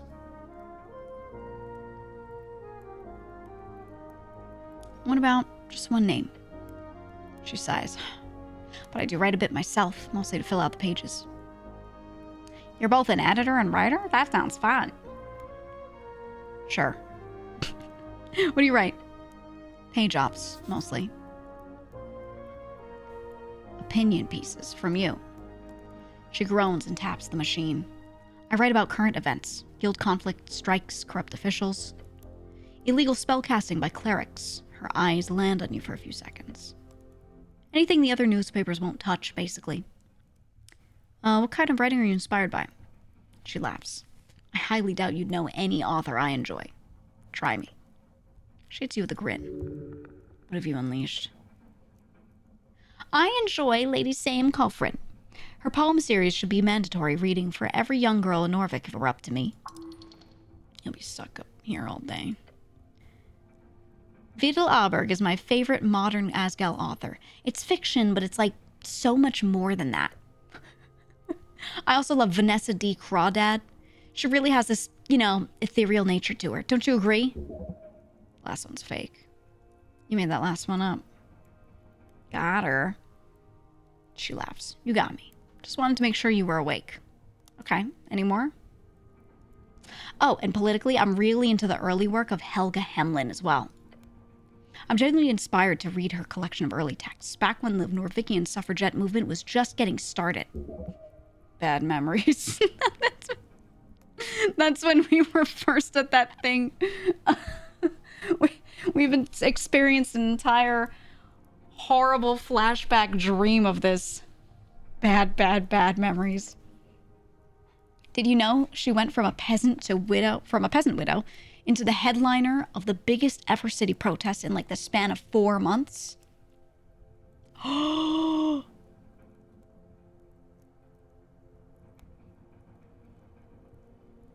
Is this our mom? Oh my god. Oh, we have to tell her. Yeah, mom worked a lot back then. She's probably the most... The girl stops and gives you a confounded look. I mean, she works a lot these days, too. Her eyes widen. Your mom is Helga Hemlin? Look around nervously. What are you yelling about? Modissa looks over to the dwarf. His name is Ragnar Hemlin. Yeah, Ragnar Hemlin. The cleric just claimed that his mom is Helga Hemlin. The human suffragette. Yeah. The other dwarfs start to mumble. Wait. You're not kidding, cleric? It's just my mom. Holy shit. The goblin turns away and mutters. That explains so much. That's crazy. Like, what the hell's? Yeah, crazy. Anyway, I have some other questions. Oh, I've got some questions. I guess I could answer some questions. Okay, well, I barely know where to start. Like, how is she as a person? Is she working on anything new? What's up with the Pro City Forward in her latest collection? How much does she actually believe in his Gallian analysis? Was she voting in the election? Your companion appears equally invested in this conversation. What am I, a dispenser of answers to questions? That's your role. Come on, just answer. That's usually your line. As a person, she complains a lot, mostly about me moving out. You live with your mom? You live with your mom? Huh. She's never home, so it's like I have the place to myself anyhow. Oh, that's interesting. We had to tell Snell about this earlier, and we had, like, similar answers there. But I always imagined that she was, like, this self-made woman that really cared about people, you know? I'm not sure that's too correct. Wait, can I meet her? I'd love to do an interview. After the election, of course. I don't... It's settled. Once this is all settled, I'll make sure to look her up with your recommendation. Now, about that other stuff. I remember about her writing a novel. She doesn't talk much about her work with me. Oh, that's cool. I was hoping for another collection, I guess. She doesn't talk to me a lot at all. Oh, well, she must be busy. There's books on his Gallian analysis in her library. Really? That's so cool. I mean, it's pretty obvious she's into historical materialism if you just read between the lines on her last columns in the post. Okay. Oh, we're gonna drop this bomb on her. I think she's voting for the Party of Norvik. What? Why? You must be mistaken. I saw her voting card the other day. It had the P-O-N crossed in. No way. But she's literally worked against the old guard of the Nationalists for her entire career? Very publicly. Why would she... Could say, guess mom's a bit of a fascist, or who knows, or she has a lot of friends in the current government. How do you think I landed a gig as a cleric? I'm gonna tell her that one. She has a lot of friends in the current government. How do you think I landed a gig as a cleric? That's shocking. Huh. Still not sure I believe you, even. Okay, that's enough. That's enough. Okay, we're going back to my questions. Is there anything I can do to be of assistance? She looks you up and down. You really want to help? Not really, just being polite. Okay? I'll go back to playing city guard. Okay, what if I say yes? Okay then. Ooh! I do have a quest for you if you're up for it. Stare at her and breathe loudly. It's more of a task, really, like a fetch quest. Oh. Look, I've got a massive final printout before Election Day. It's going to be our best edition yet.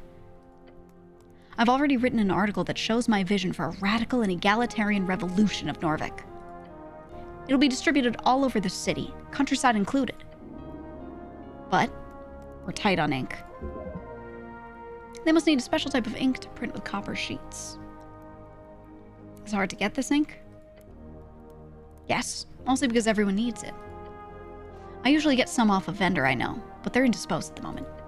Election stuff, you know? Why is she lying about this vendor?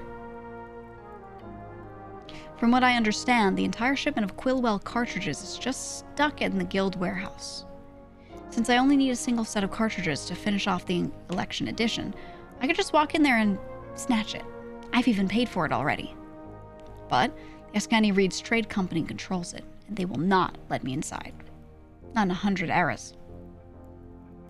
Oh, why? Why won't they let you inside? Free striders? They wouldn't let a non-affiliated merchant inside in normal cases. But me being a known Asgal youth member, I'm not sure I'm getting inside.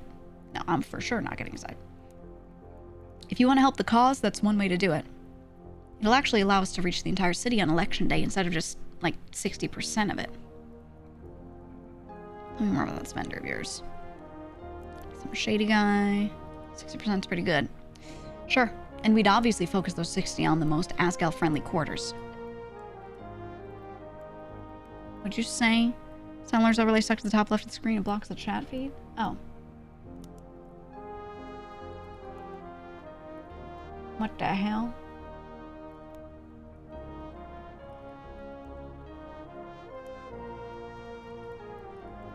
There we go. Well, try gaining access to the warehouse then. Good luck. It's down on Water Lane, right next to the Ascani Reed's Trading Company.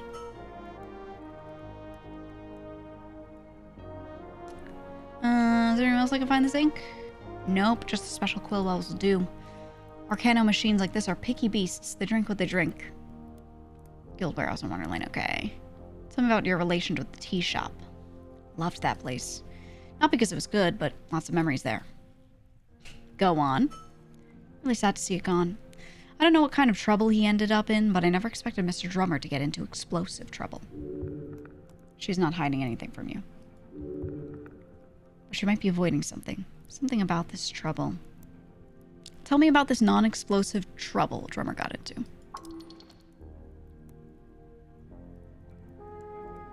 Her body twitches. She looks to Alphos. It's a point of contention. Rumors, really. Uh-oh. There's a little trouble between them and the owner, huh? Maybe we shouldn't have unblocked chat if they're gonna make these jokes. If you keep being like this, I'm gonna turn the chat off. You guys better behave. Go on. Mr. Drummer might have had some type of deal with someone. He had people come and go at strange times. So we could only book the shop for our meetings at specific times. Look, I didn't notice anything that weird. It was just the HWBT, she says, and glances at your companion. Or the Free Striders? Maybe he had a deal or something. But that's rumors, nothing else. Nothing else? Not really. He just served tea and made that clacking sound. Alphas might know more.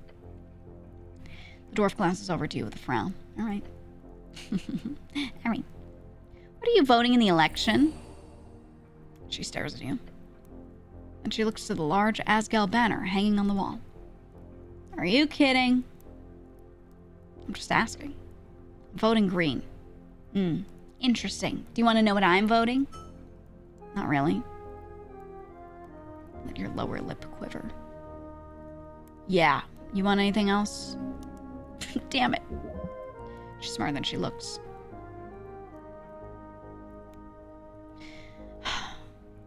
Yeah. Sure, whatever.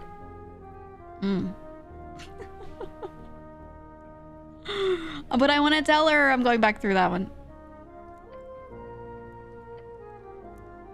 I'll say, oh. But can't you ask me what I'm voting for just for fun? No, anything else? I have some questions about you. You hear her let out a deep sigh along with a dwarven word. Orca. Wow. How worldly of her to say words in a language that is not her own. That she probably only speaks because she spent her whole life with these dudes. But then when she pulls it out in front of people who don't know her, they're going to be like, why do you know that? It's just questions. Right, get on with it. Why don't you name yourself in the paper? It's an illegal paper, cleric. Been there, done there, and so on. What? It's... She looks at you for a second, then shrugs. Been there, done there. What made you join the Asgal youth? Lots of things. I read Asgal, for one. Some great works of political literature. I also saw the socio-economic imbalance in Norvigian society growing up and felt like I had to do something about it, you know? Oh, I found a great mentor in Myron. Myron? Yeah. She was the founder of the Youth Asgals. She taught me a ton. It's our ex-girlfriend. Oh, I've heard about her. Real troublemaker. Trouble is just another word for change. Suppose that's true. Myron. That was a long time ago. Where are you from? Grew up in housing like everyone else, it seems. This is what a main character's like in real life. Yeah. Though my parents fled Reeds before I was born. The so-called revolution was a hard time for them. She looks a bit sad and wanting to change the subject. What about you? None of your business, girl. I grew up in the hills. You're a farm boy? Guess I could see that, as long as you vote green. I should get that massive printer. Hand me down. She gives you a grin. I won't tell you any more than that. Copper. Alright, no more personal questions? Sure. She gives you a confounded, frankly disgusted look. That's all for now. Thank you, citizen. The bathroom. Visual propaganda. Simmy and the boys. Oh! I cannot read this. I cannot read any of it. These runes. I cannot read it. Hey. The dwarf mutters his greeting with the impact of a growing flower. You and me should be friends. Okay. That was easy. If only everyone was this agreeable. Wait. Both of these choices are so funny. Like I say, did I say friends? I meant more like a master-slave type dynamic, or give him a fist bump. Well, I am trying to go like the Arcanist route. I want to see what he says. Did I say friends? I meant more like a master-slave type dynamic. He frowns. The first frown in his life. No, I don't like that. Too bad. You've already agreed to it. No, I have not. Yeah. He looks around and he nods. You confused him. You're running goddamn circles around him. Sure fit a lot of dwarves into this tiny apartment. Yeah, it's a lot. Should only be 5 or so? How many are here now? He looks around and taps his fingers to count. Beta fem sex. Don't say that. Yeah, maybe a few too many right now. But it's just until the election, so it's fine. Is it really okay to keep it this cramped? The machine is a bit much, but printing is important to win the election. So it's worth it. You hear the tone of his voice adding on a "I hope" at the end. What do you know about the tea shop? Nothing really. He grunts and gestures toward Alphos. Ask the foreman. Hey, Alphos! Simi says you know something incriminating about the tea shop! No! I did not, foreman. Yeah, he did. Simi's a snitch. What are you yelling about? Stop messing about. Alphos sure is a bit sensitive, isn't he? Oh, wink at Simi. No, he's not. He nods. He nods nervously. What are you voting in the election? Election? Workers' Party. Interesting choice. Why? I work for them. That's a mediocre reason. Oh. You're not gonna ask me what I'm voting for? He looks at you for a long while. His rocky, endless wasteland of a face does not move an inch. Then he opens his mouth and mutters out, okay. I'm voting for myself because I'm a great wizard and I should be in charge. Okay. That's all for now. Thank you, citizen.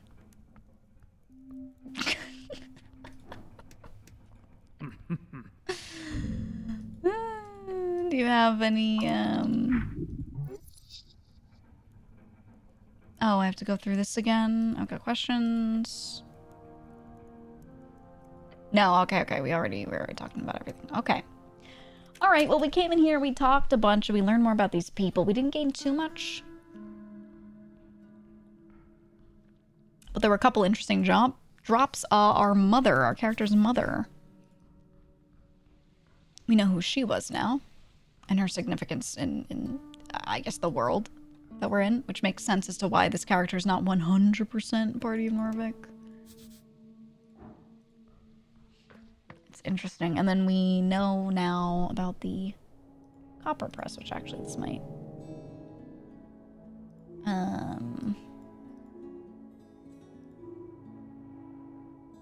Oh, I have to pick up my book. No, not until it's dark.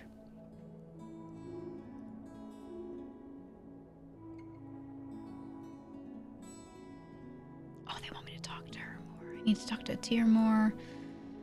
Learned a little about the Birdman, but not too much. We still need to find Frank, son of Frank.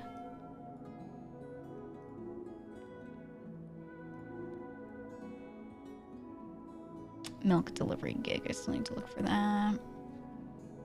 Okay, and then we were just... This is the one we were mainly progressing. The Copper Press Fever quest. So we know who is the editor and who... and where the press is. And Modissa needs more ink. Quillwell cartridges are inside the Guild warehouse on Water Lane, which is where we are right now. And that's what I need to find.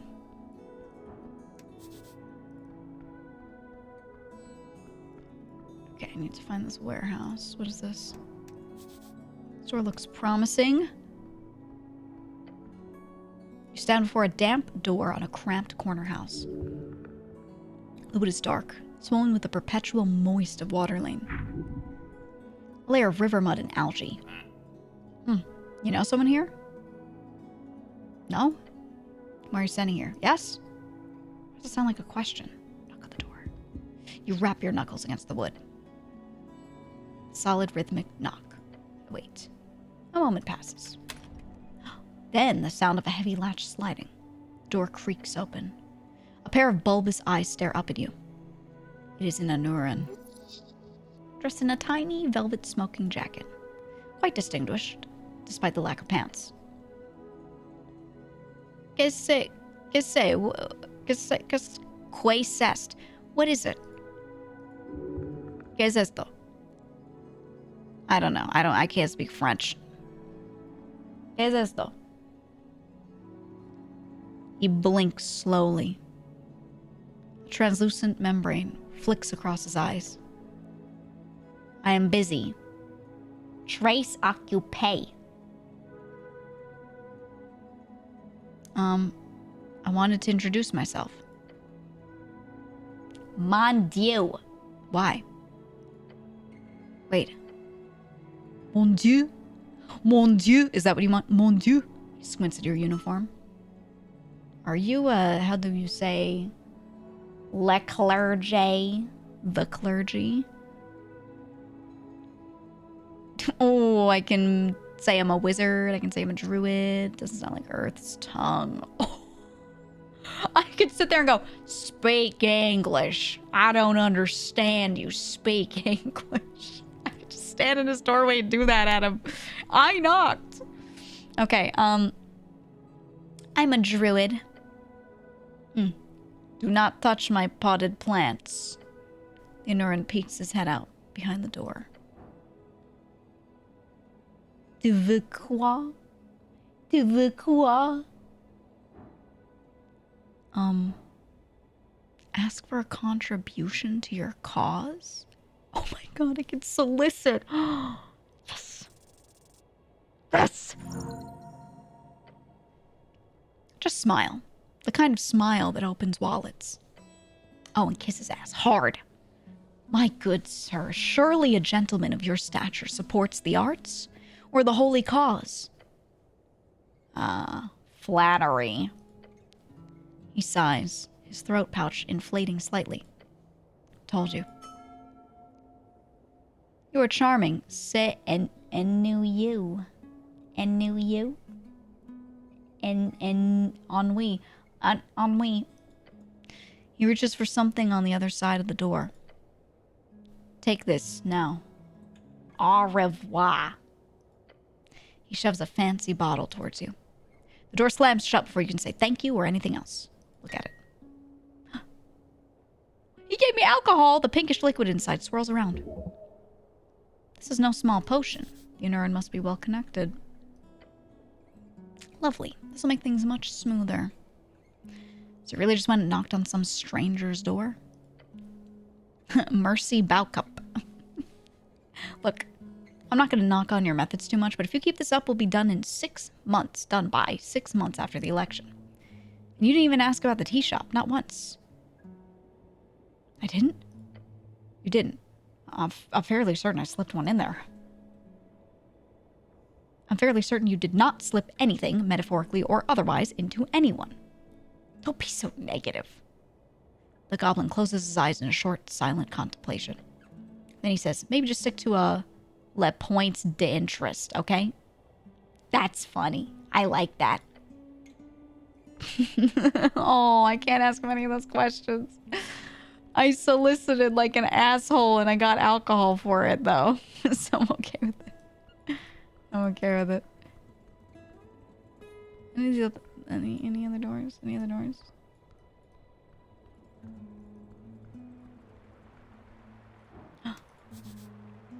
Statue of Earth. Oh, it's a little shrine. And yes, this little figurine does still count as a shrine. Shouldn't I move it? It's like in the middle of the road. No. It has chosen its path. What? A figure of Earth. This is a makeshift shrine, meant to stand exactly where it is and where it might go. Ready to serve whoever needs him the most. You wish you were a man capable of something similar. God, what other gods are there? Many, you know a few. Earth, Father of Norvik. Askel Ashmask. Tokig the Gambler. That's the goblin one. Lady Fair.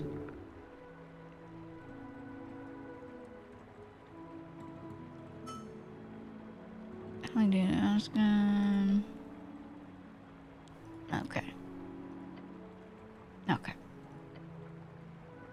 Pray. Staring at the chiseled monument, you focus your mind. Take a deep breath and begin your prayer. And tranquility. Oh, contemplate women. There's so much I can contemplate. It'll spend time, so I don't want to do too much. Contemplate milk. No. Come on, contemplate milk. Fine. It comes from a cow. You like it. Many do not. Now contemplate something else. Contemplate a tear, a woman, a warrior, a divine creature. She is here for no other reason than her own broken ways. Listen to her and you will be rewarded, if you so wish to carry her blessing. Okay. Contemplate your class. Identity is not easy. It's everything from faction to home life to street. What you choose might be a first step. Choose wisely. Contemplate women. They exist. They prosper. You will not have one, for they are not yours to have. Though there might be some who fancy you, if you show yourself to be a good man. Or bad, if you want the baddies. I hate him so much. Because this is all his own thoughts as he's praying, you know what I mean? Like, he's just being introspective. This all comes from his own mind. Oh, he's so good. Contemplate druidism. The Undercoast Elf is a good woman. She holds many natural friends in this unnatural place. If you wish to seek the green path, then be nice to her and her friends. Perhaps one day you will join her. Contemplate the Lich House. They do not tell you the whole truth. And there are deals in the background you are not privy to. Tread carefully around the Pale Man and his 4 helpers. 4 helpers. I don't know if do we know all 4 of the helpers? Do I have all of those? Contemplate the missing Paladin Gorm. He was last seen here on Tolstad. Many know of him. If you find him, you will surely be rewarded. Okay. That's good. The others I kind of feel like I know enough about. Let's see if we can get another door. The baddies. Do you know one of the main writers for this game? He streams on Twitch. He's written for a few other shows and stuff like that's just his work as a writer. Because this is a single dev game, but he's like contracted some people in to help with other non-dev stuff, like artists, all that. Yeah, one of the writers streams on Twitch. I don't remember his name. I have to find it. Okay, AR Trading Company. I think this might be the warehouse. Or related. A framed article titled Octavio Dorelius, Hero of Waterlane.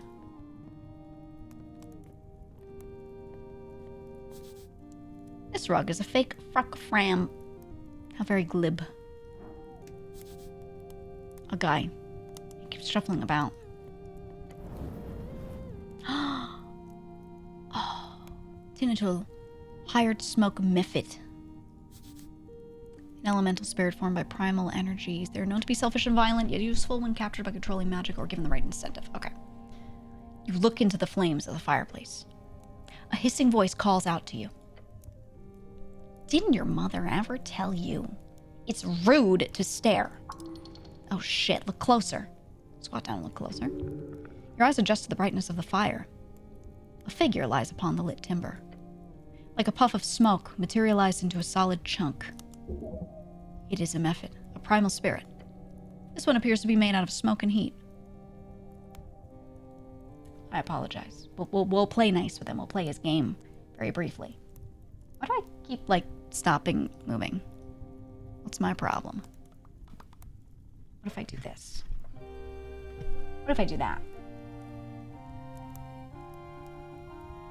That's better.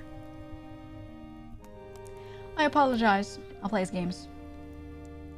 Good. You know your place. I'm Tinatul. Terrible to meet you. Keep staring. Stop looking at me like that. It looks back and forth between you and Snell.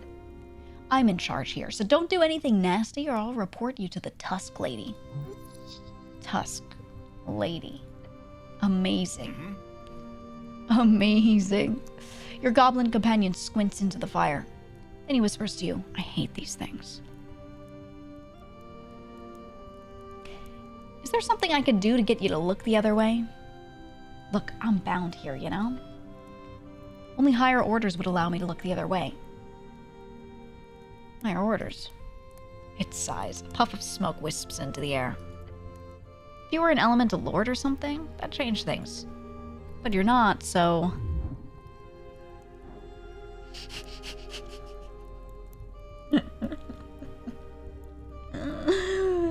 Alright, DC 12. Prove that you're a worthy elemental lord by sticking your hand in the fire. Advantage because I use druid craft. Check this out.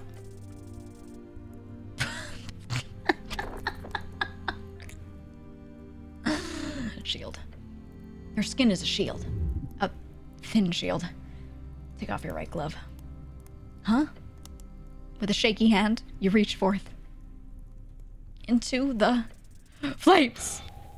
Scream and reach back. Oh! The intense pain of searing flames makes it impossible to hold it in the fire. You see the smoke creature cackling wildly, rolling around on the timber. Holy hells, aren't you just absolutely insane? What'd you think was gonna happen, idiot? Grit your teeth. You're hilarious.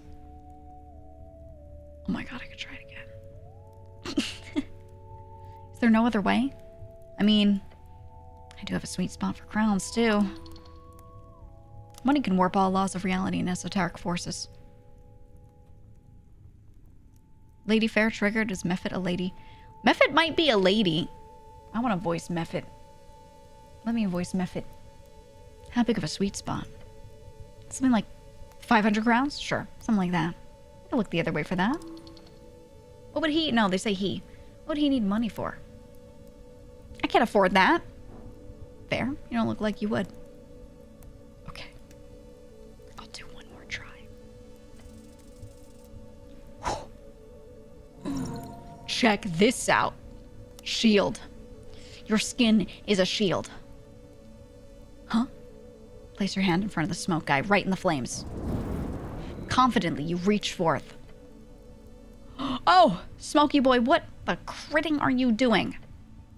With your second hand, you cast Druidcraft, causing the flame to wrap around your hand. Holy hells and bells and stuff, it exclaims and dances around your searing hand. It's not a lot, but you can sway the flames by tugging primal strings. Godspeed, damn, dude. This is enough. Slowly remove your damaged hand from the fire.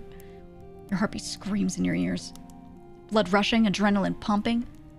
Beyond your body, the smoke creature laughs wildly. So I like this, that since we took Druidcraft and did the thing with the lady, now we have all these options. You're awesome. Fuck it. I guess you are an elemental lord. I'll look the other way. You go ahead and do whatever you want, boss. You hear him cackling as he rolls over and stares into the wall. So you're like a guardian to this place, or what? Something like that. I'm only obliged to attack you if you actually steal something. Oh, really? Test the little guy. You should push. Grab a piece of wood splinter off the ground. Like this? The little guy gives you smoky expression. No, and don't test me. Keep pushing. Can you give me some examples? I guess an example. It leans back in the flames and mutters in a language you don't understand. It leans out of the fireplace and gestures toward the mirror in the corner. For example, if you try to open the safe for something, then I'd have to attack you for real. Look at the mirror, then back to the method. Wait, shit, I'm not supposed to say that. Can you, forget I said it? Or, he rolls around a bit on the flames, swearing to himself. Physically frustrated. It snaps its little claw-like fingers, then turns back to you while laughing. You fell for it. You see, I was merely kidding. Of course there's no safe in the wall behind that mirror. That would be ridiculous if I just blurted that out. Okay. The creature looks around. Okay. Okay, that's it for now. Bye, spirit. Alright, he did say he looked the other way.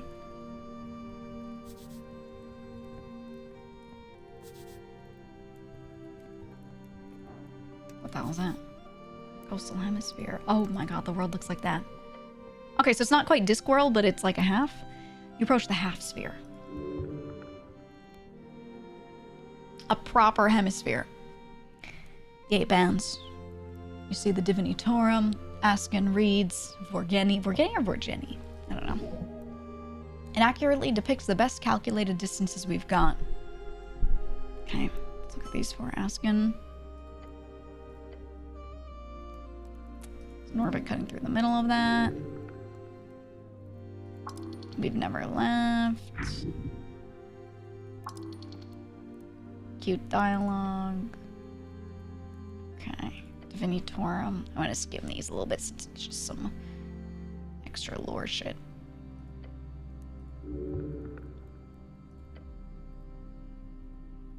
Golden Horde is still there. That's where all the divine stuff happened. Reads. Magocracies. Okay.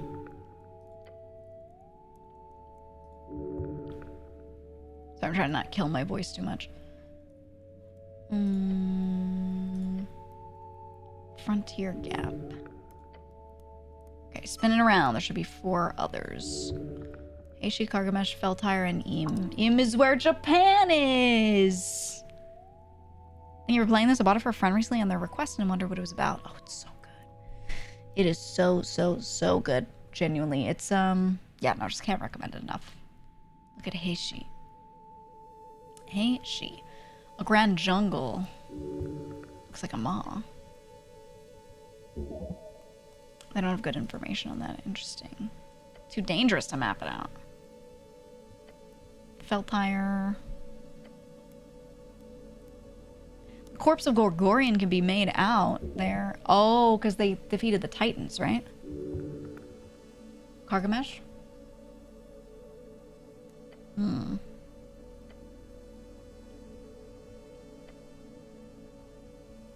they're underground ravines. Exotic land, wondrous. Okay, Im, this is where Japan is. Walled band. Large portions of the map are blank. Okay. This is what I'm most interested in. Look at your... Because this is... You see how it's like green on the bottom here and then blue up top? So it looks like if you draw a line from the center out to the edge, that's how you get the bands. So in each band, it's split into 8. That's each land, quote unquote.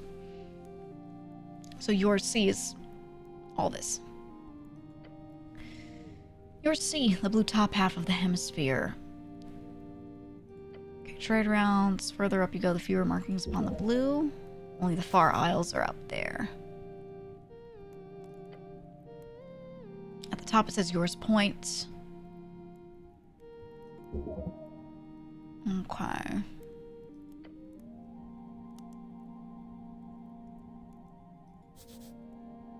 Okay. Why is it a hemisphere again? It's not always depicted this way. If you look across the moon, you can see... The moon? The moon? The room. You can see a full globe version as well. However, the scholarly modern depicting of the world is indeed a hemisphere purely for practical reasons. Travel across the deeper parts of your sea can be done via arcs across the ocean, while travel across land, of the sort that in any way approaches the endless wastes, will likely result in getting lost in long marches. This is quite easy to understand. Spin it back. Okay. Okay, we got a little lore dumping, a little lore dropping. We have this lady here again. Oh, no, don't steal it. Look at it. A spell scroll with a note on it for emergencies. Okay. I am beholding you for a perfect roll. Oh, we got one.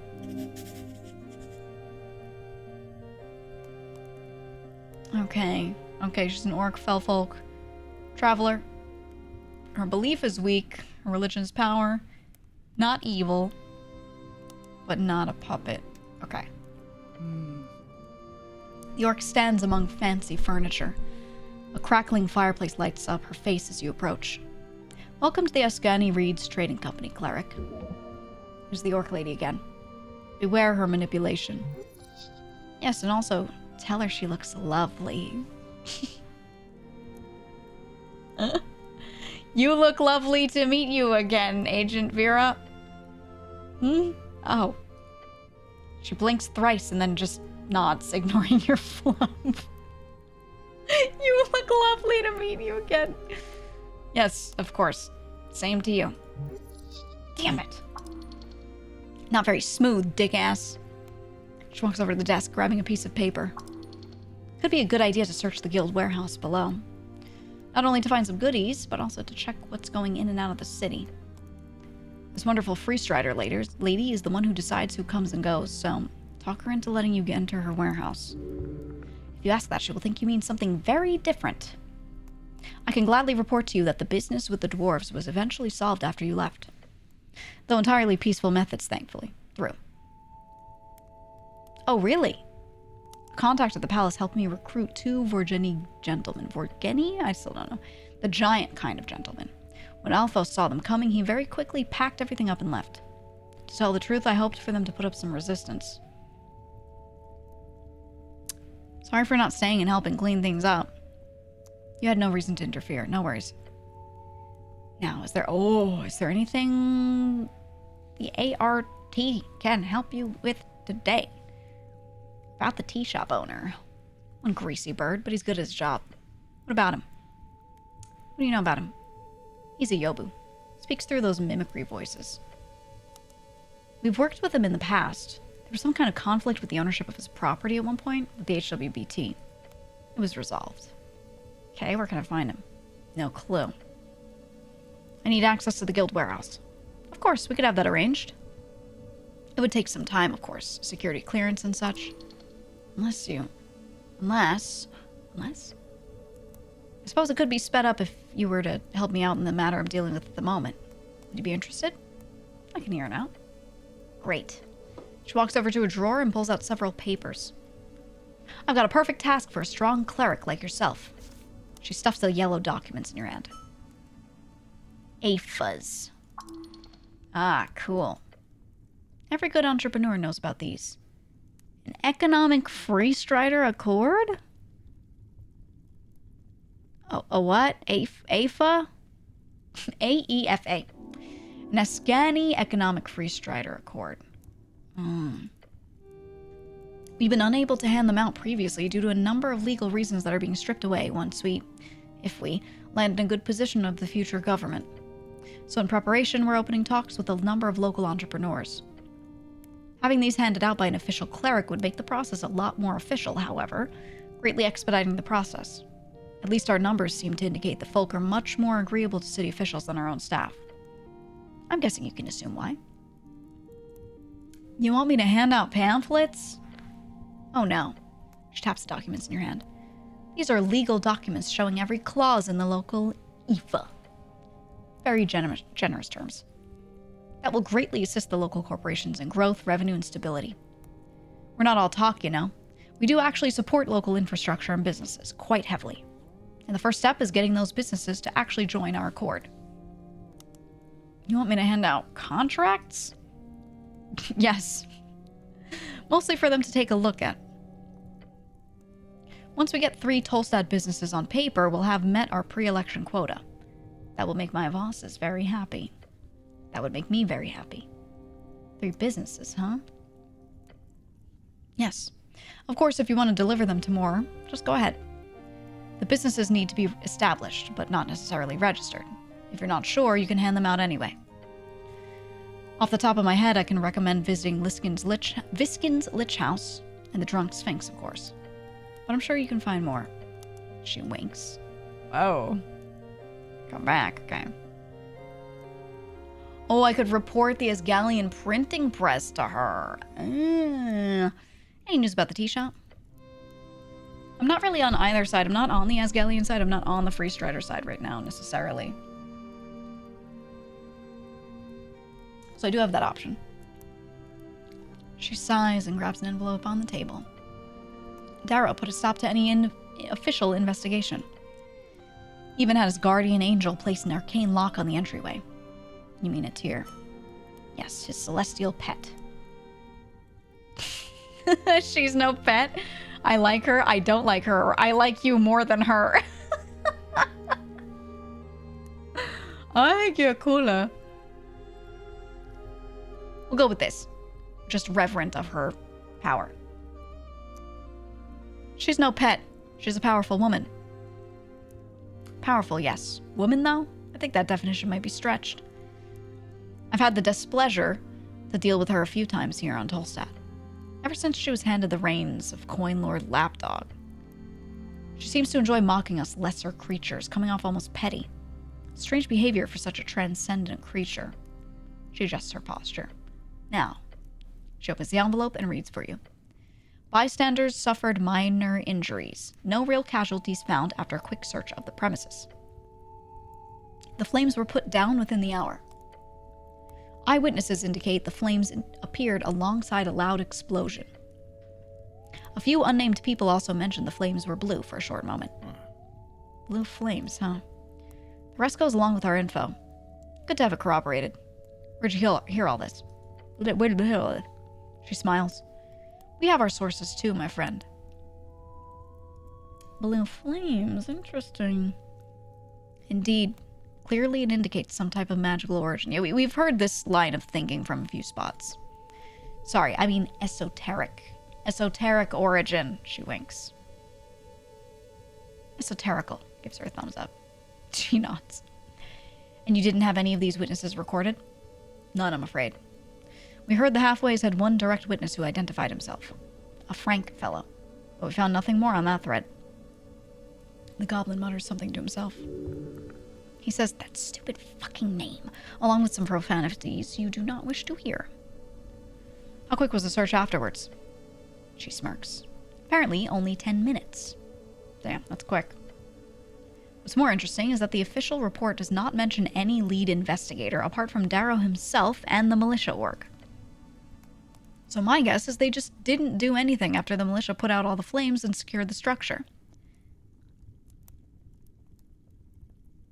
I'm a neutral observer here, so I don't have an opinion. If the Coin Lord ordered it, it is just. Yes, of course. Darrow is infallible. Goblin scoffs. Okay. me more about the Free Striders? You want to know more about the Free Striders? Just in general? Yes, please fill me up on knowledge. Okay then, go ahead and ask. Alright, ideology. Good question. You want the long answer or short? 3 words or less. Oh, gosh, okay. I'll say... You've already said 3 words. You've chosen to describe Free Striderism with "oh God's okay." Size. Okay. We'll say short.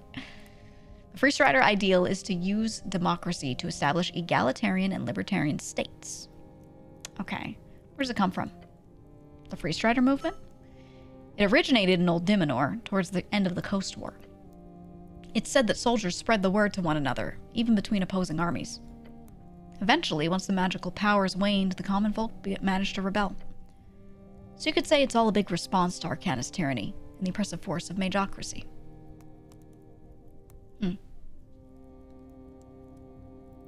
Sounds like tyranny replaces tyranny. Ooh.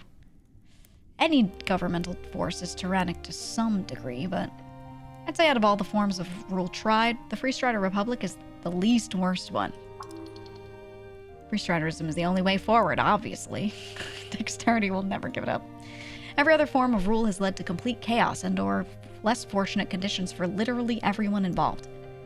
The Region Dream is possible. It's coming. It's here. I don't like the Free Striders.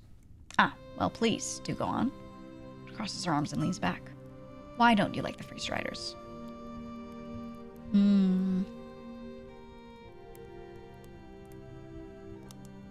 Because they're in the way of me becoming immortal dictator / wizard king of Norvik. I see. You operate strictly along Arcanist party lines. Didn't expect that. Very interesting position. I will not argue against you. She shuts you down without debate, as any small-minded person would. I like the Free Striders. Same. I like how we used to just say both. I think the Free Strider movement really speaks to my personal principles, you know? I think it's very important to stand by your principles, especially when things get difficult. That is not something for you. A powerful woman should rule you.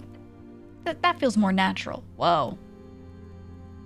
I don't have any principles. If a powerful woman disagrees with me, I change my mind instantly. Or, yes, I always stand by my love of the Free Striders. Oh, God. I think we should just pick this. I don't have any principles. If a powerful woman disagrees with me, I change my mind instantly. Oh. You disappoint her. No! Maybe you should get some principles then.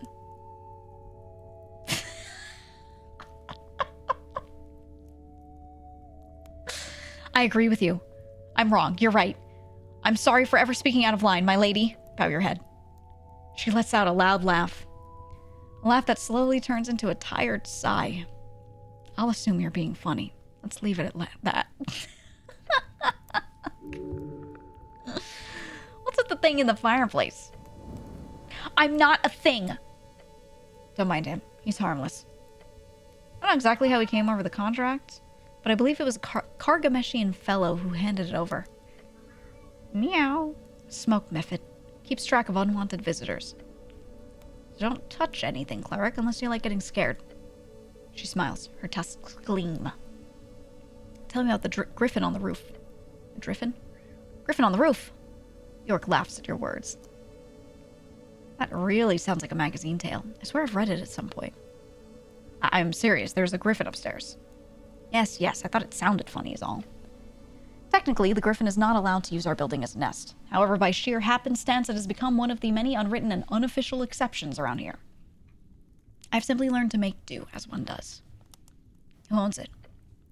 One of our temporary guests. A high-ranking member of the Free Striders come to visit for the election. One of those types. Just sleeps here all day? For now, I've heard that he'll... For now. I'm like reading this like it's a comma. I've heard he'll be heading out after the election. Can't wait. Is it annoying to deal with? Yes. Though the real answer to that involved describing griffin droppings, and I'd prefer to keep away from that. Can I fly on it? I'd recommend not, entirely for the sake of your own health. Unless you've got somewhere to fly off, too. Damn it. I don't. If I did, I'd totally try it. Somehow I can imagine. Vera's avoiding answering many things about this creature. For one, because she does not wish to think about it. For second, because she's not allowed to say anything about its owner. Yeah? Are you meowing at the closet door? I'm not letting you in the closet door. How dare I close that door? Okay. I want to know more about you. My favorite topic. Should I ask her? Ask about her past so you can manipulate her. Whoa. Whoa. Okay. Can anyone describe this game without saying it's a disco-like game since I've never played Disco Elysium? Okay. Funny Discworld or Pratchett writing-esque game. It's not like D&D. Don't say it's like D&D. It is not. It is not. No. It just lets you roll dice, which is any chance-based anything, which is common in video games. And it has... The voices in your head are named after your stats, and they are your senses in a way, but it's not like it doesn't have anything else that makes it like D&D, really. In that. And there is a storyline, a campaign that you're playing through, but you don't have complete free will. You're still within a video game. So that's why I wouldn't say it's like playing D&D. This is as a person who's played D&D for a billion years. There's no DM to adapt to you, you know what I mean? So like it has a lot of nods to it, but you're still confined within a game, right? Okay, I would say witty writing, some dry humor. You go around and talk to a lot of people. There's some element of mystery, a lot of decision making, and it feels like you're playing a CRPG. It's like Divinity 2 if it were all text-based, but a little funnier. Not that Divinity 2 isn't funny. I mean, my cat's trying to climb into my lap. Do I let him? I'm trying to let him. Nope, he's decided to turn. Okay. Okay, whom do you wear? Oh, this old rag? This outfit is an AR import. Originally designed by Fruck Fram, I hear. Although these are obviously just factory knockoffs. Reliable, though. It's awfully empty here. Do you have any colleagues? Certainly. I'm only second in command here on Tolstad. First is Agent Dorelius. He's currently off securing votes with the Tolstad guilds, leaving me here alone to helm the ship. Her expression changes, hardens. She doesn't like this guy one bit. Who is this Dorelius? Octavio Pompous Dorelius, my wonderful superior. Her words drip with acid. Long name. You need to compete with this guy, clearly. Just one colleague? No. Him and his horde of interns. Horrific practice. Should be illegal to not pay your employees like that. Well, not a horde per se. Or like 3 to 4 people in rotation. He likes them young and stupid. I got a feeling you don't like this fellow. Picked up on that, did you? She gives you a light laugh. He's a bit of a dick. The type to talk circles around with whatever buzzwords he's been taught to use instead of practical language. The type who, in an attempt to sound professional, ends up turning into an archdevil of the deepest hell. You could spend an hour in a meeting with him and go mad as he walks around facts and direct solutions in favor of whatever makes him look more superficially intelligent. She sighs. But if things go well, after the election, he might be up for a promotion. That'd leave me as first in command. Aww. Sounds like Tolstad would be better with you in charge. Thank you, cleric. How kind of you to say. The orc gives you a wry smile. I agree. Hey, lucky. Okay, he's keeping his butt on the desk, but he's putting the front of his body on me. Okay. What does securing votes mean in this context? Can't say. Industry secrets, you know. She winks. She winks a lot, this one. We gotta get the questions first before we do this. We gotta know her. What is your favorite color? Red. Like blood. She gives you a sinister smile. It's very charming. What's your mother's maiden name? Why do you ask? I'm interested in you. Oh, right. She's trying to ignore your awkward comment. I did not know my mother. I was born into a fell-tired JT, a Jurium tribe, where children are raised collectively. We made scissors. It's my special blood talent, my fate, as it were. Didn't like it in the factory, so I left to Blood City Bay. I joined a war band. A few, actually. Learned to be smart. Eventually ended up in raids where my true talents were recognized. Scissors? Orcs are the original factory workers. Ah. Whoa. Hold on. Actually, we'll let her continue. We'll be nice. The revolution was already strong when I joined. So once I'd realized I'd missed all the real action, I ended up taking a job to spread the word. I spent a season in Virginia at first, but I never clicked with the locals. So, Norvik it was. And now I'm here. She bows her head in a formal fashion. Anything else you wanted to ask? How strong are you? Strong enough. She smirks. Whoa. What exactly do you do for the ARTC? I make sure the flow of goods remains efficient and uninterrupted by local shenanigans. I also represent the organization as a member in the Free Strider Party as well, which makes it a lot more interesting. Okay, here it is, guys. It's time. Did I mention how I really appreciate your appearance? Attempt to flirt. Yes, we are having very wonderful weather today, I agree. Although it is quite difficult to see it down here on Water Lane because of the ceiling. The weather? You attempt to woo her and she's talking about the weather? You make her uncomfortable. Tell her. Tell her what you think. What you believe. Oh god, DC 15? All I got is +1. Or I decide to give up on this, or I say, yeah, the weather, and I abort.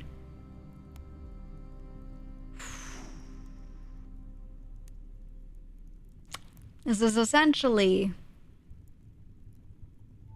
a 1/4 chance. This is like a 25% chance, but slightly more. Do I have any other charisma items I could put on? I think I have them on. I think I have them on. You know what? I'm just gonna hit it. Hit her with the perfect line. Oh, it's so cooked. You've got this. The perfect line is at the tip of your tongue? Not yet. Gotta swoon her first. What? What? Oh shit, she's looking at you. What about that perfect line? You got nothing, kid. Now say something. The orc gives you a polite smile. Shaking. Cleric, did you have any questions or... Don't lose it. Be cool. Blurt out. A date! A date! The orc crosses her arms and lifts her chin. This date, could you explain to me what exactly would your plans contain? No. I've never been on a date. Oh. Damn it. Her mouth sound hurts. Don't say that. That's the exact opposite thing she likes. Well, perhaps we can look into that at a later date. Later time then, cleric. If that's okay with you. Okay. She puts on a fake smile. So, I do have some work to do if you haven't got any more questions. None of the girls like me. Hey, can I have that spell scroll over there? Oh, that? Just a little something left behind by my superior during his latest visit. Don't touch it, please. That's all for now. Oh, man. Oh, God. Oh, my cat's sitting on my buttons, so I can't even...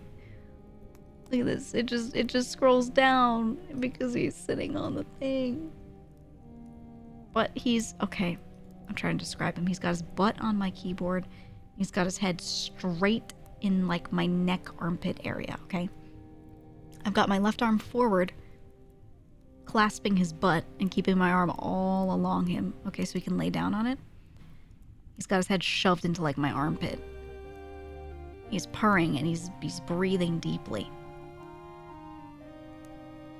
There's nowhere I could move him. Wait, let me see. Let me try. Or maybe I can slide this a little bit. Oh, okay, good boy. There you go. Okay. Oh, got it. Grants a minor charisma increase for a week? Oh my god, what? I should have drank this before I talked to a woman.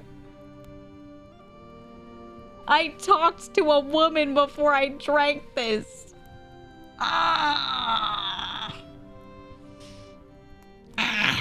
It's okay. It's okay, things happen. Things happen.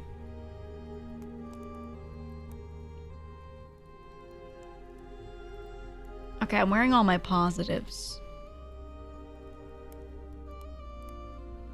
Yeah. Dex and wisdom, strength and int. I'll keep that because it makes my stuff not so bad. I should just drink this then, because the... grants a minor charisma increase for a week, but the game, like, ends around the election time, I think, right? Like, that's what they were kind of saying. So this is just a perma buff.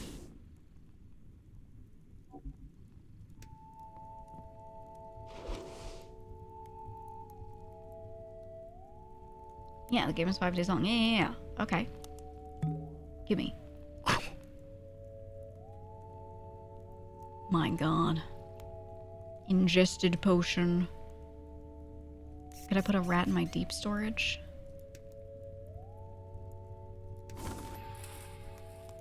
Oh, it's to put stuff away so you don't have to look at it ever again. I see. Okay, there's an archive. Am I allowed up here? The roof. Okay, this is where the griffin would be. Oh, this is the roof. Okay. Okay. We've been there.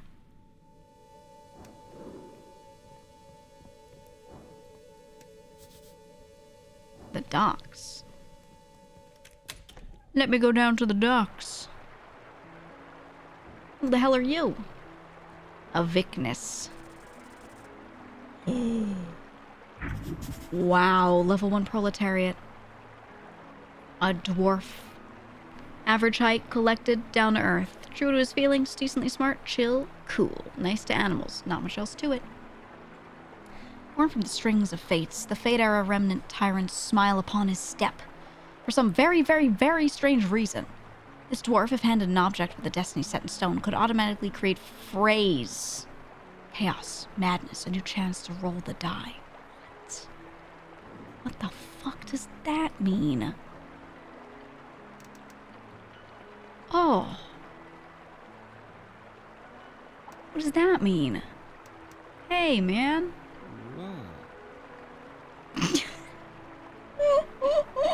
Hey, man. He's me. Hey. Along the docks, you see a bustling of humans and dwarves. Cargo moving about, among hard, salty waves hitting the pier. The grand port of Waterlane. You see only a glimpse of the dockyard from here. This is where the business happens. though this is the quiet side. Looking across the span, you see most ships are docked on the West Walk, or Water Lane West, or whatever they call it these days. On the edge behind the Free Strider HQ, a number of workers are hanging about, drinking and talking. One of them, a long-haired dwarf with droopy eyes, throws you a cool head nod. You look like a cleric. Hello, yes, I'm the cleric. I thought that'd be clear by now. By now. I've never met you before, man. It is pretty obvious. Alright. I mean, who else would dress like this? The goblin gestures toward you and your outfit. True, I guess. What's up? Nothing much. Work is over for some, starting for others. It's like a tidal wave hitting the shore, you know? Like a never-ending search for capital. What's your story? My story, man? Yeah, tell me.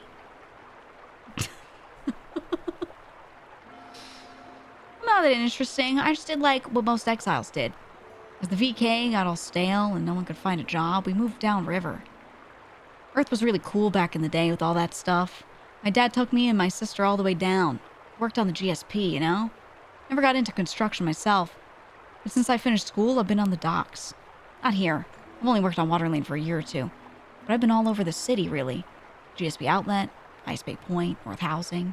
Had a gig with a factory on North Wall before the Bone Purge. Checks that. But they shut down once they took down the zombies. So yeah, not a huge fan of the Free Striders, but the AR pays well. Nice folks, too. Beyond that, I'm looking for a wife at the moment. Had my eyes on this gal who lived in the hills last year, but she liked my friend Yag more. I don't blame her. He's got a real nice mustache. Though it's getting hard saving up for a house these days. So I'm not sure if I'll ever afford the whole family life, you know? Maybe I should vote as Gallist. Ah, what a lovely story. Regular dwarven tale. This is not a hustler. Thanks for asking. Clerics don't usually act all nice and kindly, you know? He goes in for a fist bump. Do it. Bump his fist. Hells yeah.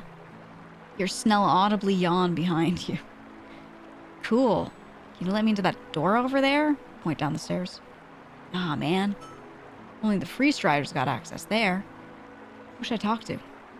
Aurelius, I guess. Or, no, wait. He's never here. That guy's supposed to be the managing officer, you know? Saphira's pretty cool, too. Pretty good, too. Saphira's the boss? Apparently. It's a bit messy now before the election, which is understandable, so I won't complain too much. Okay, cool. Oh, this is the warehouse door. Got it, got it. Okay. Hells yeah. Alright, not bad. I think we're able to just take this, but, like, she's looking. Which one was the mirror?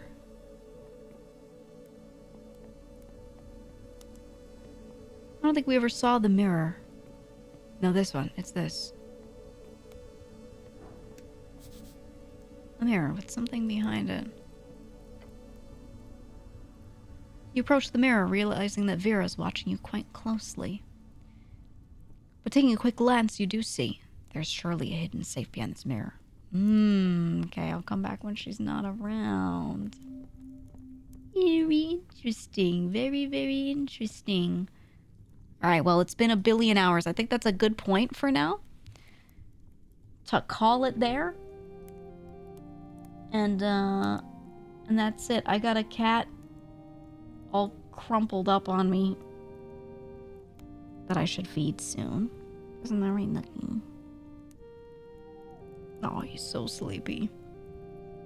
But I like this game. We gotta do more of this. I've been meaning to do this a little sooner, but I didn't get to, so I'm glad I got to today. Had some interesting choices today. Had some interesting lore dumps. Learned about a damn lich.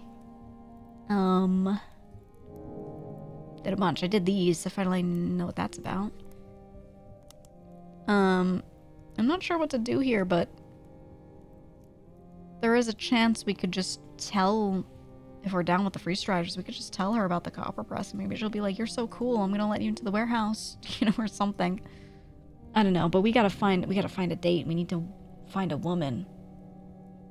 I'm gonna raid anyone? Probably. Maybe. What if I just stopped raiding people forever? You know, it's interesting to me. I've always been a part of, like, that culture, because VTubers always raid other people. Like, it's expected that you do, typically. I haven't really seen a VTuber, like, not raid people much. It's not super common. But other streamers, a lot of them don't raid every stream. They just do it if they feel like it sometimes, maybe, but a lot of them just stop stream. They just hit end. And raiding was always, like, a super optional thing. So I don't know where that came from, that VTubers, like, always raid each other, typically. Or not each other, but you know what I mean. Usually each other and then other people too. Right? I think it's maybe like old guard gaming streamers never used to raid a lot. Because raiding was born from hosting, which was a little different, kind of the same, kind of different. So I wonder if it's like, why? Because the VTuber community is younger. As in newer, right? And then, yeah, and then it's just more community oriented. So I don't know. I guess that's why it's like more expected. Not that you have to, not that people literally expect you to, but like if you don't, people will notice because they're so used to seeing it. You know what I mean? It was always a small streamer thing.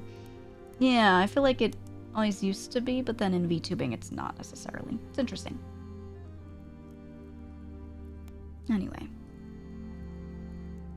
I think it's a bad thing that people raid. I don't think anyone's saying that.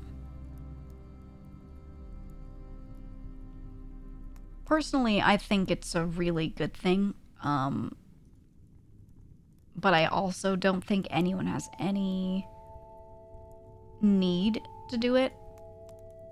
So if I see someone not raiding ever, I wouldn't think anything bad. You know, I would just be like, yeah, they did their stream. They're clocking out. They're hitting end. They're hitting the end button on OBS when they're done. That's fine. You know? But I feel like some folks might be like, you have to. Which is not the case. How about we raid? Let's do May. I see May. She's in just chatting, but she's moving around on the screen. I can't tell if she's in a game or not. I don't know what she's doing, but I do know that it's my 62-month sub anniversary that I get to share in her chat, which is fucking insane. 62 months, dude. Crazy. Anyway, go support May, a good friend of mine, one of my earliest friends in this community. Working on a lot of really, really, really cool shit. That she's been showing me, but not you guys. Haha. Because it's not ready to show to the public. But she's been working on a lot of really, really, really, really cool shit, so I've just been kind of supporting on the back end, you know? Being like, that's cool. I love that, or whatever. And I'm very excited for it, but I don't want to say anything to ruin it or accidentally say anything I shouldn't, so I will just say big things coming or something like that. She's working on cool stuff. That's all. That's all I will say. But yeah, very excited for her future plans, man. Very excited. Oh, my cat's purring now.